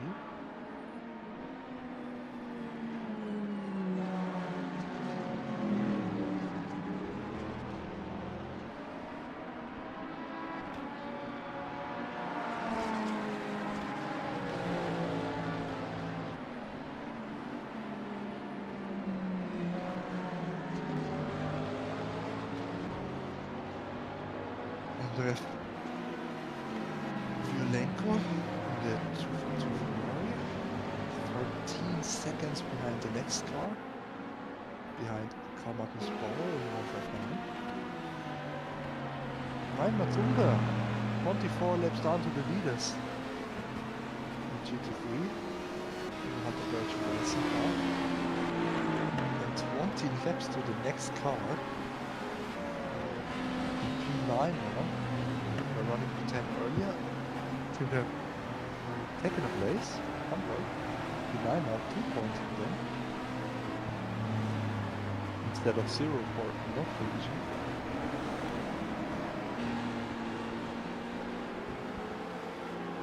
What I've heard from those guys, the setup isn't really the best, so quite difficult to drive for them. But talented guys behind the wheel go far. I think they can manage. Good chipstone, third place. Having extended the gap to 8.3 seconds now to Valente. Pascal Egert in the pits. In the 129 flying motocross car. Losing the position to Roy Tom. And losing the position as well to the 163 and 164. Which is actually the 84 Sunset Motorsports car. Very confusing on the timing screen.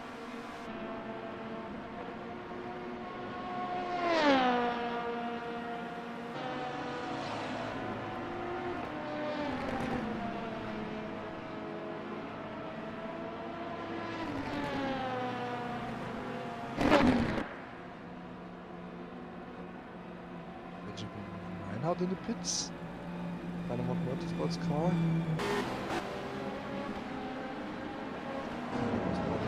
Pits.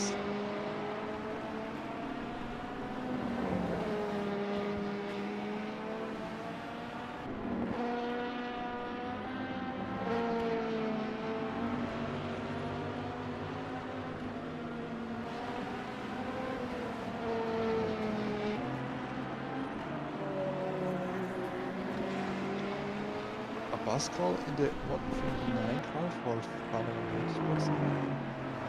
Taking over from Egert.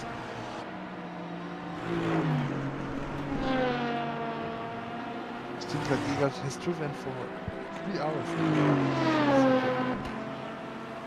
It should be nice for him to finally be able to leave the car and get a bit of rest. Egert did fast very early.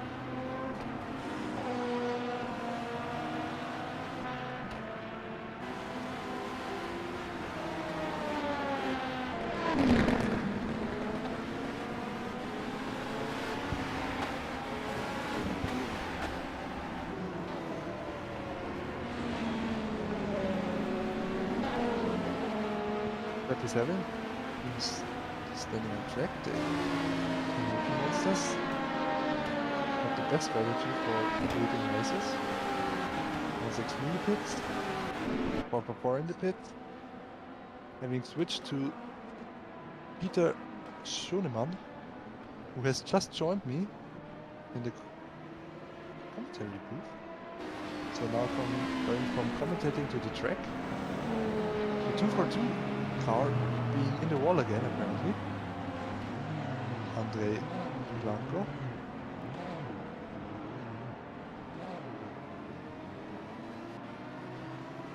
see the number 21 of Marcus Crawford.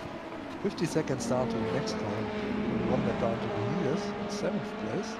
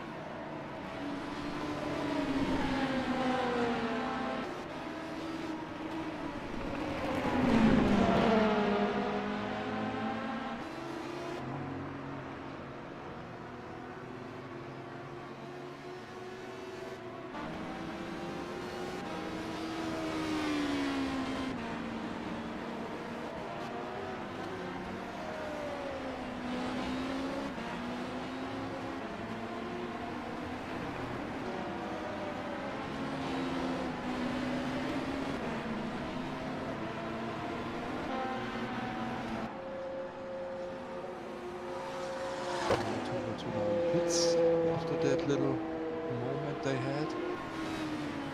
Obviously. Leistula still leading with 34 seconds, extending his lead. 45 on Motorsports.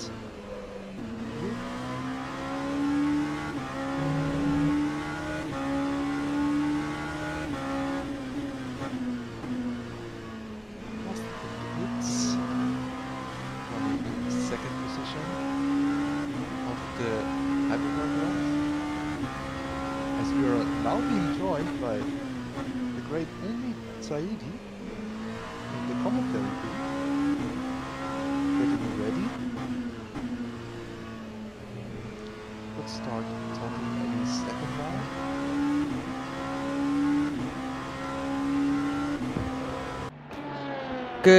Good evening. Welcome. How are you? How is stuff been? Stuff has been good. I'm not gonna really talk too much about. I'm not gonna talk anything about the Formula One, but I guess one thing you already know they had a long delay due to the sprint shootout earlier on, so it was already late on schedule, but I guess it got even more delayed. So I'm very stressed. I'm very annoyed, but let me get away from Formula One and enjoy a bit of EERC now. Yeah. A little bit of situation with this happening in this race. Carnage. Oh, that's one word to describe it. I don't know if you've seen it or not. I haven't been able to pop in at all because I've been running around getting stuff sorted. Perfect. Stuff was happening everywhere. People are spinning, people are crashing, Jason Binns is pitting. And yeah, that's about it. We have a bit of a bug on the screen. We have a 161 car and we have a 161 car. Oh, right. One of them That's is helpful. one of the 161 car of Chamsen is actually the 161, and the other one is the 84. I think it was 84. Sunset Motorsports car. Yep. So just be careful. That is gonna be annoying. That's gonna be annoying because sometimes when the names are too hard, you just go like, the 161 car, Yeah, exactly. and I kind of don't want to have a go at the man second, well, the 161 in second. I don't want to have a go at his name, or he's gonna have a go at me later because I'm gonna get it so wrong. So, yep. I've tried to avoid it for it. Penalty for Hajek, the number 2 optimal car. Yeah, we're really trying our best to ignore quite a bit, but I guess. Well, after our chat last time out, do you know who Alex Jakes is? Oh, well, we'll get to that in a second. The man has been given a penalty, Hajek, having a little bit of a just a bit of a spin, half spin, but keeping it going. But do you remember Alex Jakes then? No. You don't. Still not. But what I do remember is that the Also, for you a bit of information, the 72 Reddingham LMP2 car is not in this race. We decided to not start today because I was the only driver. Yeah. And yeah, the 485 is now my office for today, which is, as a bit of information, 24 laps down to the leader of GT3. I think that tells you enough of carnage. Oh, it has really been a chaotic one, hasn't it? Yes. And everyone has run into a bit of trouble apparently. And well, anyone been in the game still? Not really surprised that there's been quite a bit of chaos. Right. Twitter. What's your thoughts on it being rebranded to X and all of that drama going on with it? I haven't really seen it. I have only seen the X logo when opening something on Reddit, because I don't really use Twitter too much. It's probably good because it's becoming terrible. I have an account, but that's about it. For getting information, I use Reddit, which is getting killed now because of some legends. That's their Reddit CEO. Yeah.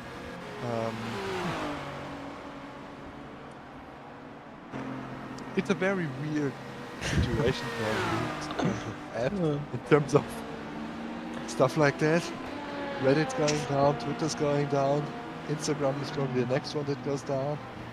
What else is gonna go down? Stupid. What's X gonna be rebranded to next then? Extra stupid. Really, it is just ridiculous. Just ridiculous. Just keep it at Twitter. It is Twitter. I don't care. I'm not calling it X, but I've been mocking it quite a bit by saying we have McLaren on X. Saying, if I want to read out a tweet, then I would say McLaren on X something. But it's Twitter. It's Twitter. I do not care. The same way that TikTok is still in my brand Musical.ly. Yeah. I can't really get used to being TikTok. Because like, whenever that app started, it was called Musical.ly, right? I mean, I'm used to it. I'm used to it because I just got TikTok about a few weeks ago because I didn't really like TikTok. I didn't really like TikTok. It was only Twitter. It was only Twitter that I really actually liked because there was information, and I got Reddit as well. But I got TikTok a few weeks ago, so I just call it TikTok. Simple. So that's why you might hear me saying TikTok, and obviously you like to call it the old name. Maybe I'm just that old. Well, I'm not that old, so but I am. Well, Josh. Well, Joshua Birch will probably know the name even before. Probably a few decades ago, what it was called. Well, when it comes to technology, I'm not really that advanced because I don't really think much of it. I use it way too much, so. Who doesn't? Who doesn't? Who doesn't? Alessandro Valente in the pits in the 87 car. The 290 having led for 245,000 laps already. And we now switch to Luca Gray, which we already know is after lapping. Off in second place, 40 seconds back. Nothing must have changed on that front. Nice to line in pits, who has also led for nearly the same amount of laps. The 290 car. It's, yeah, the leaders are kind of running over. Except in GT3 class, because everyone can lead it. Everyone gets it. Everyone somehow gets it. Just Yeah. like 196. Henken Stenexter. Well, we're currently on board with it now. I don't even know why I said that because I could have just ignored that and not try and butcher his name. Right. Well, it's kind of like the Formula E race at Portland about right. Well, there's a Formula E race going on right now, but I'm not talking about that. I don't even know what's going on in it. But I'm talking about the one from Portland a few weeks ago. The one that was 1 AM for everyone in the UK. And 2 AM for everyone that was in the European times. no one wanted to lead that one. We had 7 wide at points. We had 8 wide. So You know what? no one wanted to lead that one. That race showed why Formula E shouldn't race on street circuit.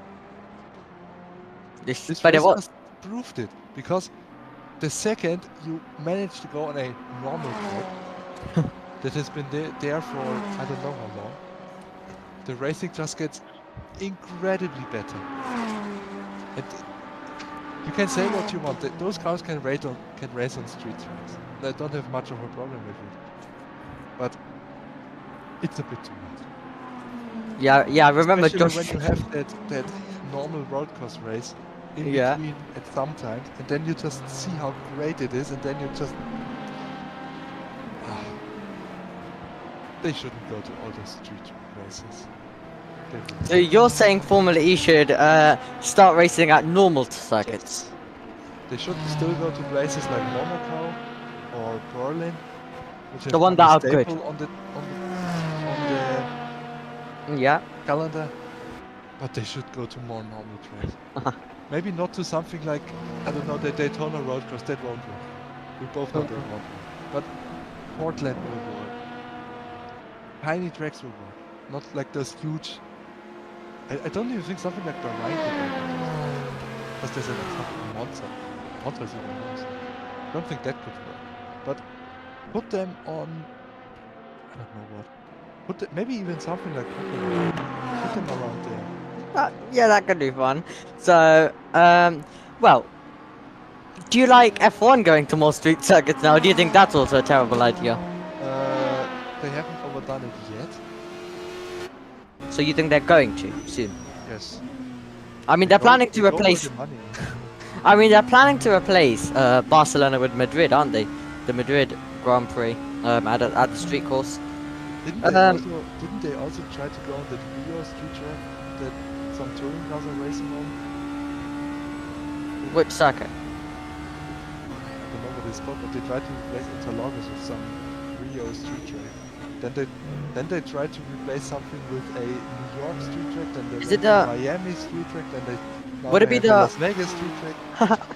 Would it be the Sao Paulo E-Prix? Where Formula E racer? What is it? That circuit? I don't know. I know it's the same circuit as some touring cars. Oh, And Ryan off the Robert road? Zimmer standing there. yep, right off the road. He'll get that one back going onto the circuit, and he'll continue on. Yeah. What kind of street tracks do you currently have? Cheddar, which, to be honest, So, isn't a street track. You because it's have a purpose-built track with close walls. They call it street track so that they can have the close walls, which I personally, for driving and for racing, is a great track. yeah. I love driving it, and the racing on it is just amazing. And I think if you put slower cars on it, it'd be even better. Yeah, you have Australia, but the walls aren't glued to the circuit, so that's classified as a street circuit. Yeah, Then you have Baku, then you have Baku, then you have Miami, then you have Monaco, then you have. I mean, again? we're Ryan off the road again. Oh, this is a different one. Mazunda. Okay, really hard with the names, but then also you can kind of say Canada could also be described as one. And then what else? We go to Singapore. And then Vegas. So yeah, quite a few street circuits on the calendar, and it's increasing because if they change the and also I don't want Barcelona to go now because we could get now. Obviously, the chicane was removed, and I think we've been given some. We got some great racing, even though Verstappen dominated the race in Spain. I think we got some great racing with a great. I think from what I was looking at the stats, and I think it was the race that had the most overtakes of the season. So when we do get that battle for the lead in future years, I think it could be a great circuit. So I don't want them to take it away. So They certainly did something good with the track layout Finally. changes. after many years, they removed the chicane. That was a good decision. So I'll be heading out now No worries. and leave you, the viewers, with Omi, who should do a way better job than me because I'm. Of waffling maybe. Yeah, because I can't I'm do it. just gonna go waffling about this, kind of like how I was doing in the other night.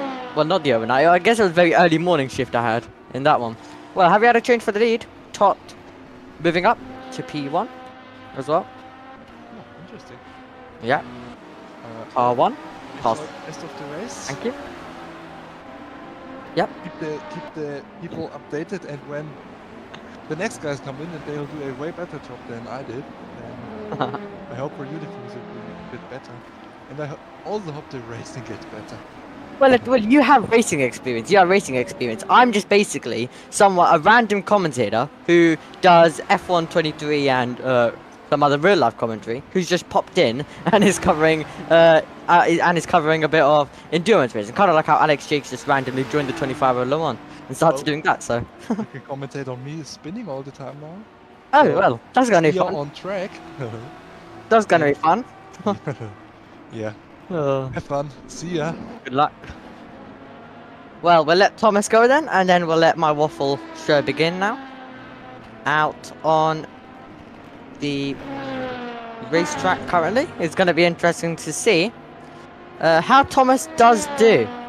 Will we have a spin to commentate over? Oh, look who it is. It's Peter, who was in the commentary box earlier on today, and was in the commentary box with me for quite a bit also last time out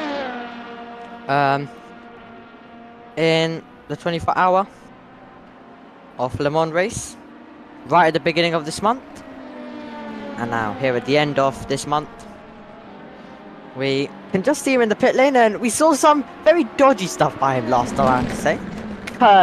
Creating a new racing line. We spoke to him when he joined the commentary box about it.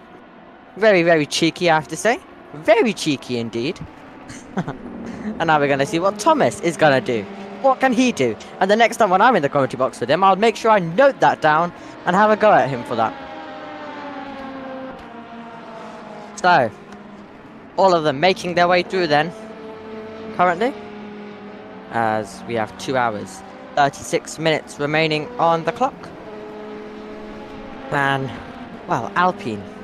Quickly to touch on real life once again, as I mean, I don't really have too much else to talk about, you know. Well, Gray's out, so retirement for Gray in the 290 car. We might be getting some more information on that in a second, though. So, we're going to be seeing Thomas on the racetrack very, very soon. Hopefully, we cut to him at some point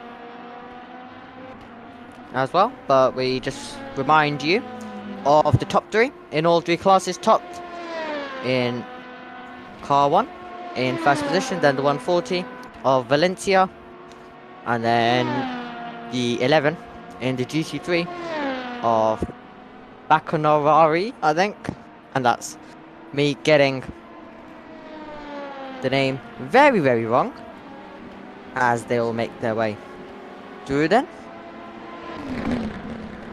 You can currently see. Well, okay. I was going to talk about Alpine. So, how many changes are they going to have? How many changes are they going to have, staff-wise? I would say we've had more changes at Alpine than we've had overtakes this season. So, a tiny bit. Alpine really did need to sort something out, and well, it was a very for Alpine really I think yesterday they got a bit of karma for that, so they found themselves having a bit of issues yesterday. Did the Alpine team. You could see Ocon crash, and it all started going away for Alpine, but then it all started going well today. Spoiler alert, I'm going to mention something from the F1 sprint. Gasly finishing in third. So it looks like Alex won't be able to join us for this, so it'll be me continuing on all the way to the end. We'll see if maybe Peter or anyone else can jump in throughout, if anyone is free, or if not, then I'll continue. So, 2 hours and 33 minutes on the clock. Currently, as it stands, we're focusing on Crawford. And I was about to say Jack Crawford, but it's not Formula 2. Formula 2 was earlier on. And what a race that was. And there was some news for that. Once again, spoiler alert. Richard Wishaw getting disqualified. He was leading the majority of it. He was on his way to end the month like he started it. But instead, he got overtaken by Fittipaldi. He lost first place, then had to settle for second, but he won't even get second after being disqualified from the Formula 2 sprint race. Gonna be interesting to see how the feature is and how all of that goes tomorrow. What is the weather gonna be doing? Because there's still a chance of rain, and I kind of feel like the weather forecast, that even if it says that it might not rain tomorrow, I would still think this, with how the I think Josh described it as Spa has a different climate basically, and I'm not surprised because it was absolutely bucketing it down 1 second, and then we got to the next second and it was sunny. It was sunny, and someone managed to get sunburn during a red flag delay. Yes, a red flag delay for the Formula 1 sprint, and someone managed to get sunburnt. So, that tells you all you need to know. As off the road goes Dan Hadrick, and he'll continue on as well, currently running in 6th position, as you can see, in the LMP2 class. And then Mario Valencia at the front of the field in the LMP2. 42 seconds he has. And it's going to be super interesting now to see how this one goes all the way to the end.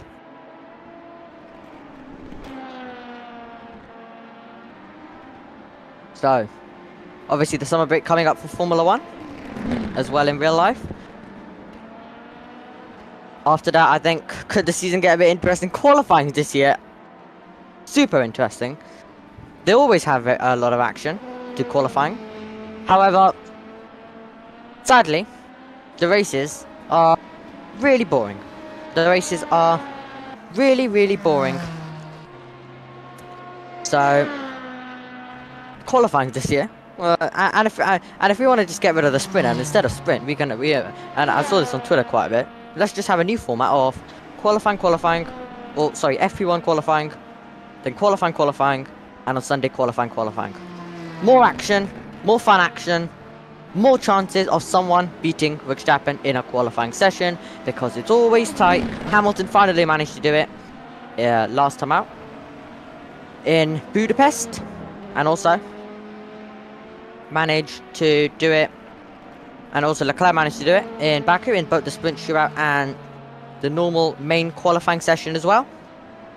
But other than that, it's been a lot of drivers getting close, but not being able to beat him.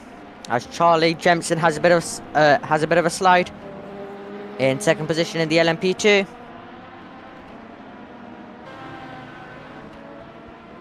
So Valencia then on his way. Oh no, big crash. Virat Senna, as we cut away from it. That was a big crash there, so it looked like a car was losing it into the wall. And I'm gonna guess that was Virat, as we now join the Scuderia Morea car of Pajot as well, as they make their way currently through and getting past the other class cars. Really hard, you can lose sometimes, especially if you're in a crucial battle, and especially if you haven't been driving for a while. You start to lose concentration, you start to lose a bit of focus. That's when you could see the mistakes creeping in. We've talked about that element last time out quite a bit, especially in the night, obviously the 24-hour, so drivers having to drive overnight. We talked quite a lot about that you lose focus. You lose quite a lot of focus. But even if it is day currently, for most of the drivers, if you're still driving for a while, you can start to get tired and then lose focus. And that's why it's also in endurance racing split up. So you get the best of every single driver. Fresh driver coming in can really help you. As currently we are watching Antonius in the GT3 for E-Plab. And then the team rookie monsters with Adam in second position currently in the LMH. So 2 hours and 28 minutes on the clock remain. But still waiting to see where Thomas is, which means that he's behaving himself on the circuit. He's behaving himself, he hasn't caused any trouble. He hasn't got out there and spun. So everything going right for him right now. So far. It can sometimes be bad if we actually get to see you. Because there's a big chance that it could be due to a mistake by the driver. As I'm also gonna get.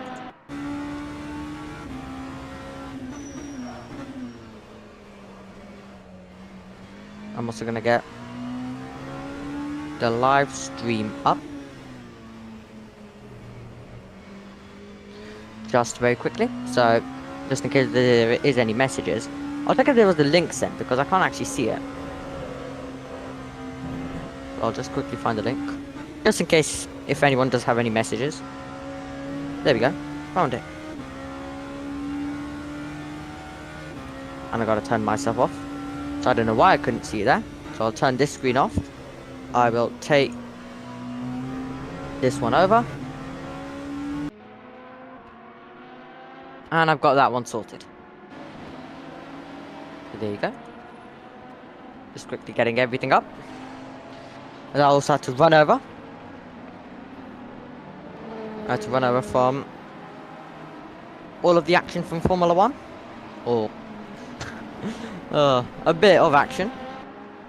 A lot of laps behind the safety car, big delay. And the thing was,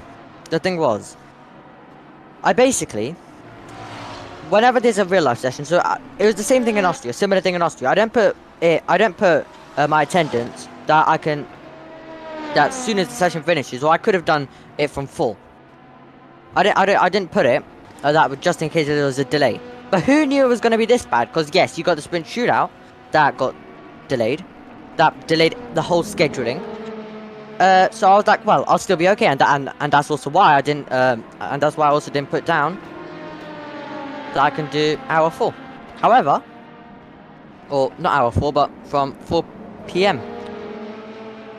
And then, obviously, sadly, the F1 gets a bigger delay, which was very, very unfortunate. But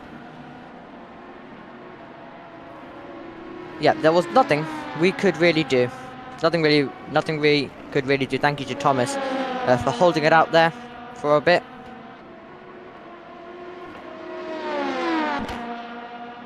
So, Hauge also moves on to the podium in the Formula 2 as well, after Rashaw's disqualification. So, Deha currently in 3rd position. And we're currently watching this one. Very, very close now. So this is actually an on-track battle. Jemson is going to have to go defensive, trying to go all the way around the outside. Does he get ahead as we head into the braking zone? He does just about, but he's wide and he's off the road. Can he keep it in a straight line? As Jensen moves back up to 2nd position, and it was an attack. It was an attack there by the 161, trying to get past the 161, and that's when both of them, being the exact same number, doesn't help us at all. But Demir trying to get the move done, but off the road instead. And he thought he had it. I thought he had it, but no. When he got on the power, he found himself on the circuit. So this is a battle currently going on the racetrack. And I might have said Deha. Ignore me. I was blind and didn't really see it. And this is the problem with both of them being 161. Really, really annoying. However, both of them are also battling it out for the same piece of tarmac. So not helpful at all. But Jemson will now need to defend once again. Opportunity for Demir once again as they come over the line and pulling to the inside line. Is this going to be an easy pass to the inside? No, because Jensen will keep his foot in and keeps the place. It looked like Demir wanted to dive to the inside, but he couldn't get that move done. They still remain very close in the battle for second position. 44 seconds. These two have to Valencia, the 140 car, in the lead of this one. But who is going to be second? In the wheel tracks now. Are we going to see another late send? Thinking about it, getting super tight, literally pushing Jemson through these corners. Jemson being pushed through these corners. Currently as it stands, and now there's a chance. Does he get through? Wheel to wheel, Demir will get the inside line. Does he finally have the position? He does, because Jemson runs a tiny bit wide, and now they're approaching a GT3 car, and they're hoping that it gets out of the way. And if it doesn't in time, or not really get out of the way, but how quickly can they overtake them? That's usually the crucial thing. But Demir is up into second position, and Jemson in the E-Lab Sim Racing team has to concede the position for now, but he'll still stay in the wheel tracks. He'll be hoping at least, and will try and fight back for that position. So one of the major battles currently going on this racetrack right now as it stands, as now Demir stretches a tiny bit clear.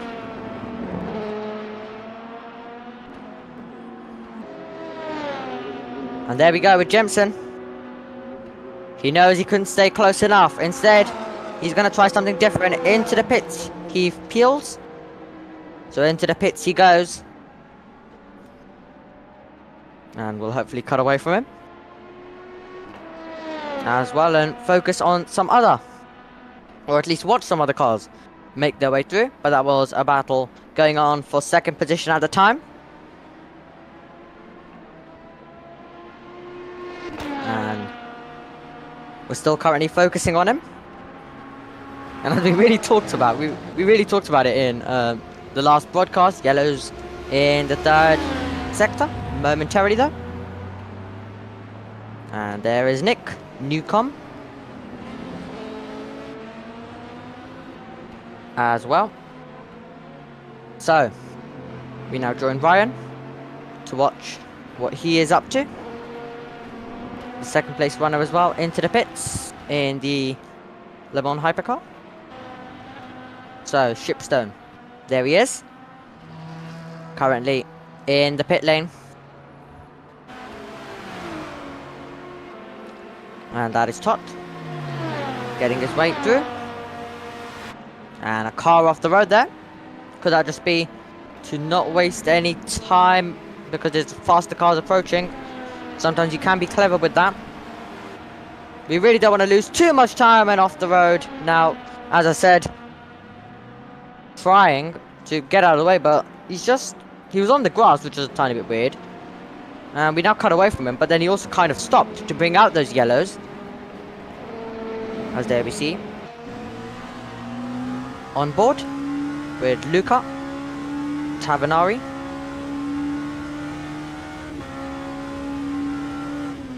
So 2 hours and 19 minutes remain. We're ticking this one off. One of the shorter editions. Yellow flags out once again. There's the reason why once again it's Ryan off the road. And I think he's just really letting everyone through. So some kind of problem for him. We'll let you know if we do get any information. Alexi in 4th place currently. And we join him as he makes his way through. So from the update, or I guess the hourly update, which can take place in 19 minutes, was that there was a lot of crashing and and it was chaos. Looks like they've kind of calmed down. So yeah, but I bet as soon as I start talking about Formula 1 or some other stuff, they'll start going off again, because we found out last time, another thing we found out was, as soon as we start talking about other things, they start crashing, because they basically want all the attention to themselves. As we check in, with Thomas. Not R1, I don't believe. Because that would be Thomas Rashke. Please don't tell him I attempted his last name. Might have got it right, might have got it wrong. More chances I've got it wrong.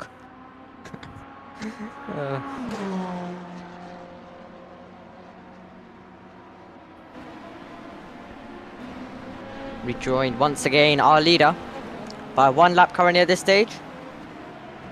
Chipstone though has had a pit stop. Roland Tott makes his way currently through. And really you don't want to be getting involved while trying to make some overtakes. You really don't want to be getting involved and having accidents. Because soon as you start having accidents or having moments, you discount your spins, you lose all momentum, and then we saw a pattern where you'll just keep spinning.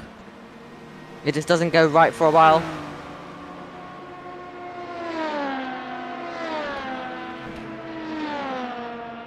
There is our race leader, dominating right now by 39 seconds. A gap that has closed by 5 seconds, and off the road goes Davide. Is he going to be able to keep it going? A bit of a spin, a bit of a 360 there, and super close to the barriers. And we just joined that one. So just a bit of a moment there, but as soon as you start having spins, we found out last time, it ruins the driver's momentum, and you'll get spins after spins after spins after spins. So having one mistake could lead to numerous mistakes, which we're hoping is not the case for any one of these drivers. Because remember, a lot of effort goes into this. A lot of effort. All the drivers, all the teams put into it. And that's us trying to find Davide once again. But having to step at absolutely nothing. One of the more quiet parts of the racetrack at that moment of time. And the bad news is I'm out of Coke, I'm out of water. And by the way, I mentioned Coke, but remember, other brands are available. So, Tot, Valencia, and then Bancaruria. I'm really getting that name wrong, because I'm kind of pronouncing it in the style of, for example, the Porsche Super Cup. I'm kind of pronouncing it in that style, Tonkaruri. I'm kind of pronouncing it as Baconvori, I guess. I think that's how I'm going with that one. And some of these names, a bit like real life, like Crawford. So it's very easy to just go Jack Crawford.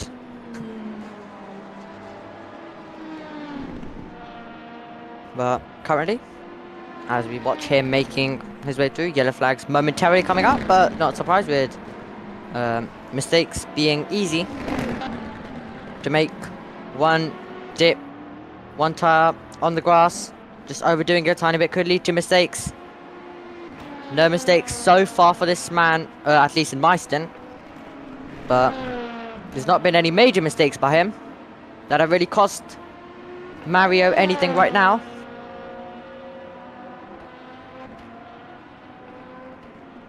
As they go through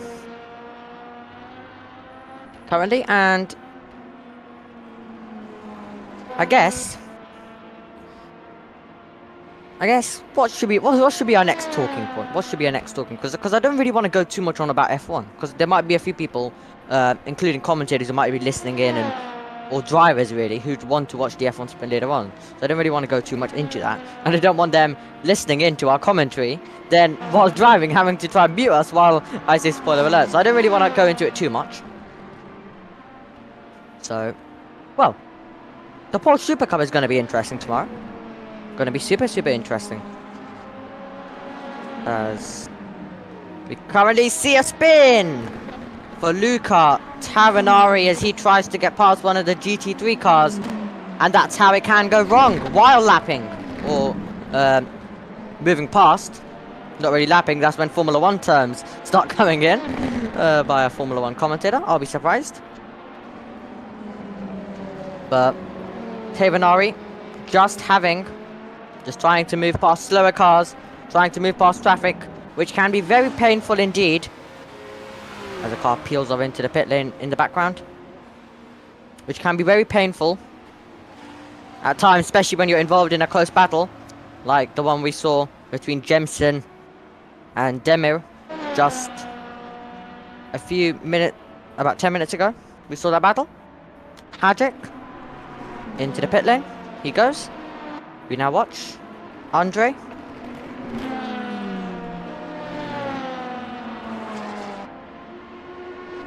So 3 laps as well for him to the next car. As he also gets past the GT3. Oh, sorry, he's getting lapped by one of the faster cars on this racetrack right now. Now obviously, I am alone, so I can't really leave you guys.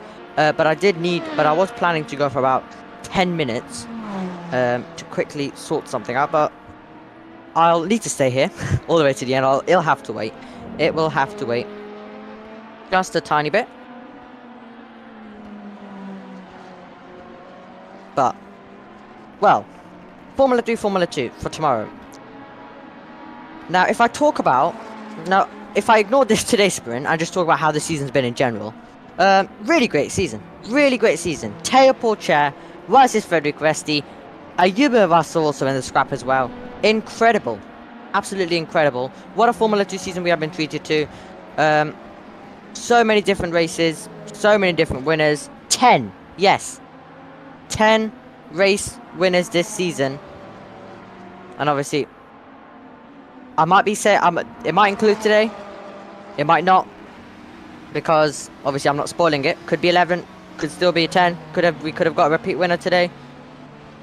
No, it might have been me being blind, but I kind of. But there's been so much rain at Belgium. I was like, oh look, it's kind. I thought it was raining. But we had so much rain at Belgium that probably my mind's going. But it could be sunny, and then it starts bucketing it down. There is Liam in the 1-2-1 car as he makes his way through. And really, once again, good circuit this is. Can really catch out some drivers. But this being one of the shorter editions on the season, on this calendar. We obviously had the 24-hour last time out. We had the 6-hour in Istanbul to start off the season. The 8-hour of Abu Dhabi, then the 8-hour at Hockenheim, then obviously the 24-hour last time out. And then obviously we're currently at Glen, the 6-hour of that. Then we move on to the 8-hour of Mugello, then back to the 6-hour of Suzuka, and then the 10th hour of Daytona. Sorry, the 10-hour Daytona. We'll obviously be reading the 10th hour of the Daytona when we get to it, and I'll wrap up the season as well. Right there. So still. Now one thing. Now Josh was also getting very mad about this yesterday when we were all in the commentary box together. Who actually created the calendar? Why? Except Abu Dhabi. And I don't know about Istanbul. Yeah, I don't know about Istanbul, but why? And also I don't know about Hockenheim. I can't remember about that one. Why is all of the ones that are remaining on the calendar on F1 race weekend? Because it then limits quite a lot of people, like for example Josh, to actually join in. And especially this weekend, basically this week is kind of like the week where all motorsports that exist in the world is on. Yes, obviously, not every single motorsports in the world is on right now, but you get what I mean. Like literally, there's so much going on. You have Formula 1, you have Formula 2, you have Formula 3, you have the Porsche Super Cup. And then you also have...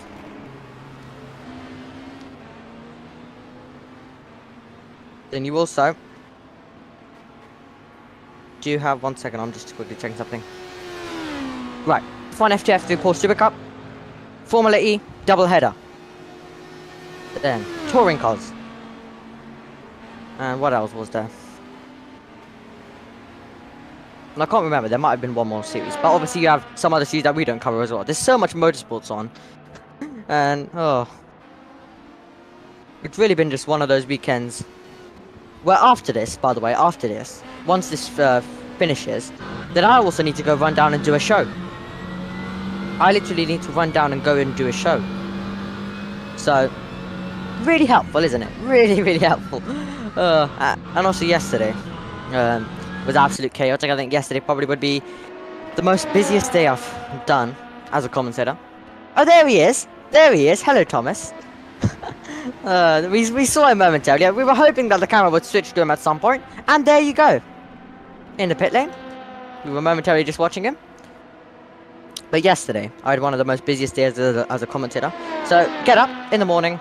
Formula 3 practice, first thing, no breakfast. And also, I didn't even have breakfast in the first place. As Josh and whoever might be listening, a few people, might have learnt as well. Then, F2 practice. Then, F1 practice. Then F3 quali. Then F2 quali. Then F1 quali. Then, a quick 20-minute show. And the reason why I had to be 20-minute is because then I had to run over to about a 4-hour solo commentary stint, and also the show, by the way, was also solo. I was doing a one-off. And for some weird reason, I decided to do it on the most. I decided to do it on the most tough weekend that I could. Valencia's in, but I did it on one of the worst weekends I could do it. And that was Belgium. There we go. We are currently watching him.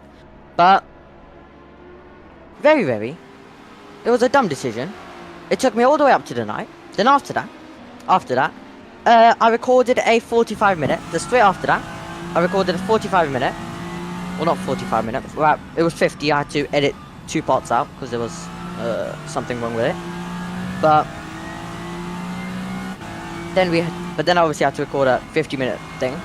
Then I finally was able to have dinner. Then I had to edit it all. I obviously had to edit it to 48 minutes because there was some stuff that we couldn't include in it.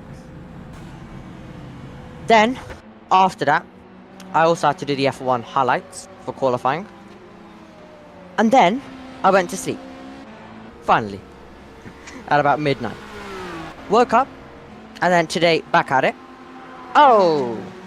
Davide, we'll get back onto what I've been doing. However, Davide, basically upside down, flipped onto his side. We cut away from him, but that's not what you want. And that's what I said. Even if it might be a bit of a long-term thing, driver confidence can be ruined. Now it's closing in for second position, as you say, in the GT3.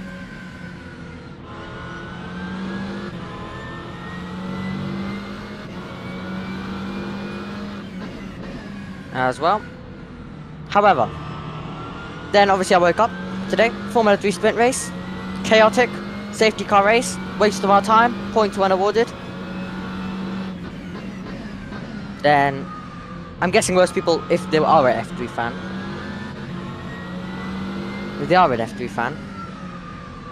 they probably would have watched it, because it started right in the morning. And then and then after that, the sprint shootout got delayed massively, and then I had to do the Formula 2, which got delayed as well, or didn't get delayed, but was delayed obviously due to the sprint shootout.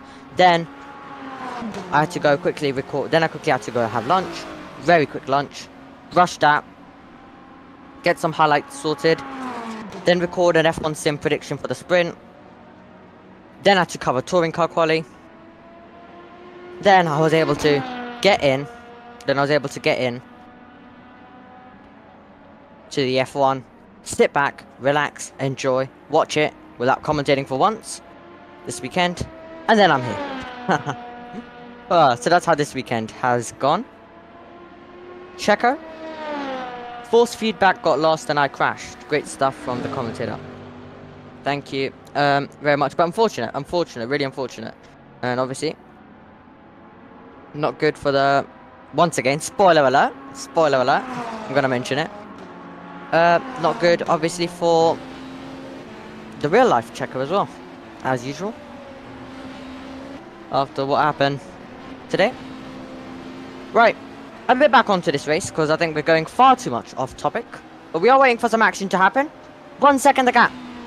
As well in the battle for second position. Now under 1 second, so we'll hopefully be cutting to that. And we'll be able to see that battle go on. Could be very, very interesting. Maybe in the LMP2.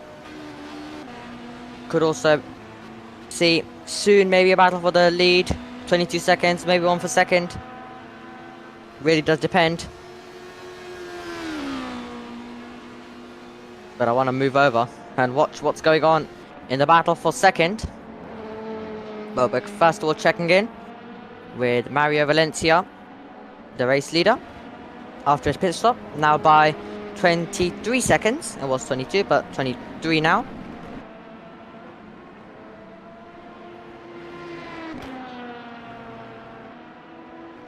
And it's really closing in also, as well. The gap's extended a bit in the battle for second, but it's really closing in the LMP2, in the battle for 8th position. Crawford gaining on Jemson, who was involved in a battle earlier on by Demir. Now he's going to have a battle with Crawford. We'll hopefully cut over to that very, very shortly. So, there's still a few things to look forward to, everyone. There is still a lot to look forward to here. And I'm just quickly checking if the F1 sprint highlights are out, because I need to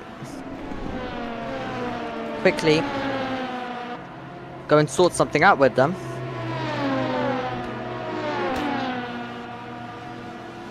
Once they are out. Doesn't look like they are out, so you guys might not have commentary for about, I would say, about 10 minutes. You might not have commentary for, but I'll be back as soon as possible. Because what I was expecting was that someone would actually be here, and then I can quickly just go off for 10 minutes, take a bit of a break. But I'll be as quick as possible. And we really did have to obviously deal with you had a whole blackout as well.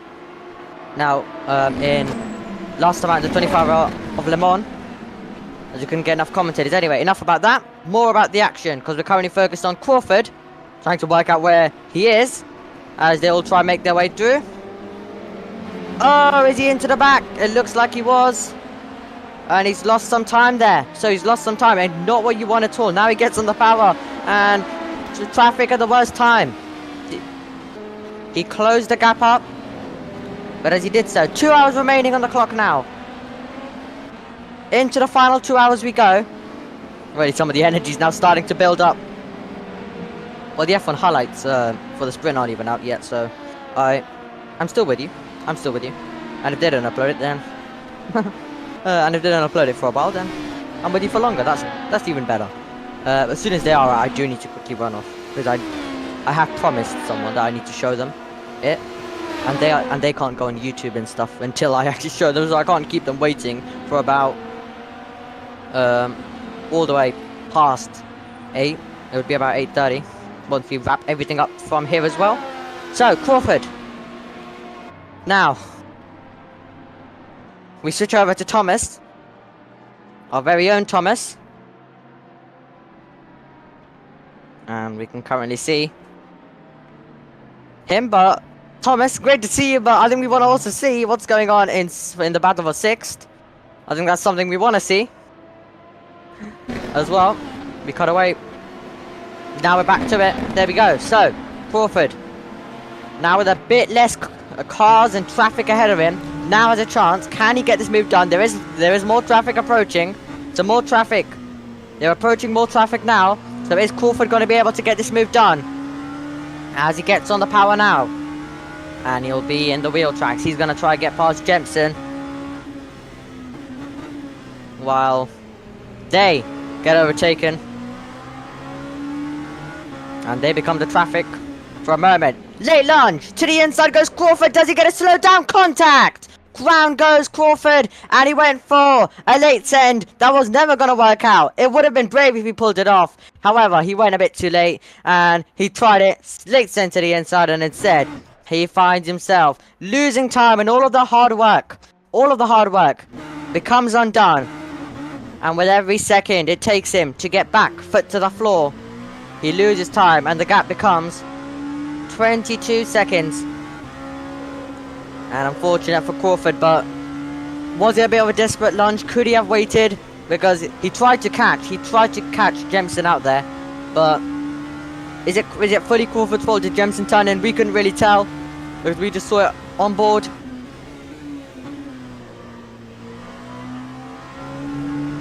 And also the stewards might take a look at that. We'll see how that one goes. It depends what the reports and all of that does.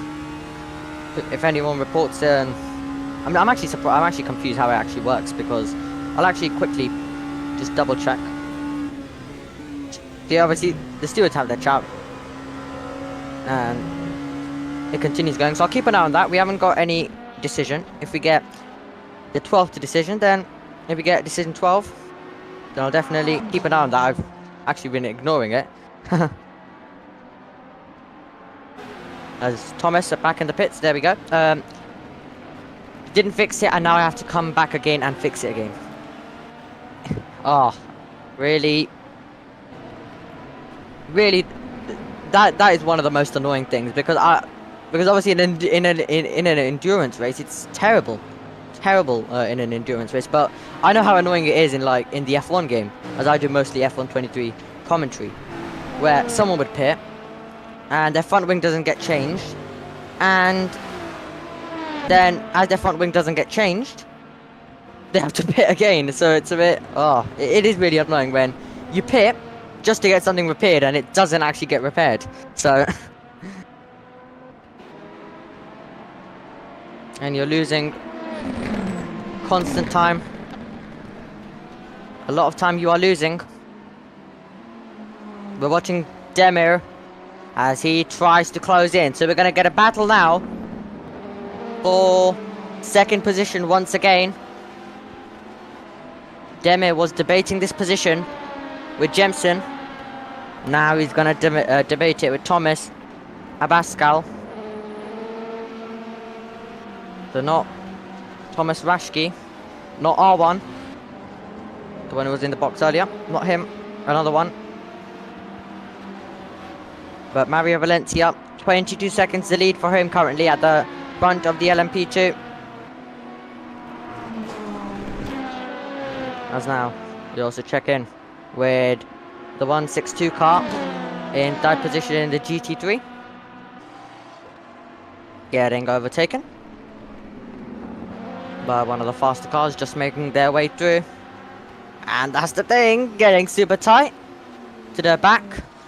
And really that is one of the more annoying scenarios, where you're just waiting.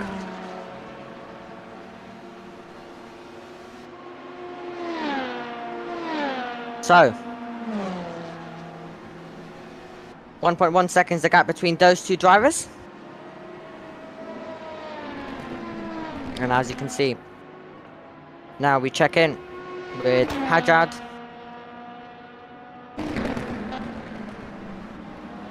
And back, and now over to this battle we go. For second position, Demir. Oh, well that explains. I thought I was getting it fully wrong. I thought I was getting it fully wrong, but I was saying his first name. Okay, well that was fine. Because I was like, because I kind of got confused and I was like, oh, that's Demir, and I was getting that wrong. No, okay. I was saying his first name, so. I'm not fully in trouble for that then. Because you obviously don't see the full names And so many different drivers, you're not going to remember all of the names. Like, yes, I can recognize a few of them from last time out, or the last two I've done.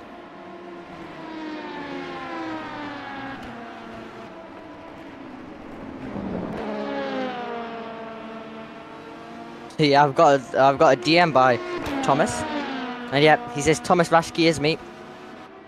Yep, we've seen him in the pits quite a bit.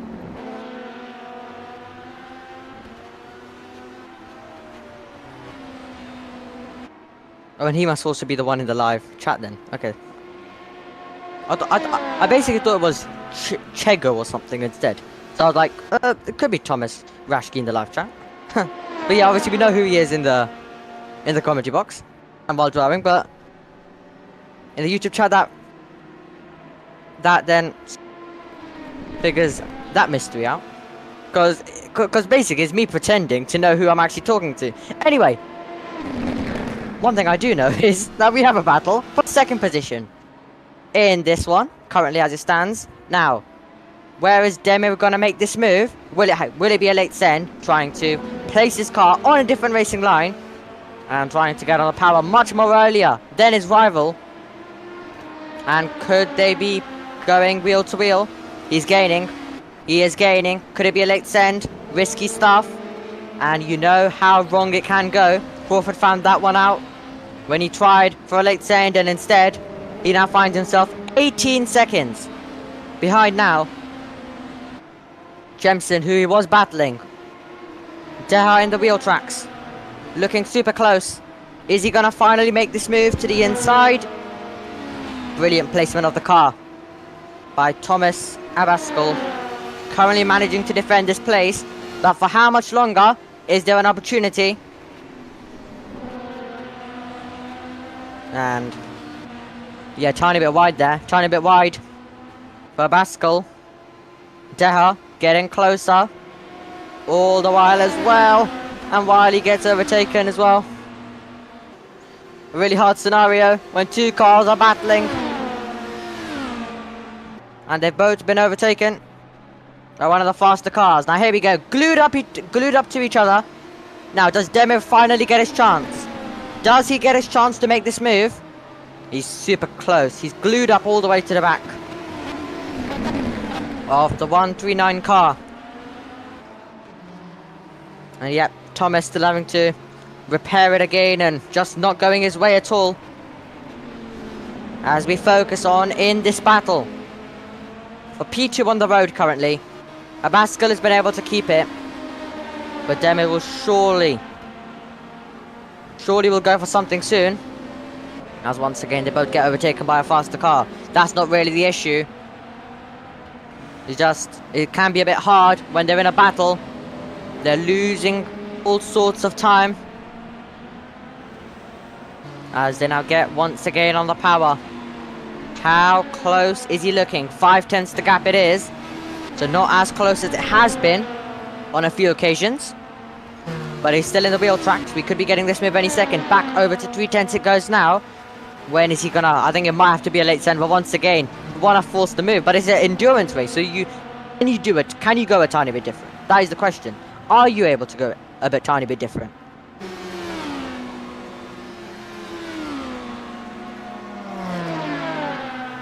Are you able to go and hope that you're able to make an easy pass, keep the pressure on, and force your rival into a mistake, or are you going to risk it?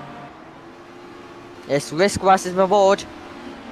If you take the risk, you could find yourself either getting past and find yourself going, by the end of this race, miles quicker than you would have managed, or you could find yourself losing time and having to get the gap back to what it was, or what it is right now. And he's close. Is he going to go for it? Look to the inside line. Couldn't get the move done there. Brilliant placement once again by Abascal. But is there going to be better traction now? And once again, as they try and overtake now the GT3 cars, it's super tight. They're battling. And he's still looking to the inside. He's looking to the outside. He's looking absolutely everywhere for this move. Is he going to go all the way around the outside? Finally, can he make this move stick? The outside line will turn into the inside line, and will it finally become the position? Keeping his foot in all the way around the outside while they also try and get past a few cars. Traffic, cars all over the place. However, getting through to take second place is Deha. He gets past Thomas, who drops down to third position. And now it's a 2-second gap as Abascal tries to make some moves past all of the traffic. Great move though. Deha to make it. He did make it. And now he finds himself with, obviously, traffic up the road. But no car on his level. No car on his level for a tiny bit, and if he does continue pushing, the next car he will find is Valencia, which will be for the race lead. And is there anything he can do to try and take this one away? Would be absolutely phenomenal.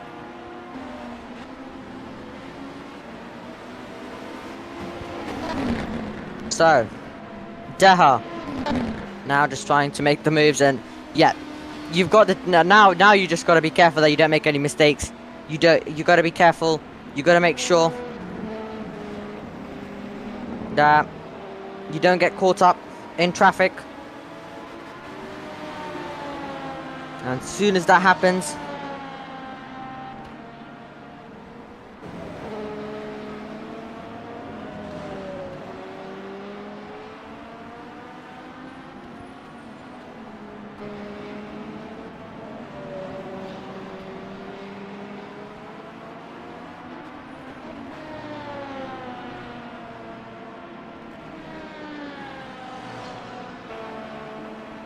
I'm just sending a message because I really don't want to leave you guys silent here. So I've sent a message to see if the person can actually survive till 8 PM till this finishes, and then after that I'm gonna have to absolutely, once we finish everything here, I'm gonna have to absolutely dash, quickly show highlights, and then I've got to get on with a show as well. Maybe a bit of recorded stuff as well. Now, 1 hour and 46 minutes on the clock remain.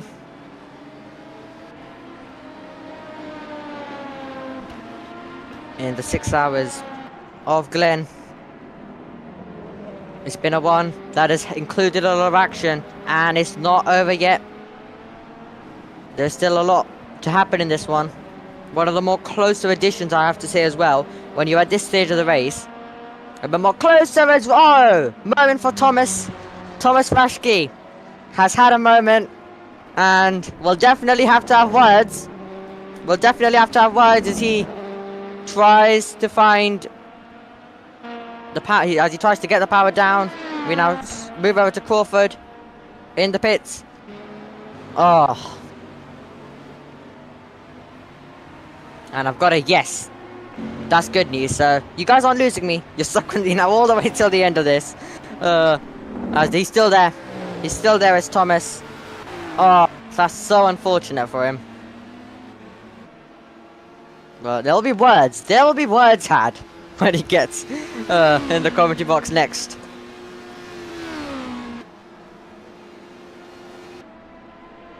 So, as we check in with Luca in 9th position currently, the number 37 car,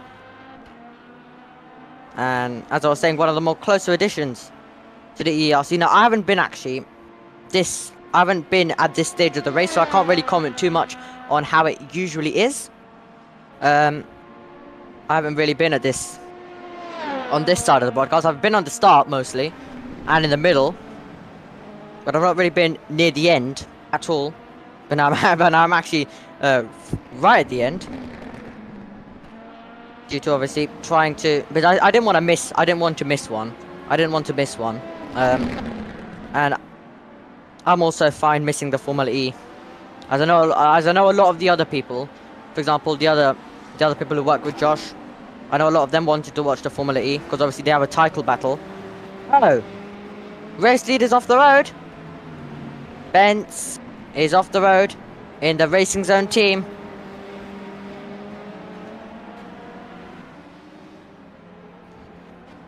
So just a little off the road moment. However, you can afford that. Shipstone comes into the pits. You can afford that though if you are in the lead. However, as I said, it's one of the more closer additions we have seen, so you can afford many of those moments. Flurry of action down there in the pit lane. But as I was saying, most of the team that worked with Josh, I think Formula E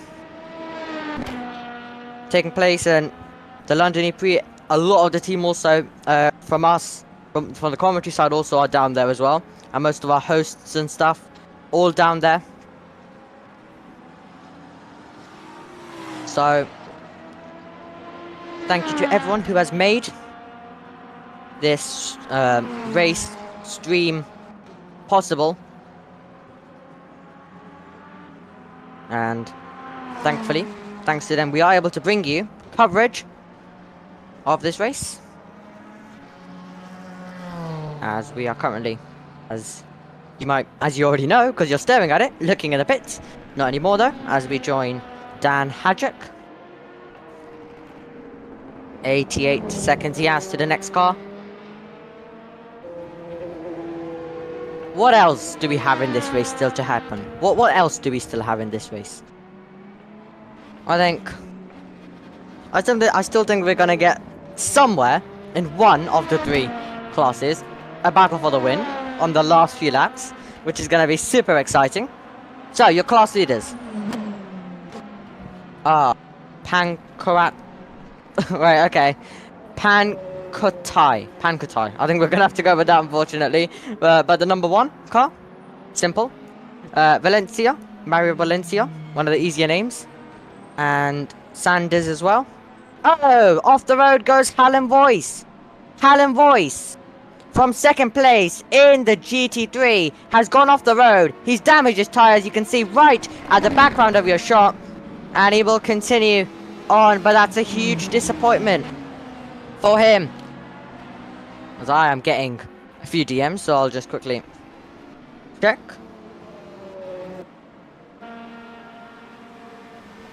As well. So, Padrold, we are momentarily checking with him. Thomas Abascal.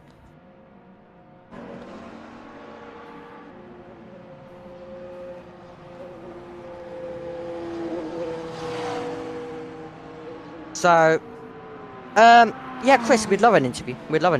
Yep. And Thomas, if you're actually listening, then yep, absolutely. You can jump in. That mean that I'm not alone all the way to the end of this. However, I'm still going to be staying fully around. I'm not going to be popping off for 10 minutes like I originally planned for. So yeah, Chris, absolutely. Yeah, we'd love an interview. And Thomas will also be joining us back in. And this one, and then the podcast style chat continues on. So, 18.6 seconds. Currently, there is Charlie Jemson, involved in a lot of battles today, which we have been able to see. Involved in one with Deha earlier on, and involved one with Jemson. Involved in one with Jemson, if I can phrase that correctly. So, 19.2 seconds in the LMP2. One lap currently in the Le Mans Hypercar, however. Going off the road! And as I say that, one lap, but a bit of a hit into the wall. So, we saw that one. Car number one in P1, but a bit of a moment that makes us all take a step back from the screen. And is that one of those good moments that you want to be watching? Not one of the moments that you really want to be watching, because then you could be like, because that could have been something that cost them the win, and especially as a commentator then. But luckily they were able to keep it going, and the camera just moved away from it. The gap is coming down rapidly. If you look at the leaderboard in this one as well. So, while all the chaos goes on there's a battle also forming for the race win as well, as we're about to go into. Right, so our race leader is into the pits as well. So also we have Thomas now rejoining us, so Great to have you, Thomas. We saw that moment as well on the circuit, so we'll definitely be having a chat in 1 second. But it's closing in for the race lead in the LMP2, while also in the Le Mans Hypercar, our race leader comes in. Big announcement for all of you guys out there. The road is getting wet. It's very slippery. Oh. The rain tires will be coming. There will be pit stops for rain tires. So, but we don't know when, and that's why I lost the car. okay, well, you really are giving me reasons to not have a go at you then. Oh. No, yes, we can have a go at you, but please have a go at our setup maker, because that setup we had, holy moly, was undrivable. Whatever. Let's talk about this later. Now we have fights. Yes. We have fights going on, we have stuff going on, it's raining, rain tires are in the distance. Rain! Leaders in the pits, and let's hope they don't put on dry tires. Yes, and also, I did see rain earlier, but I kind of went like, I'm probably dreaming that because, we've had so much rain at Spa that, my mind's kind of going crazy. However, so much action coming your way. We've had some great battles as well. Deha being involved in a lot of the action while you were gone, Thomas. Deha, currently involved in a lot of the battles, currently in second position in the 161 car in the LMP2 while it closes in. So Shipstone about to take the race lead as well in the Le Mans Hypercar. There we go, change for the lead. The 73 hits the front for now. However, I think we're mainly focused also on the LMP2 to see how that one's gonna go, because that could actually be an on-track battle where we get a change for the lead. I've got a little update for you. Go on. The 73 hypercar, the number 1 hypercar, the number 139 Orica, the 11 162, the 121, the 444, the 242 are all maintenance. Yeah, so rain tires being needed now. There's a lot of them coming in now for those rain tires. As you can see, the rain starting to fall, causing so much chaos currently, and it's causing. And I'm surprised that we've only seen one spin from a certain someone. Or well, I spun in a different direction. So many excuses. So many excuses. However, we have two people joining us for an interview. Hello, Sam and Ben. Hello there. You both said it at the same time. So, as you can see, the rain's starting to fall, so that's going to cause a lot of chaos. But how has this race been for you so far? Well, who wants to go first? Yeah, I'll start. It's not been too bad. Liam got the great start, got the jump, and led the first few laps, and then maintained it for a while. I jumped in the car, put an interesting stint in, but you know, we move. Now Liam's back in doing his thing, so it's going pretty well. Yep, Ben, how about you? How has the race gone for you so far? As just about hanging on to the rear. We're seeing a lot of that happen. Just about hanging on. There is Alexi, just about hanging on. But Ben, how's the race gone for you? Yeah, it's been good. I mean, we've got Liam in the pit lane as we speak. He's changing, and yeah, we tried a bit of a strategy call. We didn't box for wets initially, but then it seemed like it had paid off because the rain stopped and then it come back. So we're hoping we're gonna be in and around the top places. We got our fingers crossed. Yeah. So Thomas, as you're a driver, do you have any specific questions about how it currently is, and maybe also for the viewers, what kind of goes on in these conditions? Do you think? Well, currently, I was driving and flipping my car, it was starting to rain. And it was already getting very slippery, so I don't want to imagine how you guys dealt with that. Because I think you're only pitting for the rain tires a few laps ago. Yep. If you even have. Yep. Liam's just come in. Yeah. Liam's just come out of the pit. Yeah, just come out of the pit. And also for you, Sam, as the driver. Yep. What is going on with this track? In the practice, the track had so much grip, was so much better. Now, not even our setups tend to work anymore. Yeah, I completely agree. Do you guys have the same problem? Yeah, I got in today and I had a bit of a shock when I on my outlap. I had a little moment on the outlap because I didn't quite expect the lack of grip. Little spin. So yeah, I thought the exact same. Yeah. We've had the problem in the 485 car. You probably didn't see us much because we spent most time in the pits today. Yeah, we got to see quite a bit in the pits, I have to say. Yeah. I drove 3 laps and I went into the pits 3 times. You know? Very difficult to keep that car on track, and I've noticed you guys have been able to do that. Yeah, except we have for done that actually. one little moment. Yeah. Yeah, apart from that one spin. Yeah.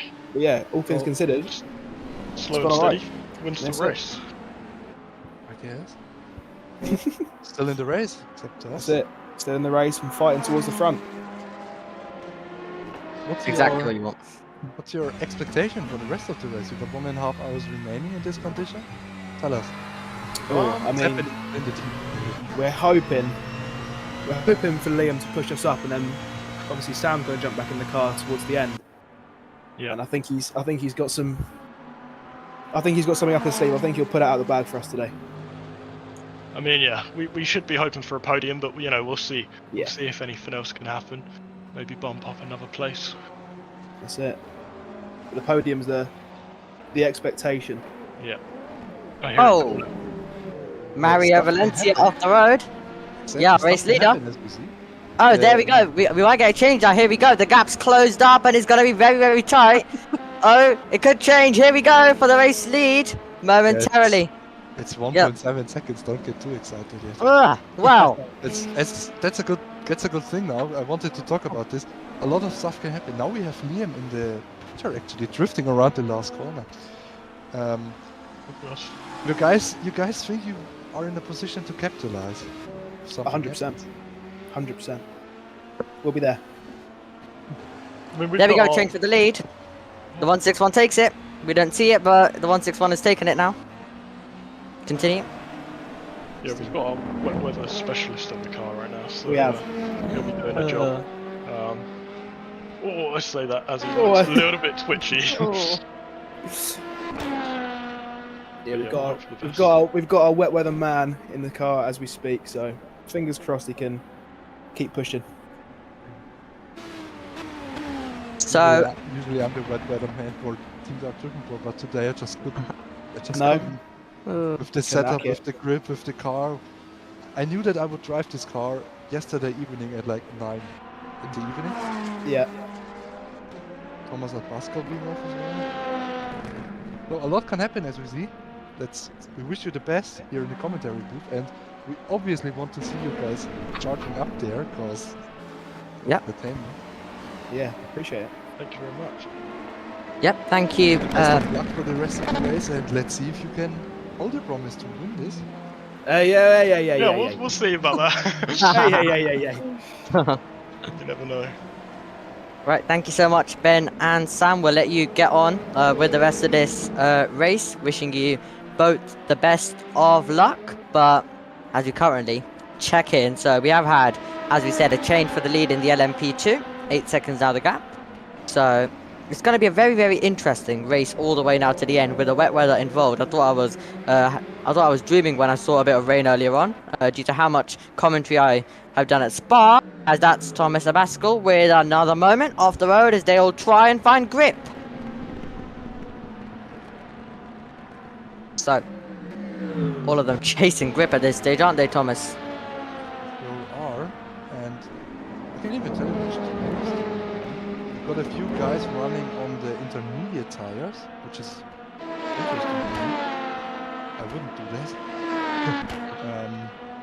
Thomas Pascal, by the way, is running wet tires, and there are a few people who still run dry tires. Yeah, as just checking in with Leandro Finelli, just almost losing the car. The 161 and- of the Cortenmaker is Yeah. driving with dry tires. Yep, we were also just watching Adam Shipstone just fully create a new racing line. Was it you or Peter who we saw doing that last time around? I cannot remember. Creating racing lines, crashing into pits. It was very entertaining Good last at time. Yeah, I remember Peter doing something at least. But Oh, what did he do? yep. Busink.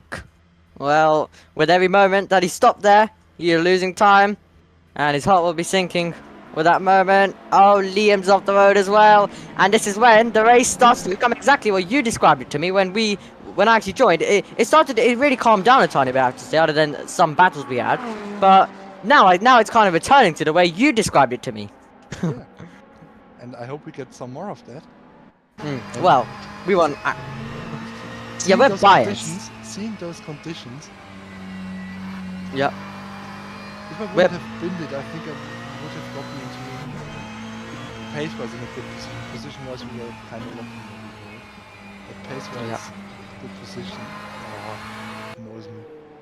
Yeah, us commentators are actually very biased. Obviously, we want action. So we're not biased towards drivers, but we are biased towards action. So you can call us biased if you'd like, because we are biased towards action. We all want drama. We all want action. Someone usually does have to take the sacrifice, don't they, for a bit of action? So, well. Who is willing to take the sacrifice? And the recipe to causing action is me and you waffling on about something completely off topic, as Finelli off the road once again. He was very close to losing the car earlier on, a few moments ago. He's had another moment, but as I'll get everything back to you once again, but and another car off the road. That's Valentine in 6th position currently, as well, in the 306 car. In the GT3, so it's really all kicking off in this race right now at this stage, and as expected, a lot of chaos happening as we watch Bentz, the team that was leading the way for the majority of this race. No, not actually. From our stint, from my stint. Yes, the number 290 led until the DNF. Yeah, number 290. Which seems to be an actual DNF because they haven't trained back. Yeah. And now the number 1 car who was leading is just like too slow. Yeah, the number 1. I actually see a Klickenhaus win. Yep, the number 1 was leading the way for ever since I joined. But then now is he losing it? Hajold, as we watch him. Look at this. It's getting Oh, higher. You can see chaos. You can see a bit of a line forming, and you can also see the spray getting a bit less on the straights. And this is when the strategy element comes back into it. Are you gonna brave it? Are you gonna brave it on a set of slicks and then maybe go off the road and increase the chance of a crash? And that's gonna make it even worse for all of the drivers. Gonna make it even more worse, as you have a bigger chance of sliding off the road if you just put. You obviously have a dry line starting to form, but soon as you put a patch, as soon as you get on the wet patch off the racing line, you could find yourself easily going off the road and making a mistake. But Adam Shipstone, we currently watch him, created his own racing line earlier on. A lot of cars just sliding on, sliding off. But they've kind of all calmed down. Now the recipe to chaos is us waffling on about something. So, right, why don't you remember Alex Jakes? Didn't I put you through that last time? That you don't know Alex Jakes? Yes, it is. Right, so do you remember? Oh, well, there you go. It works. The recipe works brilliantly for chaos. The recipe works brilliantly. There'll be cars coming. You don't want to be reversing. Be careful. We cut away from that. Now we wait and see, was he collected? Now that's what we're waiting to see. Well, that's what we hope, but he was reversing, and as soon as he reversed, you're reversing back onto the racing line, which can cause a bit of a crash. So hopefully everything, though, there is okay. Lots of chaos happening. Lots of chaos. Well, the two final one motorsports cars is still in the pit, so probably some damage. They both picked up. Yep, probably some damage indeed. As you can see, Oh god, the LMP2 in the background there. Oh, yeah. Not so sure if he actually caught it or not. He caught it! Wow. Incredible stuff, and we were just waiting to see. We were waiting for the camera to show. Did he manage to save it? The answer was yes. He was just about able to keep it. Adam is in the pit lane. Our race leader, Shipstone, dives it in the Le Mans hypercar, and off the road goes Valentine once again. The 306 car finds himself off in the GT3 class. Once again off the road, and he'll continue going. Back foot to the floor, another car rejoining. Cars all over the place here. Once again, as they all try to get past each other. Well, Adam Chipson seemed to have hit for intermediate tires, so the track actually getting a bit more control. Which, not gonna lie, I wouldn't have done, but I don't know if the rain's still coming or not. I can't see it on the pictures. Could be, yep, could maybe be light rain to the end. We don't have a clue, but and he lost his rear wing. That'll be a code 80. yeah, that could be a code 80 indeed. He's lost his rear wing in that one, so that crash he had against the wall, destroying his rear wing as well. But Very now, unfortunate. yeah, very, very unfortunate. So, can you explain more about what was actually going on for you while you were trying to repair, but it wasn't repairing, and Yeah, it's all that chaos? it's a whole story that describes our race quite well, and the whole thing, I think. So, Ryan gave the car to me after 8 minutes of repairs. Then I drove out and completely lost the car in the SS going up the hill for some reason. Yeah. Went to the pits, repaired the car. He lost the wheel. Repaired the car. Bussing off the road. Yep. Continue, and once again, there could be cars making their way through when he's reversing and he's basically blocking the circuit. He's now finally got over to the inside line, and he continues on. So that one's all good. And also with our points, we all got to be super quick, don't we? Because there's a big chance that we'll be interrupted because of spins. Oh, penalty for the number 1 car. Yeah. So when I had to go into the pits again, by the time I came out, my tires were stone cold, obviously, and it was starting to rain. So the tires were never going to heat up the temperature. And usually, as a driver, you know, in such conditions you go a bit slower, a bit more careful. Go into the pits and change to rain tires. Guess what I did? Of course, I did not do that. Then I flipped the car. I went on to spin horizontally. Yeah. And it's a rookie mistake. It's a stupid mistake that a driver like me with the experience I have wouldn't have done. But that's what happens when you somehow win 2 championships in a different league, and then when the situation is right, you stick your head where the sun don't shine, and then that fucking happens. Yeah. So. Bit too emotional about that stupid mistake, rookie mistake. Oh, Finelli off the road once again, and rejoining perfectly. So nothing too wrong there, but once again, you don't want to keep doing that as well. Very close in the battle for 5th position. Come on, show us it. Show us the battle in the LMP2 for 5th position. Maggio versus Arshed. By the way, Go. the leader of LMP2 is still on trials. How he is able to do that, I have no idea. It's a mystery to me how they can do that. And how you're not making a mistake. It is really a bit of a mystery. Really a bit of a mystery. Machine is here, I guess. The mystery machine, absolutely. LMP2 leader on mediums, everyone else on full wets. Exactly, yeah. No one on inters by now. Some are on wet, some are on inters, some are on tri tires.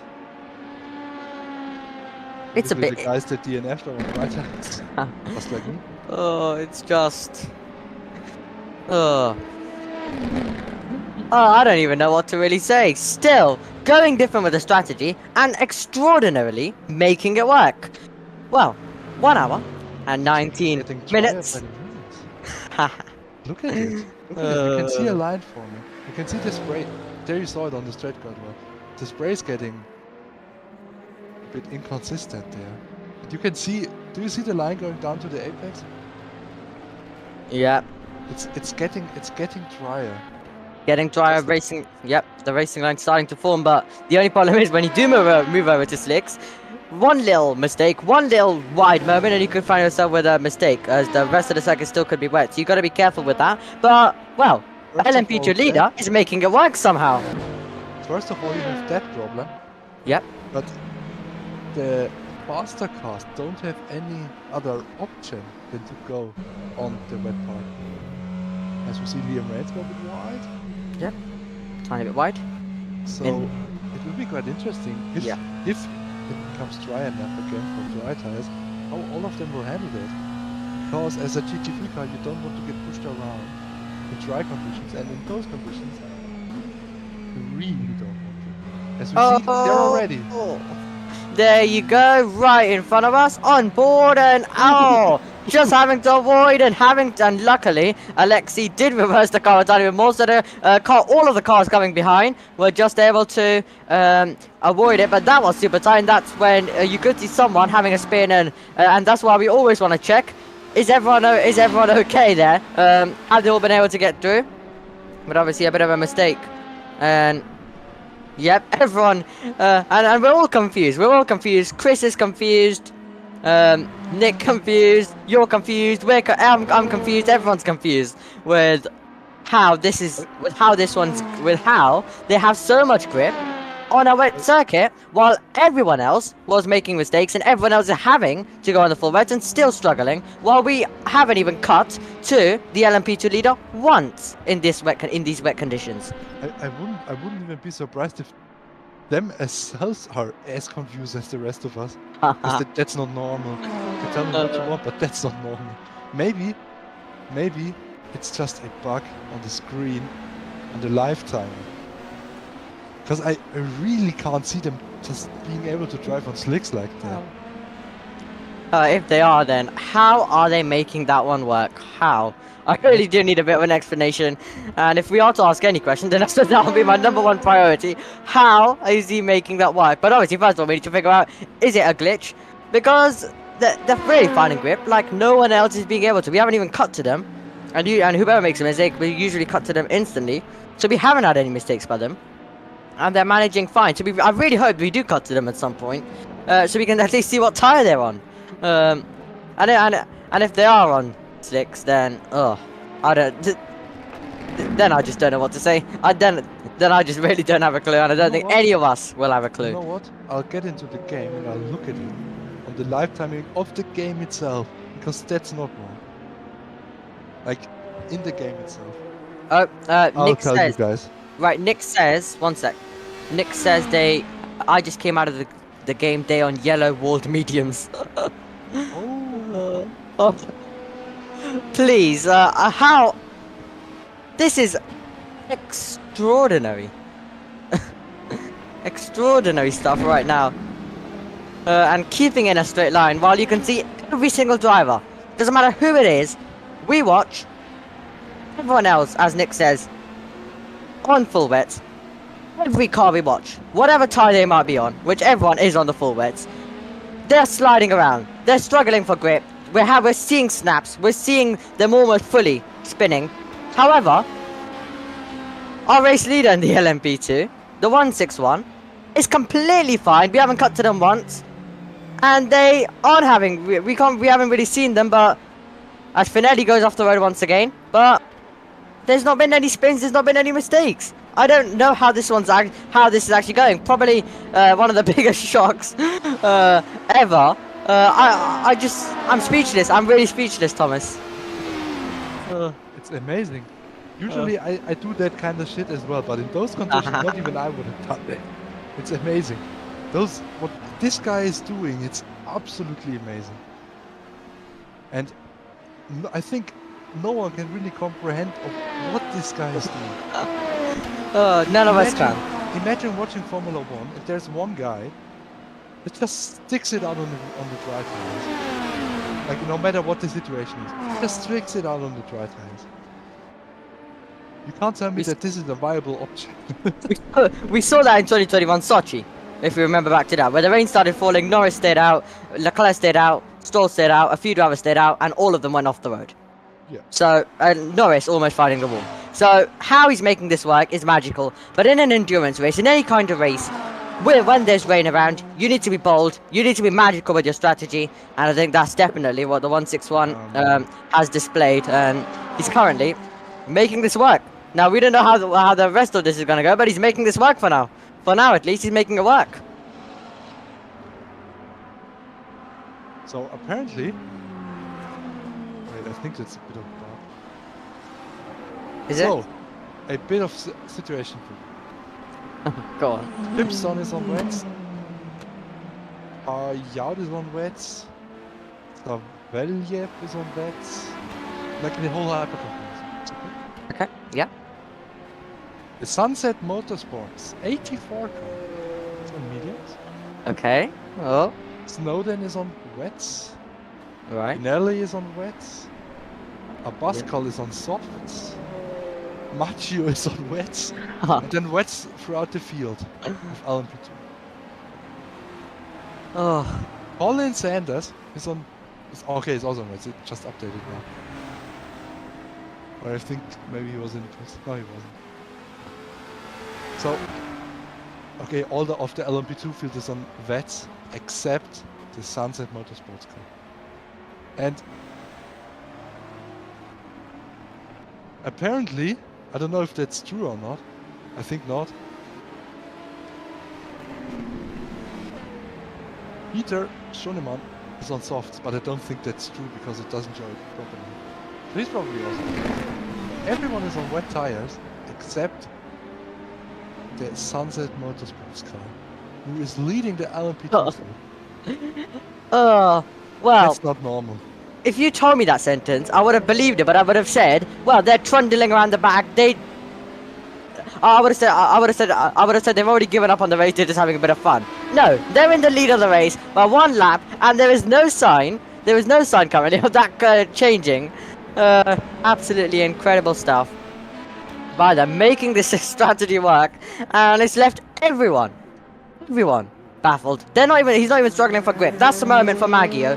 And while all of the drivers, or most drivers on full wets, are sliding around, are having spins, are having moments, he is enjoying himself on a wet circuit on dry tires. I can tell you one thing. Yeah, go on. So apparently, it has 0% rain, but the road is still 40% wet. Oh, Okay. Maggio having And- another moment. And I watch him drive now. Traction Oh. control is on full. Oh, Attention, drivers, we he's come to code rejoined 80 and he's in 10 crashed. seconds. He's taken two cars. There was a car who had to take a to take a trip through the 5, grass, and there was 3, another one involved who 2, had to. 1, Yeah. code 80, code 80. It looks like, yep, code 80. So code 80 as expected, big crash there, and Maggio out of the race. It says as well, but whoa. Absolute, and that's what happens. That's what happens, and that's what we've been worrying about the whole race long. All race long, we've been worrying about that someone's just gonna have a spin, someone's just gonna have a moment, and then they're gonna be in the middle of the circuit. And he reversed. That was the problem. He should have just kept it going, but it's really hard with so many cars. He reversed the tire. As soon as he reversed, there was cars. There was quite a few cars behind, and it's really impossible. To kind of avoid at that point. So one car had to take a trip to the grass, which I think they were fine. They managed to continue, but there was one that slammed right into the side of the car as well. So off Maggio. Go on. I've just watched it on the server, and Alessandro Maggio drove about a rear wing. And the leader got caught up in that. The overall leader. For which one? Overall leader. Adam Shipster. Ah, right. And gotta say it like that, for a driver with the experience of Alessandro Maggio, who's a real life driver as well, driving karts and stuff. Really good guy. Really great guy. Also, like in terms of human. Couldn't know better. Really, yeah. But now you got a few guys coming into the pits, fueling up their cars, maybe even changing tires, except one guy. Yeah, perfect opportunity in the code 80 to be. Maggio was on dry tires as well. If I see right on the live timing. We finally switched over momentarily, just for 1 second, as well, to the LMP2 leader. I think. I've watched him momentarily. drive, and he drives mistake-free. And no wonder why we have not moved to him. There's nothing to see. It's literally it's kind of like he's not even driving. It's kind of like it's AI controlled. Everything is pinned perfect. There's no mistakes and no surprise why we're not cutting to him, because there would be no action. There'd be nothing for us to take some step backs from. While all of the other drivers losing the rear end, really fighting it through every corner. Oh, But you know what that might actually be? go on. They have the tires heated up properly. They are able to keep Yeah. the temperature in the tires, which Always. the others can't. And it's a very weird situation around tracks like this, with the conditions like this, that you sometimes have more grip with the slicks but are slower than with intermediate or rain tires. That's why in some endurance races, for example the Nordschleife, the 24 hours around the Nürburgring, you have the teams cutting threads in slicks for conditions like this. So that it's not an intermediate tire per se, it's just with a normal knife a few lines in it.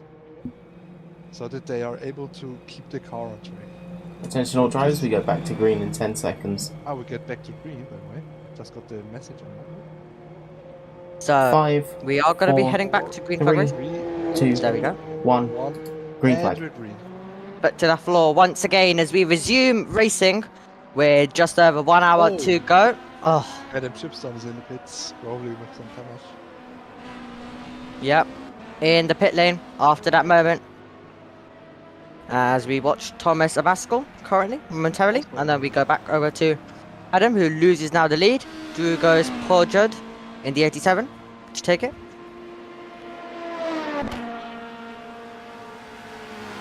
So you got... What is this? If I look at the tires on the lap timing, it's just a rainbow. We got some on intermediates, we got some on wets. If intermediates are even a thing, then you have some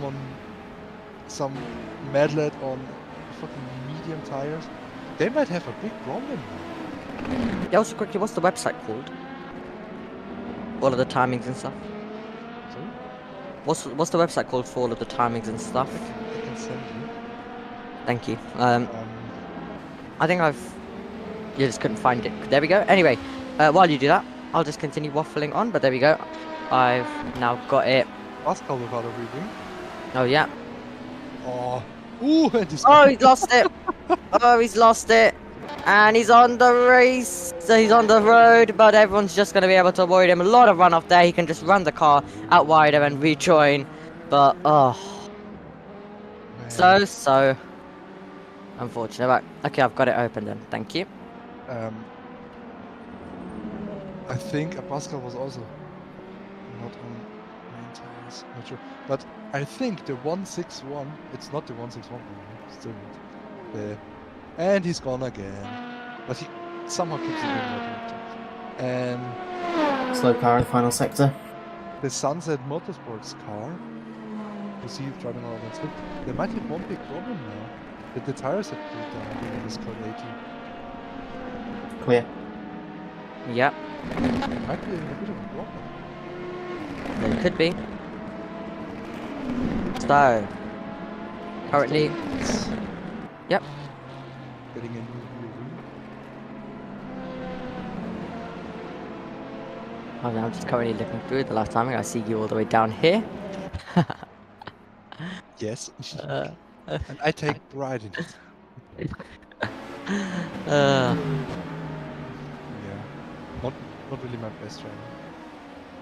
But Well, sometimes you gotta make the mistakes as well. yep. Can't always go. Okay. The Sunset Motorsports car just got a 10-second stop and go penalty for speeding under code 80. Right. So yeah, the race So- leader in the LMP2. Yeah, it's the one driving on slicks. So Yep. let's see how that'll end up. Let's see indeed. Yellow in the S2, a bit longer. It's gone again.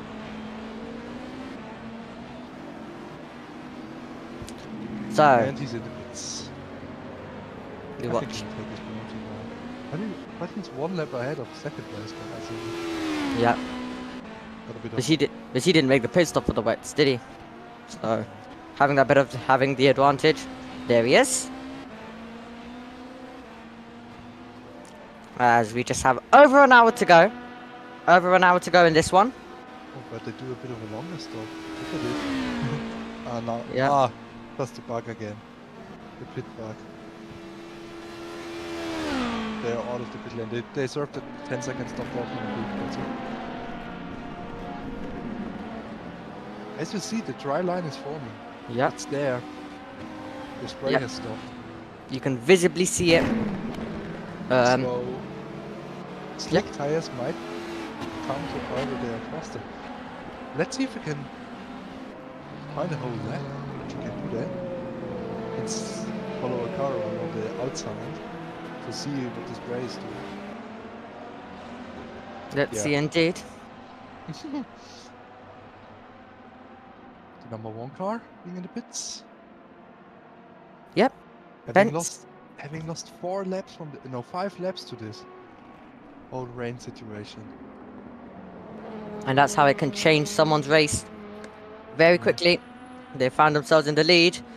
Car 1 in P1, but they also did have a bit of a crash into the wall as well. And then we also then obviously had the rain chaos coming in, and it's fallen apart for the number 1, still in P4, but it's the only it's last position in currently there as well, because the driver's behind all retirements in that one. Ooh, the BMW running wide, pulling the Team Rookie Monsters out in the process. Yep. This is going to be very, very... we're about to head into the final hour of this race, the 6 hours of Glen. Yellows in Sector 2. Moment. Presented by us 2. Yep, Sector 2. So, when this race is over, I've commentated for 5 hours of it. Incredible, thank you, by the way, so much, especially because you also need a bit of a break, because you're driving so much, aren't you? Today, yes, I'm driving. The amount of laps I drove today, it's Yeah. amazing. The 5 hours I drove in Abu Dhabi straight, it's nothing. You know? Yeah, right. You know, at least I can make fun of myself because of that. And that's the spirit in this league, you know. Even after something like that, we're here for the fun. We're here to enjoy some racing. Maybe on the driver's side or the commentator's side. We just want to enjoy some racing. And Mario Valencia would enjoy some racing, but he's stuck in the pits. Yep, another one who was leading the LMP2 for a while. But here we go. We're about to go into the final hour into this. So here we go. 1 hour will be left on the clock in 10, in 9. We'll let that count down. 8, 7, 6, 5, 4, 3, 2, 1. There we go.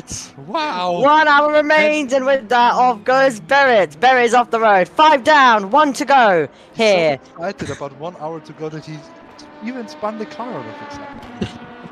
Well, we're all excited. We're all excited because this is when the race will start to get very interesting. And that is why mistakes could start creeping in. But I'm hoping for some on-track battles, and he's off the road again. He's off the road again, is Barrett. And soon as we get into the final hour, chaos already starting. But that's not the final hour, the start that Barrett wanted to it at all. Oh, what is happening? Chaos. We got very excited for the 1 hour, but it looks like we have also caused we've caused the drivers to get a tiny bit too excited, haven't we? And they're having moments. Well, William Snowden currently isn't having a moment. He's just driving along. The number 40 car. He is loving it, isn't he? Probably. as a driver, that's something very interesting that we have right now, because you need to get into a rhythm. It's not like usually where you just get into a rhythm. You have to keep driving the same line over and over and over and over again, and it's challenging, but it's usually the most fun part. It's basically qualifying lap after qualifying lap after qualifying lap, basically, in terms of line taking. I think it is time for our hourly update. Cars go bang there, cars go bang here, cars go flying. Some cars even flip. Cars go flipping. Ah, well, that's our hourly update done. Josh is gonna really enjoy that. I'll make sure I send that one to him. Because I remember that when I was laughing so hard when he actually did that in the 24 Hour of Le Mans, the real life version of it.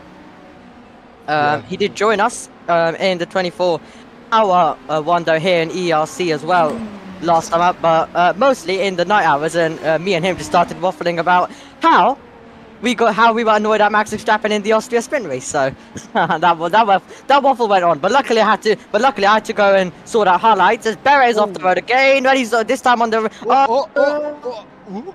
just getting on the brakes. One of the cars is getting on the brakes, and there's more cars coming, and he's reversing. And this is when he's trying to get back. Don't cut away from that one. It's all kicking off, isn't it? And that's. Okay. Well, we can breathe. We can regroup because I feel like it's getting a bit chaotic in the commentary box now. I'm still. I'm not calm. Heartbeat of 86. He's round again. Oh, he's round again. He doesn't have a rear wing. Do I see the right? Yeah. Oh god, oh god. Going slow. What is this? And he's in the pits. Samir Arshad has to be happy in this car now.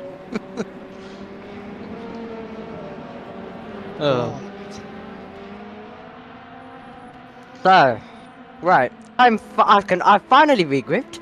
I'm finally definitely breathing. Okay. So, over 56 minutes to go. Now, what else can we expect to see in this race? Carnage, crashing. More carnage. And clean racing. And more cars go bang there, more cars go bang here, more cars go flying, more cars flip. Watch the EERC BTCC. Next race is in Donington Park on the 10th of August, okay? Watch this. Usually yes. I commentate over there now, by the way. Yes, make sure you watch that. Now. The endurance stuff is boring. Gotta commentate something fun.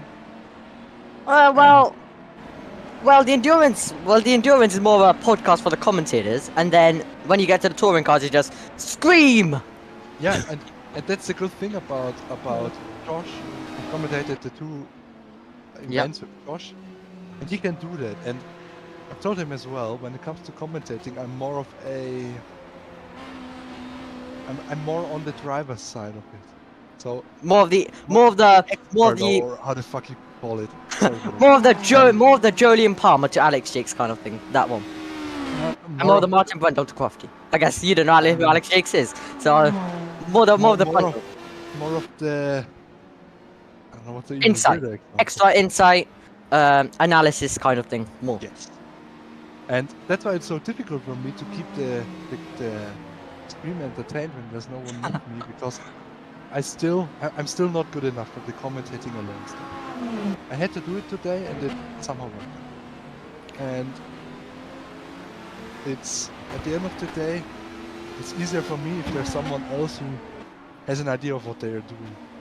Well, one thing, I don't actually have an idea of what I'm doing. I'm just here. I just need to work out. I just really need to work out when there's a battle. I just need to work out some basic stuff and commentary over that. And then I have you to explain more of the inside stuff.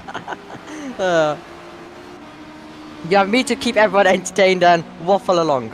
Yes, and I keep waffling along with you because I'm not that antisocial yet. Right. So, 53 minutes remaining on the clock. Now, were you able to watch the F1 sprint No, while you were because- thing? Because I was commentating But- before well, the you were sprint driving. started, Oh yeah. Then I did my glorious stint of driving, and now I'm here again. Because I've missed hearing your angel-like voice. Well, more of my waffle to be honest, but Yes. we are here. Well, we are here now. Now I'm getting to a point where I don't even know what to say, and I also have to waffle about Formula 1, Formula 2, and Formula 3. And once again, I think it might need to be a bit of a short show on Josh's channel, because I've done because once again I've commented all day. Now, luckily Sunday afternoon, so tomorrow, I get a bit of a break because I was meant to be doing some F123 commentary, but that isn't happening.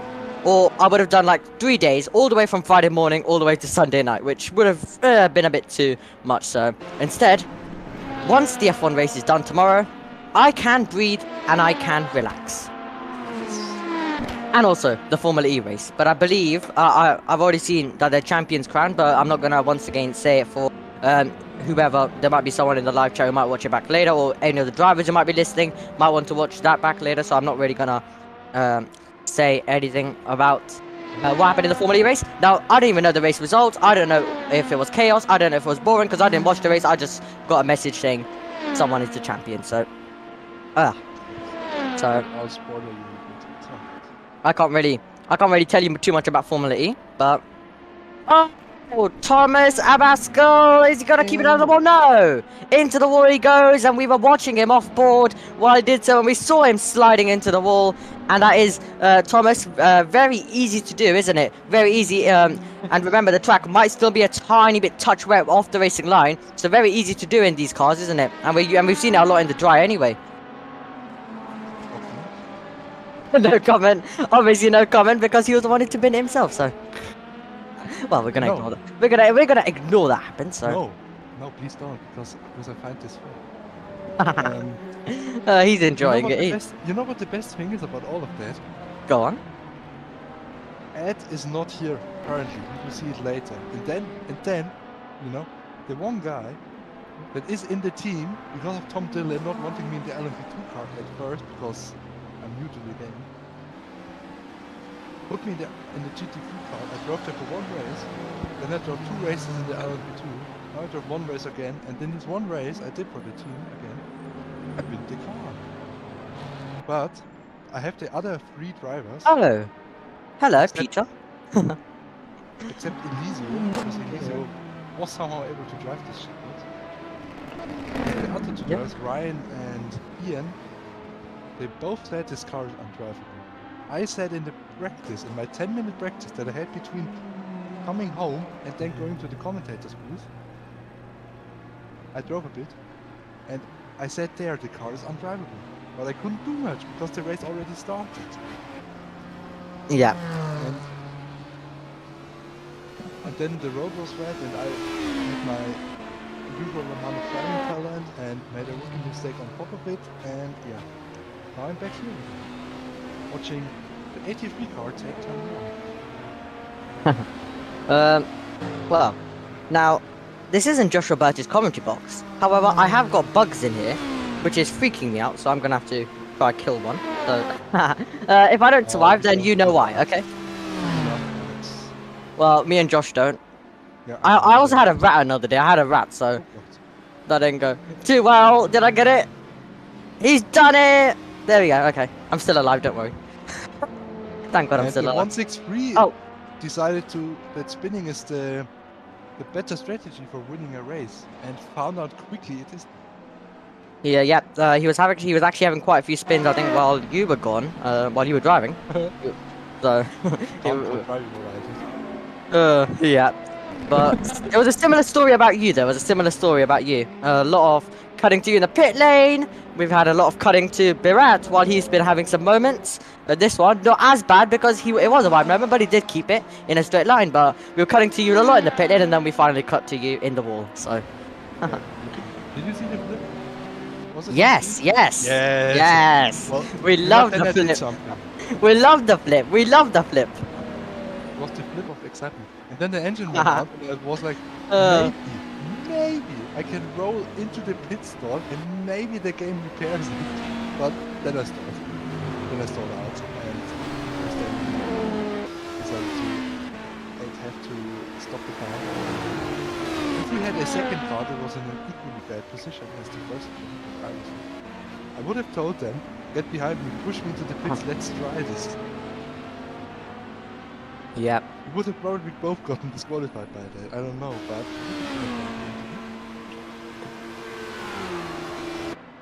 Yep.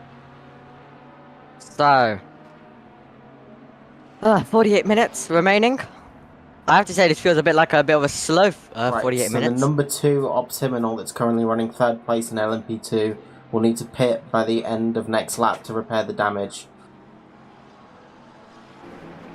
So, yep, we heard that. So yeah, if that's possible every time, then that's brilliant. As Finelli, he's been having a few moments as well off the road. That's another one, and that's the latest example, the latest version of his off the road trips today. But yeah, we heard that. We definitely did. So yeah, some great data. So who was it again though? I'm distracted and my memory's going. Number 2 car. Right. Okay. So Finelli. Yeah. If it's the case that you could hear it, then I will just leave it like it is because. Yeah. It's absolutely fine. Yeah, I don't know what that even was. So he's into the pits. Yeah, there he is. It gives me an excuse to actually shut up for once. It gives me an excuse to be quiet. Oh no. Gives me finally an excuse to be quiet. Because I just keep going on. Keep going on. Oh, rain. It's raining. Oh, It's raining. more twists. And with 46 minutes on the clock to go, what more drama, what more twists are left in this race? The Rookie Monsters car has the wipers on. Yep, the rain's starting to come. And I don't think it affects one man though, does it? I don't think it's raining, but I don't think it affects one man. Can we all guess who it is? Is it the 485? No, Is it the 161? obviously. The real one? The real one, the fake leader one. one, the first one. The fake one. Uh, The Sunset uh, Motorsports car. yeah. Well, I think even if you had 100% rain, then even then they would still keep on driving. And then they would just win it by like 250 laps. Yeah. Extraordinary. Extraordinary stuff by them. They have a 2-lap advantage. Finelli in the pits, obviously, after being called right in. The man second, also in the GT3 currently. Also in as well at right now, but we're focused mainly on obviously the top positions overall. Oh, well, not my headset. Yeah, my headset. Having a bit of a. Anyway, I'm just making sure that the audio is coming well. Into the pits comes Mario Valencia, and you can see that wet tires are on his car now. With the rain starting to fall, it causes chaos, it causes mistakes, and it causes us to raise our voice in the commentary box because we know that chaos is about to happen. Yes. I'm not really racing my voice. Racing cars. Well, not anymore. We finally got the raise of voice from you, but for someone who does F1 23 commentary, obviously they're gonna raise their voice somewhat if there's something dramatic. So get ready for that. Well, yeah, you did get a raise of voice from me when we saw contact when Crawford centered up the inside of Memson. I can't remember the name fully. You know which one I'm talking about. Memson. There is the 161 is in the pit, so maybe, just maybe they Oh. actually take rain tires this time. Let's see. Have they taken rain tires?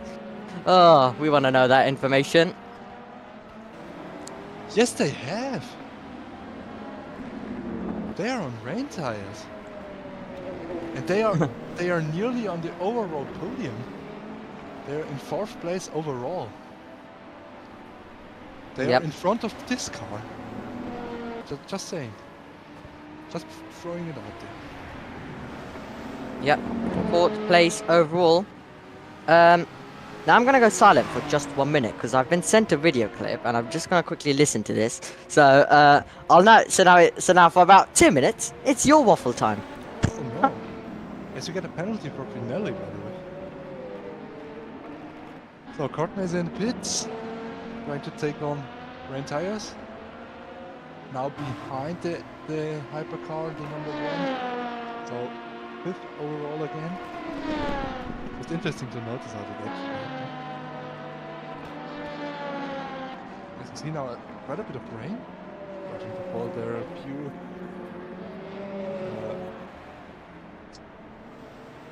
Pinelli off the road. You can see the spray starting to appear again. Right behind the cars in a few places. Cars starting to appear on track. 42 minutes remaining, we might actually be a bit of chaos. Abascal is still on dry tires, Arshad is still on dry tires, Sink is still on dry tires. You guys actually driving me. Amazing.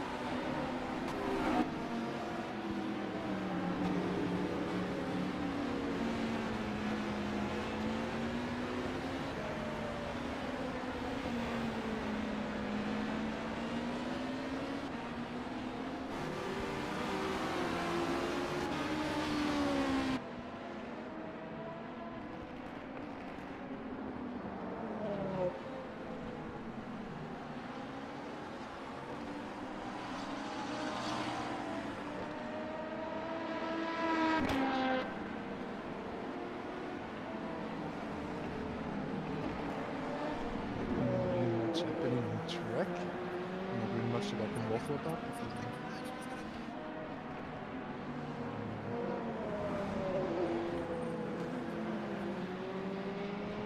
Vanilla in the pits. Wrestling still in the pits since 6 minutes. Not sure what happened to them.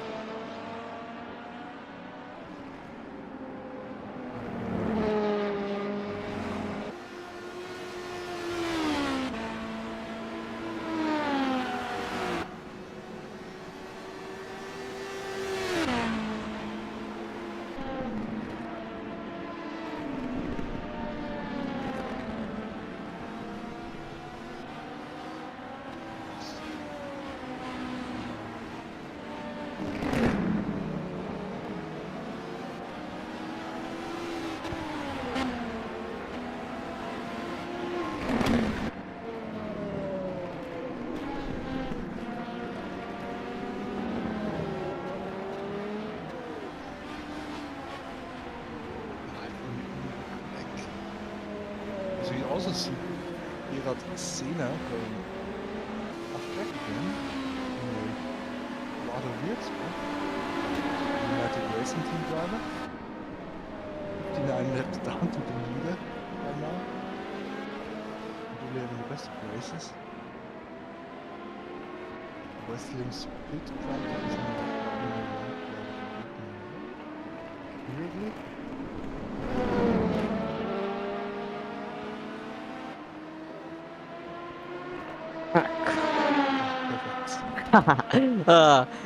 So what were you waffling on about then while I was gone? Not really anything because I couldn't come up with anything that nothing happened in the so Oh, just raining. And you know, Rain. I'm not really yet the waffling guy, you know? Oh. Not yet. well, we still want some waffle, don't we? We still need some waffle. This we need. Or we need some rants. Or we need rants. I love rants Rant? as well. Yeah, people ranting. Yeah, not today. I've ranted enough today. Yeah, we have got some rants from you, though, haven't we? We've got some rants about issues you've been having out there, just like a few other drivers are almost finding themselves exactly like you, losing the car. You know the thing is, I can't rant about traffic today. I know it's been bad, but I can't rant about it because I haven't been in this race enough to rant about it. Yeah.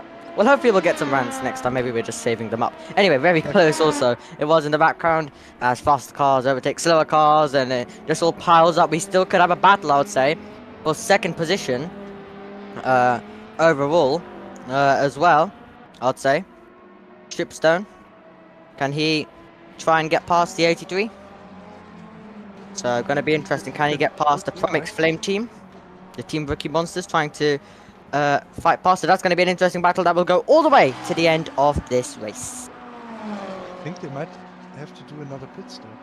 Yep, there's still gonna be pit stops, and that might move the order once again just a tiny bit, and then after that, do you think? Because obviously I'm a bit under. I don't really have too much knowledge in with all of this. As off the road goes, Arshad is off the road, but And that 46 car has been quite a lot today. Penalties, mistakes, stuff that happened out of their control. They've got everything today. And see what they are. They are before, and if something stupid happens, they are on the podium. And also a bus car. A bus car and the 139 car. yep. Oh, spin and there. also this car. Well, A lot of spins. Sam there going round in the Pan Racing, in the 121 car. Yep. Quite a bit. Oh. Well, thank God. Well, one of the. Well, okay, I think I have a. Well, it looks like. One sec, I was just quickly checking something. No worries. Ignore me. But obviously, one of the reasons why we might not, why we might have most of these races during F1 race weekends, is obviously so Josh can't get hit. Oh, big crash. For Berat once again, but let me just finish this then, because people can think I'm actually saying something very wrong, but so he can't curse anyone. So then Josh can't curse anyone because he basically cursed yesterday. I remember he cursed quite a few drivers and continuous every day he curses drivers. So that might be why EERC all the drivers might have sent an email saying, hold them during an F1 race weekend, so Josh can't come here. That's another spin for Sam. So then Josh cannot curse any of the drivers. So, That's an interesting theory, but I don't believe it. well, has he not cursed anyone in? Has he not cursed anyone in the touring cars yet? Then, but then, no, in the touring cars it's my job to curse people. But then it's a surprise that we even managed to finish a few races in the Hunter Birch car. You know? Because they're basically cursed from the beginning. But we also have Hunter and Reading Game, so Tom Dillon with us, so I don't know, kinda cancels it out, I guess. Yep. But as we saw today, it cancelled our whole thing out. Yep. Poor Josh though has to hear my voice every single week now. He managed to get 1 week off from hearing my voice, but other than that, he has to hear it every single week. Colin Sanders at the 11 team, they aren't in the league, which is they got disqualified randomly, they said. Yep. And they want to get undisqualified, obviously. Man, they were leading this for, I don't know, 600 hours. Man, has to suck for him. At the 162, you know, the championship leader, who is, I think it's a championship, who has run into troubles in this race for quite a bit.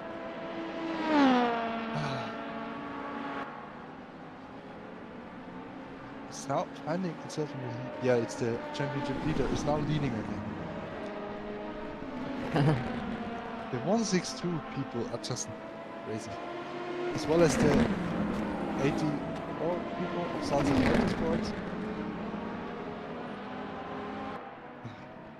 Crazy people. Also, Shipstone is past the 83. But I think it's because of the pits, not because of an actual overtake. Yep.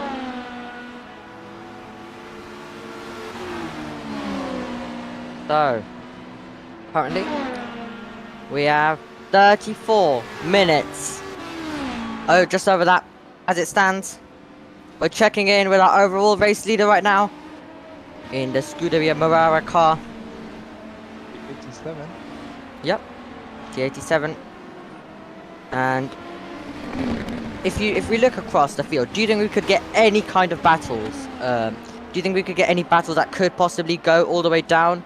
You have more data on who's actually pitted and who actually hasn't, so maybe some pit stops could close people up. So where do you think we could maybe see some battles across the field right at the end? Pitstone still has to pit, and if I see it right, they might, or they will need to fuel the car less, which means they have less time standing in their pit stall, which means they might get rather close to the 83 car for that second position. But I've also said the same in Le Mans and it didn't work out, so take it not just a grain of salt with fucking salt stone.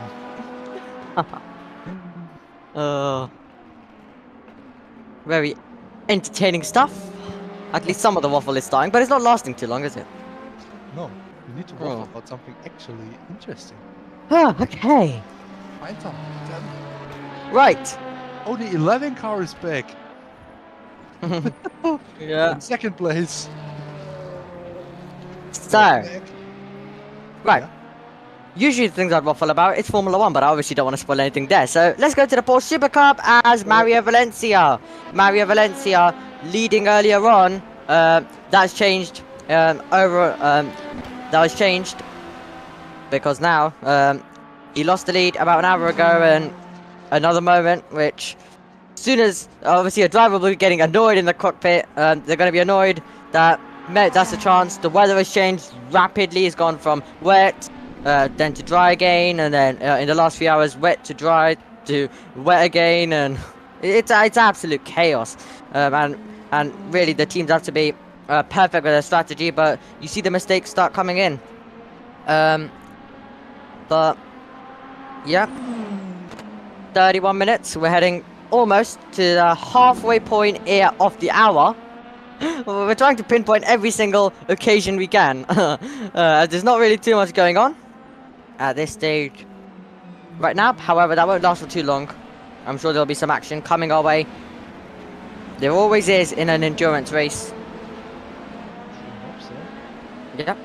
Still got a lot of things to talk about. Now, Porsche Super Cup. Right, let's get on to that then. Porsche Super Cup. Have you ever watched that? Of course, live, like in person. When? Was the Porsche Cups Benelux? Porsche Super Mobile 1 Super Cup, yeah. Not the Super Cup, but Oh, right. Belgium and Luxembourg and the Netherlands. Oh, I was talking about the Porsche Mobile 1 Super Cup, the one on the F1 weekend. Yeah, it's the same car, if you don't know. And that series was in Austin. Which one? Is it the Korea Cup? Yes, it's the same car throughout all the Porsche Cups. It's the Yeah. same Porsche Cup car. Yeah, but the only one I have a clue about, is the one, the Mobile 1 Super Cup.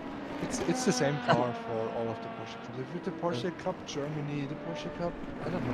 Oh, that's complicated. So many different ones. I only focus on the one that's on the F1 weekend, the Mobile 1. A certain, what was his name?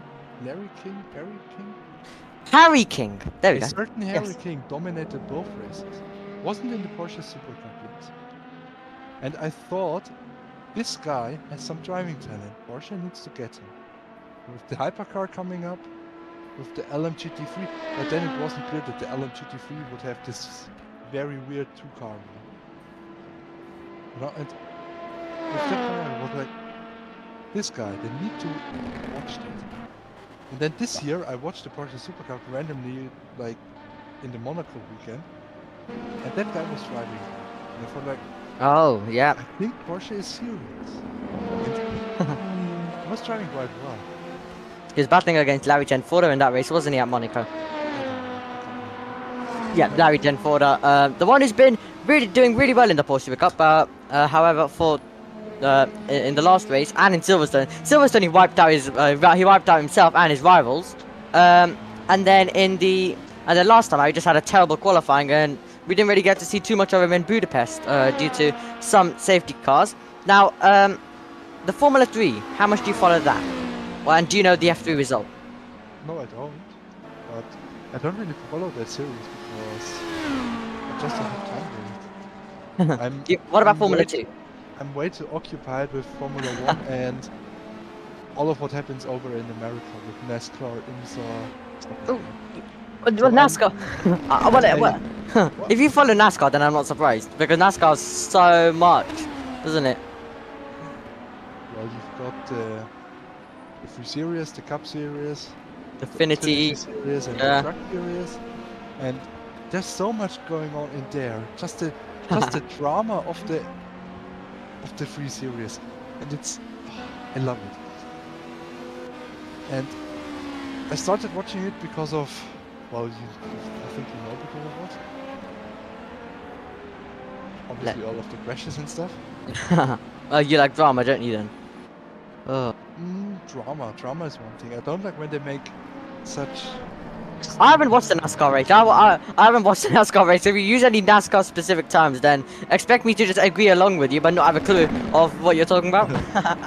So that goes for all the series. I don't like this unnecessary drama shit that, for example, Yeah. Toto Wolff and Christian Horner did during 2021 and still do. That's unnecessary. No one wants to. But if there is some interesting stuff that happens, like, for example, when the cost cap limit came out, something like that, that's interesting. That's the kind of drama that's You like. yeah, because there's reason behind it, and it's therefore it's actually there. It's not something made up by some people. That's actually drama. You have the same shit in NASCAR. Basically every week where something happens, and also the penalty for Schoenemann just happened. Yeah. At the end of the day, everyone, the whole field, no one really cares. You still got guys cheating, you still got guys trying to find the limit, you still got guys trying to find gray holes in the rule book, and if they get found by NASCAR itself, they get huge penalties, but it's worth trying. In the system there is in NASCAR with the playoffs and stuff, winning is everything. If you win a race, you're already locked into the playoffs, which is stupid. Yeah. And off the road goes Alexi. Yep, continue. And therefore you have those teams trying to win one race so that you are locked in the playoffs. And they try to find everything they can to win one race. Yeah. Some get caught, some don't. And as I said, if they get caught, they get huge penalties. And then when the playoffs come around, in the last 10 races of the season, it's 36 races in the Cup Series, and in the last 10 races the playoffs come. Yeah. And it starts with the round of 16 drivers. Then after 3 races, 4 of them get cut off. So you end up with 12 drivers to win the race. Or in the race for the title. Then after 3 races, another 4 guys, then we have 8 people to run 8. And then another 3 races, and another 4 guys get cut off. So you have 4 people. That's the championship point. Those 4 people will go for the championship. And if you've counted with me, you notice that from 10 races I've counted 9 so far. So the championship goes down to the last race, which gets kinda old if you have it every week. And there is this weird little thought of mine that you could win on the 36 races in the whole season. You could win 35 races of it and still lose the championship. Yeah. Imagine that happening in Formula 1. Imagine Max Verstappen winning every race till Abu Dhabi, and then in Abu Dhabi, for some reason the engine blows up, I don't know, he gets caught up in a crash, whatever. He doesn't win it, and someone else wins it, and therefore that guy wins the championship. Oh. Imagine that happening in Formula 1. That would. I don't know. I love the FIA. Well, about half of I would say Team LH will be jumping, but Team MV will be literally breaking down the FIA's lock the door. Well, so we have now obviously Peter, as we said, getting that penalty, so we got to keep that in mind. So I can have a go at him when he gets in the comedy box next time. But we have to wait a tiny bit until we do this again. So I need to keep in mind. But I managed to keep in mind all of his mistakes and stuff he made last time for this week. But we didn't get to commentate this week, so I'll hopefully remember for next week. I also know why he got a penalty. He got Go an on. incident. Oh, naughty, Boy SimSports 159 car causing a collision, naughty. which got him a drive through penalty. Naughty. So you got in the commentary box today. You had one guy that didn't drive at all. You had one guy that got a penalty for causing a collision, and you had another guy that flipped his car. Oh, yeah, And very it was Tom Dillon. interesting. Huh. Yeah, and then you have me just not touching the racetrack, going anywhere near it, and just laughing at drivers crashing. So, I think that's the advantage you have, because when I see yeah. a driver crashing,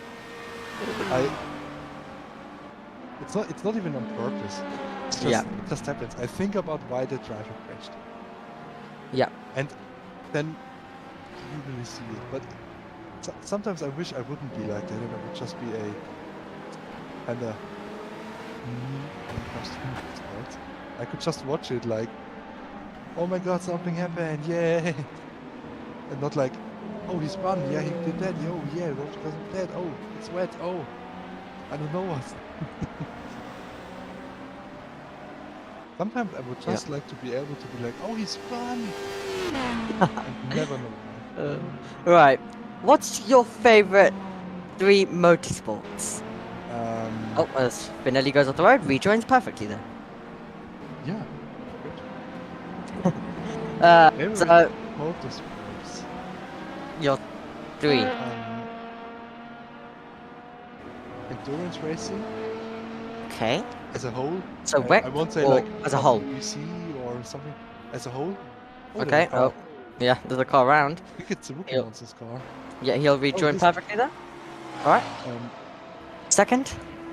Formula One, Okay, obviously, and third. NASCAR. Right, mine. Not in a particular order. Just Yeah, mine is very simple. Formula 1, Formula 2, Formula 3. The most simplest one you can have. And yes, a lot of you might say that, oh, it's because you're an Alex Jakes fan. And Josh G, who is also part of Josh's team, or Josh B's team. It's going to get confusing with so many Joshes.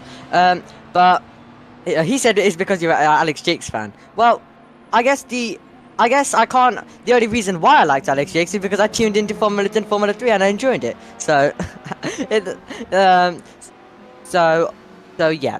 And obviously, touring cars and all of the other racing series, I only followed Formula 1, Formula 2 and Formula 3, and basically that's it. And then I followed some extras along the line with W Series and also followed F1 Esports, but that's not real life sport. So yeah.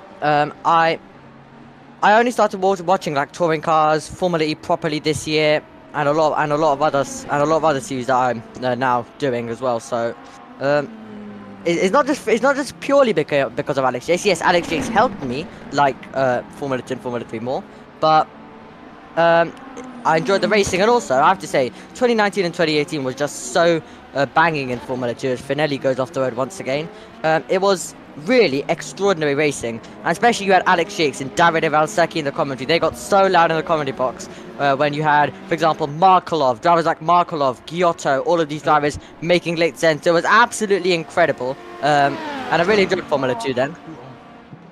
Arten Markolov. Yeah. That was Yeah. a meme and a half. Arten. Markolov with 25 A's. Yeah. More the better. Yeah, so really enjoyed GP2, GP3, and then obviously Formula 2, Formula 3. Watched the last year of GP2 and GP2, and then obviously Formula 2, Formula 3. However, yeah, so under 20 minutes remaining, However, and upgrades. however, let's find more things to waffle about. Well, we don't need to waffle too long because I think the last 5 minutes are purely going to be based off this race. I'm not going to be talking about. So we have about Let's 50, waffle. less than 15 minutes. Less than 15 minutes to find stuff to waffle about. Let's waffle about something else then. Chipson is in the pits, Yep. so let's see what he will do. Yeah, and what will be the gap also to the 83 Yes. car as well? Yes. Could we have a bit of a battle? I'm Maybe. hoping. Maybe. Maybe. Please. And that's Hello. and there's your example that us commentators are biased towards action. So, and that's the only thing we're biased towards, not drivers. Yes, obviously we might laugh at if our commentator spins, but other than that, other than that, we are only biased to action. I need to watch that back. And then when your reaction is, Well, I will come back to it. Then when you spin, and he's out of the pits again. This 73, and they've jumped them. With this lower pit stop time, with the quicker pit stop time, with not having to stand around so much as the likes of the 83. They've jumped them. They've gone from 5 seconds behind to 43 seconds in front. and that's how quickly it can change in an endurance race. That's how quickly it can change in an endurance race. But So, I guess that's it with the action, so now we can go back to yep, Finelli goes off the road once again. Wow. So he's creating some new racing lines, isn't he? But really hard to keep it sometimes on the road. And there's a reason why I don't drive. First of all, in F123, and second, I don't even have R factor, so couldn't really do this. If I jumped in, I would crash and cause a code 80. Raining again. Yep. Oh, what more drama is left in this one? 17 minutes to go. Rain starting to fall. Yep, the pits are gonna get very, very tasty. Some more pit stops to come in this one, possibly. I would try to stay off, but I'm not in the race. Obviously, I had to DNF just before the race was even ended. Obviously. Then Yep. we got Wesseling in the pits.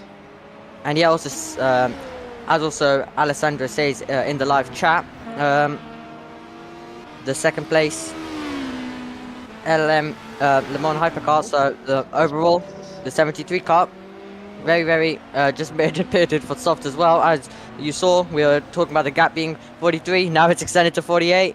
So, yep, the pit stops now. Rain has really caused trouble, has it? Rain has really caused trouble for them, entertainment for us. Yellow in sector 3. Yep, momentarily, and I wouldn't be surprised if it's just a few drivers running wide. I think I just saw a car perpendicular to the pit. Oh,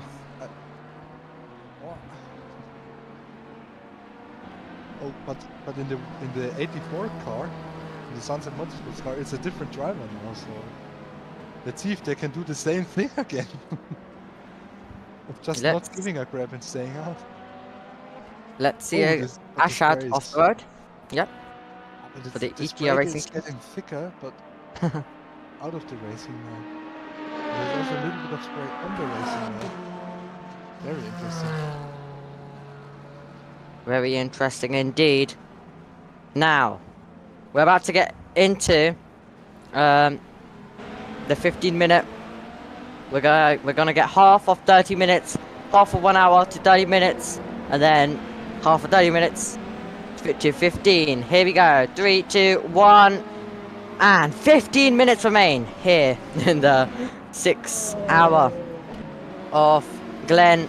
Rain causing late drama here. As you can see, the pit stop, very flurry of action down there, as expected when the rain causes all of this chaos. It's very interesting. The 73 car is just pit for soft tires. So, not gonna lie, if I was them, maybe even try it. But the Yeah. car behind him has pit as well, so he could come in. What was the position?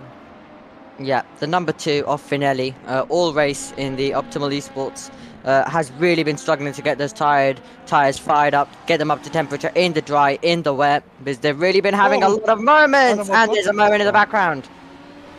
So, Mario having a spin in the background, and we'll get that one going, but, yep, as I was saying for Finelli, he's really been struggling to get those tires in the right temperature, in the wet and in the dry. There's a lot of off-the-road moments.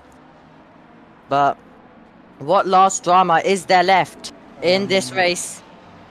So, tire situation. The leader is on wet, P2 is on soft, intermediate, wet, and now we get into the LMP2 field. Soft.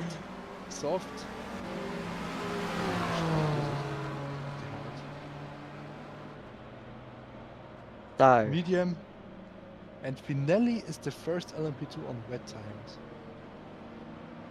Then Valencia is on softs, Rosink is also on dry tires. And now from the GT3 field, Liam Rance is currently in the pit switching to soft tires.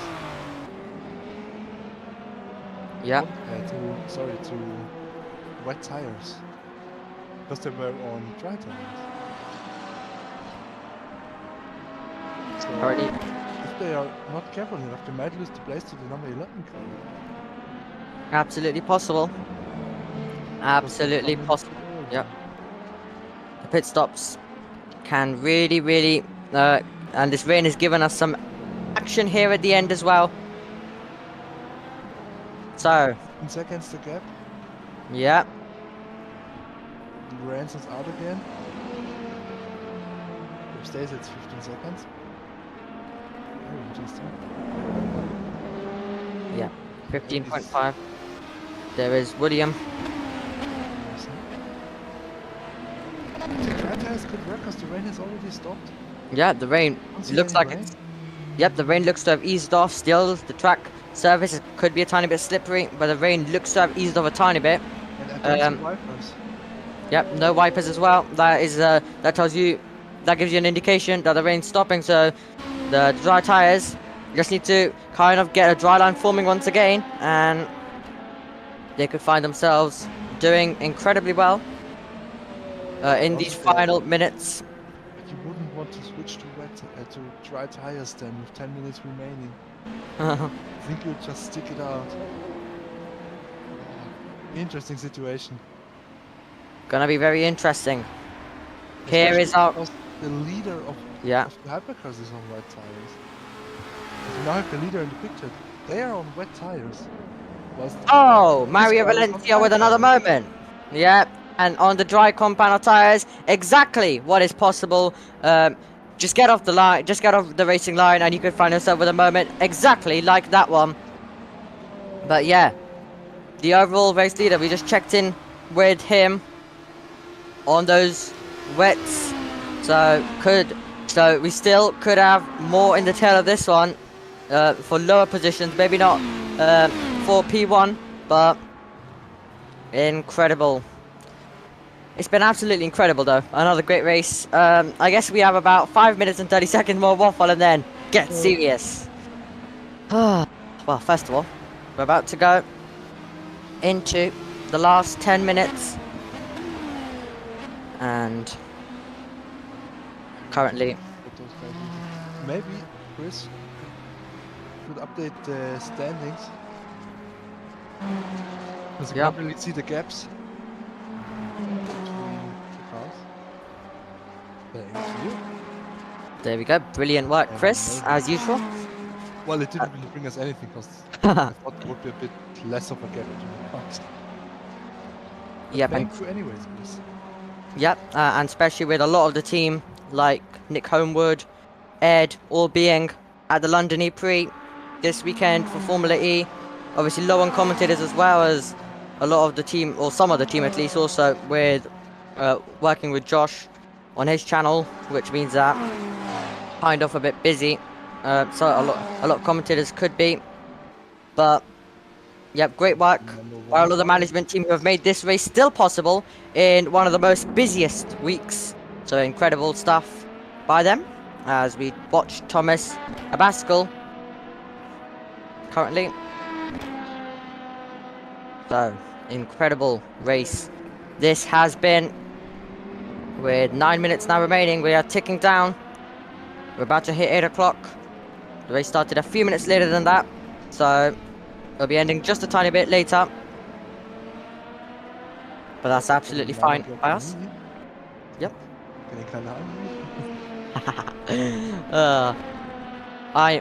But I managed to just about. Now, obviously, I would have had to go in the middle for about 10 minutes, but I had to cancel that plan. I just had to send a message as Finelli off the road once again. I had to send a message and just be like, well, you might just need to hold off YouTube till about 8 p.m. and then I can maybe join you down there. So I had to stick around because I was solo at the time, and then luckily when you joined, I was also gonna think about going, but just couldn't really be asked. So I just stayed around here, and we are getting into the final stage, and obviously I'm hungry as well because I had to rush, and I only was able to eat a little bit in lunch, and as you learned earlier on, I didn't have breakfast as well, so I had to rush food out quickly. Between the F1, after the F2, before I did the F1 sim prediction for the sprint, where it got Max Verstappen winning. Obviously, we don't know who won the sprint race, or I know, but obviously a lot of the people don't. It was very close in the sprint shootout, though. Now, back onto this one. Don't really seem to have much of a fight going on. The intermediate tires seem to be the quickest. We have the 83 Pro lane team LMH running in third position, lapping 2 seconds quicker than the two guys in front per lap, which tells me that the intermediate tire currently is the quickest one. And a moment there for Mario once again. And Mario Valencia having a moment, yep. The soft tire and the wet tire are equally as fast, which is weird. Which means that the wet tire is really weird in this game. Oh, my phone is telling me to sleep. No one sleeps while there is EERC on. Except obviously the 24-hour Le Mans. Off the road goes Alexi in the Promix Flame team. Except the 24-hour Le Mans, where we had to get some sleep. I would have probably. We were all planning. What our plan was, we thought it was on a non-F1 weekend. So we were all planning the whole team, everyone at Josh's team. We're all going to kind of come along, do an all-nighter, just like we did for the real 24-hour Le Mans. And do it. But it was impossible because it was a sprint weekend for Formula 1. It was so busy. So we really couldn't do that. So we weren't able to get commentary tonight. I did, though, wake up about 2 hours earlier than I needed to, so I could bring you guys commentary, but there was some technical issues over the night, so you weren't able to see it, and then you did get 1 hour of commentary though before I did have to go and cover Formula 3 from Austria. So we're heading into the final 5 minutes now of obviously a very long race, but it's coming to a close now, and it's been a very exciting one. What's been your thoughts? What's been your thoughts on this? It was very dull in the beginning, but it became better with the rain. Yeah, the rain causing a lot of drama in the last few hours. Well, the 87 car seems to be put where it is. Yep, the 87 on his way to victory. Running in second place.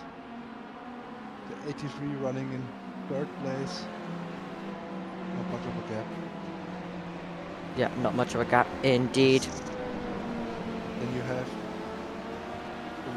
the 84 running in first place there.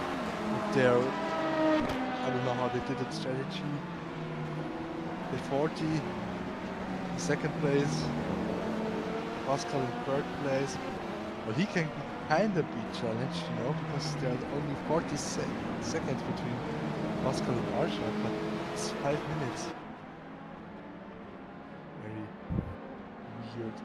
And then in GT3 you have the 162 leading the way, the 1-1. Second place with a growing gap to third place, the 11 car. Not really much of a fight happening in this.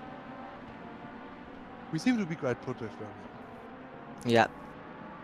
We do seem to be very put. with where we are indeed, as they all currently. So, final 4 minutes now. We're ticking down the minutes, the seconds, and so it did ramp up. We had a lot of action though, right at the end, so really fun for all of us as well. So, really enjoyed it though, really enjoyed it. Also with you, Thomas, once again. Like a Yep, you did a stint together. Every time I commentate, I don't end up pushing the races. Maybe. I might be the issue causer for you. Well, hopefully. I just hope no one takes it actually seriously what we're talking in here. Just imagine. It's just been brain farts. If someone was taking it seriously, then it would. If someone was taking it seriously, then there would be a lot of discussions had about should we actually be here. Yes. Or should we be sacked? So. Also, Well. yes. Both yes, and yes. I think in 2 terms of minutes. commentating there are guys that are just better. There is. Well, at least- Absolutely. at least when it comes to me, because it's here to be. But I got this position because I'm a driver. Well, I got this position.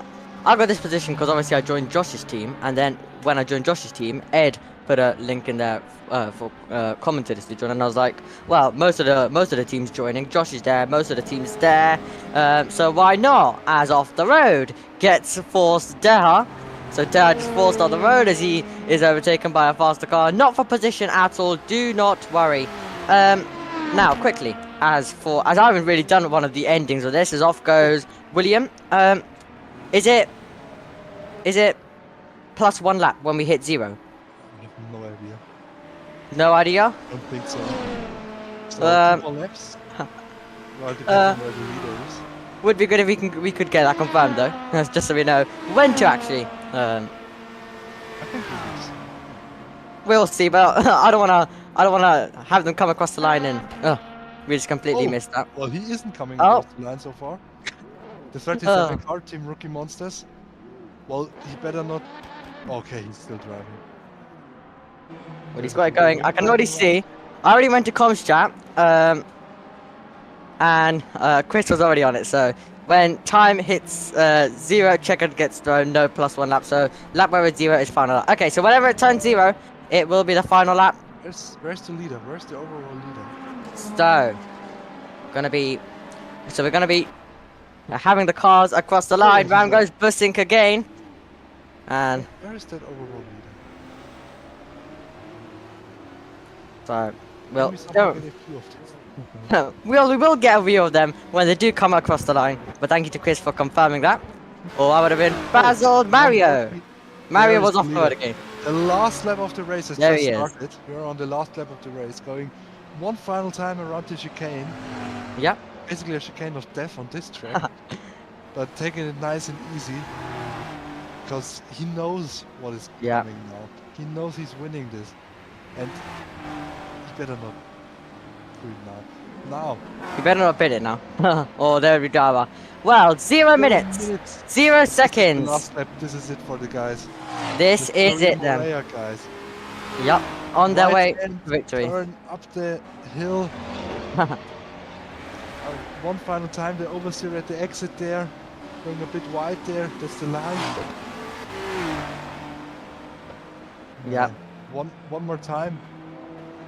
To the final sector. Has the McLaren of Rance in front of him. Probably Yeah. lost him because Why Going not? down the inside. And then on his way to Left hand taking us. corner. One more left hand corner. Yeah, and then he's on his way. Yeah, and then he will be on his way. And this is going to be a great win for him. He has taken the team to victory. And when I joined, it was the number 1 who took it from Gray. Around the last corner he comes then. And the moment has arrived for Scuderia Morara as they all look up and see the checkered flag first. They take the win overall, as we're now going to also cut over to the LMP2 and the GT3 to watch them come over the line as well. It'll be Dale who will take it. The Yeah, Sunset Motorsports car with the amazing strategy that they pulled when the exactly. rain Yeah. came out. Kurt Maser driving amazingly to get his car to where it is now. Adam Shipstone crossing the line in P2 for the Team Rookie Monsters. William Snowden is right behind the Sunset Motorsport car actually, which is quite funny, but 3 laps down. So now one final turn for them. Yeah. One final turn around this track. This time with wet tires, I think. And Yep. this is it. He knows it. They won it in the LMP2 class. Sunset Motorsports win at the Glen. Brilliant by Sunset Motorsport. An absolute strategy masterclass earlier on a wet circuit. They were on on dry tires, and also the GT3 as well. They can celebrate victory. The E-Plab Sim Racing team have won.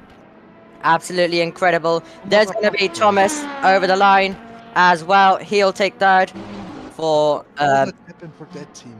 yeah. To still Everything be able that's to happening. win for that. Wow. They Peter can also- Schoenemann, 4th place in the 444. Go on, Peter. Incredible. They can all celebrate. The 6 hours are done. Round 5 of the season has completed now. It is finished. And it's a win there for the Scuderia Morara team. Absolutely what they wanted. And the Sunset in the LMP2. Elko Bussing also finishing the race without a rear wing. Nursing it home right at the end. In the Le Mans winning Sim racing car seems to be still in the race. This Sky Ferrari win goes over the line. Said wins it. Didn't win it. So there we have Joachim Wessling and Baba Sim racing team. Joachim Wessling driving this car.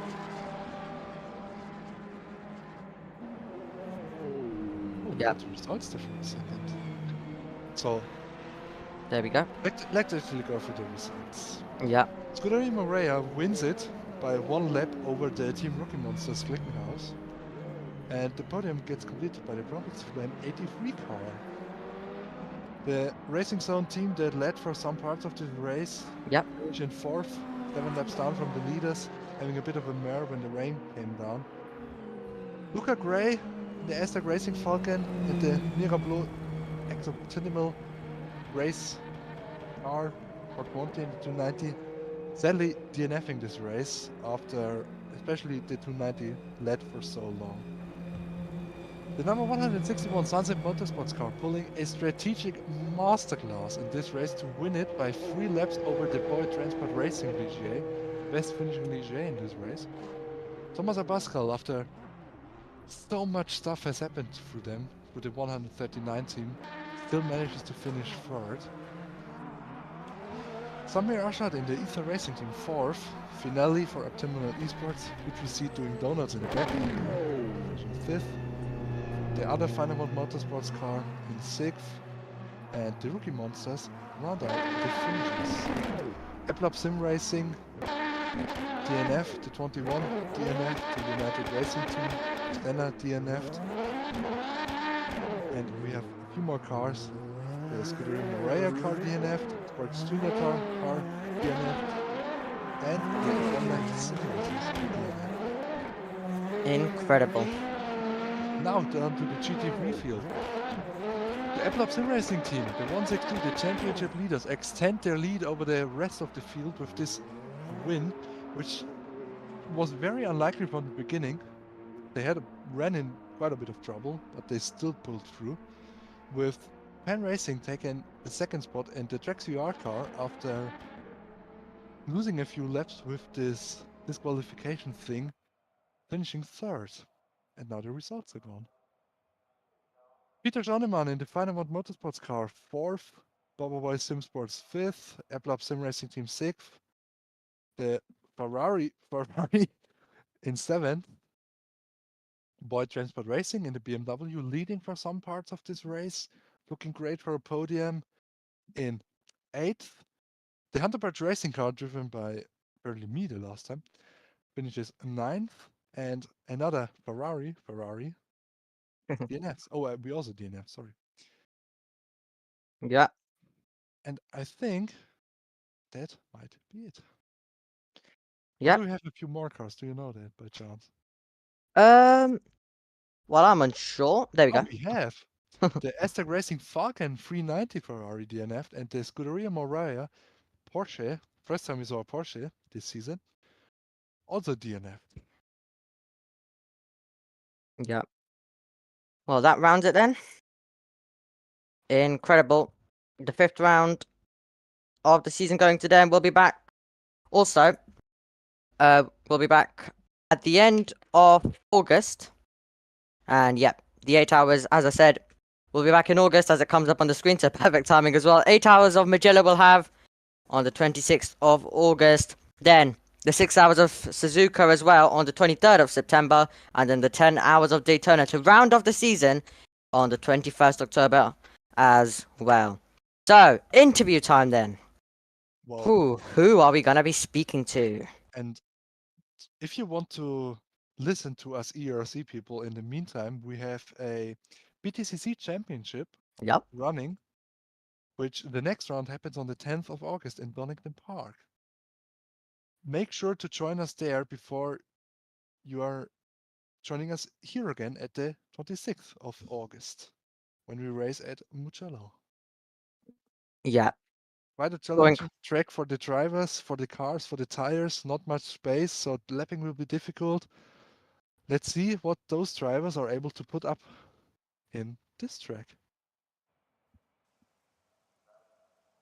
Now, coming back to you and your interviews, doesn't really seem to be much of an interview going. You Yep. don't want to So get interviewed by we'll be us. getting.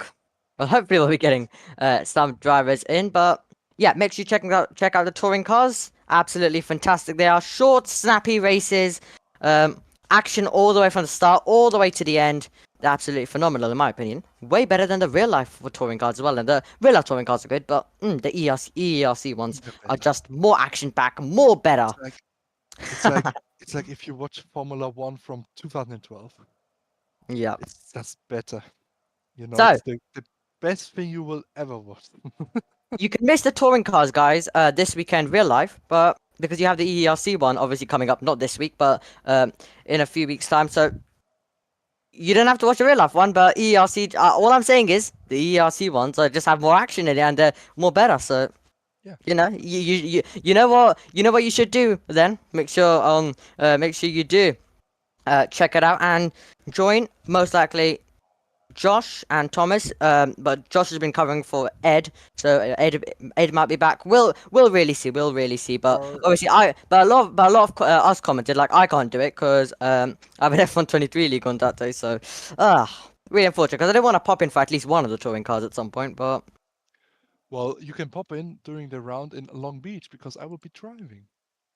Or I well, want to drive because Long Beach is just a first of all great yeah, track but and one of my best tracks. Don't yeah, know but if others remember, can though. remember I said I can't do it because of league. Yeah. So. Maybe if the league has a 1 week break or something, then maybe possibly a one-off appearance as well. Maybe. So we'll Up see if to we're you. getting we'll see if we're getting sent anyone in here. So if anyone's dragged in, then we'll definitely speak to them, get some words in. But another great EERC race, and I think Mugello. I'm really looking forward to Mugello. Enjoyed when Formula One went there. Or at least it's a circuit that I know. Great Formula circuit, One went yeah. there in 2020, so it's hopefully going to be absolutely great. Right. So yeah, Thomas, what's your thoughts actually on Mugello? What's your thoughts on Mugello? So how's really the circuit for you to drive if you've driven there? It's a great circuit, challenging Yep. circuit. The drivers will be challenged, that's for sure. The cars will be challenged. As you also saw during the Formula One race there, a lot Yeah. of high-speed corners, a lot of high-speed stuff. And you guys out there can be sure that we will be able to put on a show. Yeah. And I for one hope that I'll be able to drive in the LMP2 again. Get back into my lovely little Orica. Yep. And enjoy the circuit. Should be quite fun with this car. Yep, thank you so much, Tom, especially also for these last few hours when you're not meant to actually be in the comments box after that. So thank you very much, just making sure that I didn't go alone. Thank you also to all of the management who have made this possible this weekend, as well as usual. Brilliant work by them. Well done to all of the drivers, and thank you as well for joining us here. Make sure you check out the touring cars as we just spoke about. Make sure you join us at the end of August on the 26th for the 8-hour Mugello. It was a circuit that really challenged the Formula 1 drivers in real life. It will be one that challenges all of the EERC drivers, and it'll be one that is going to be an absolute cracker. I'm sure the drivers will put on a show, and then we go also to Suzuka and Daytona, as we've already said. But make sure you join us at Mugello on the 26th of August. But until then, bye-bye. See ya.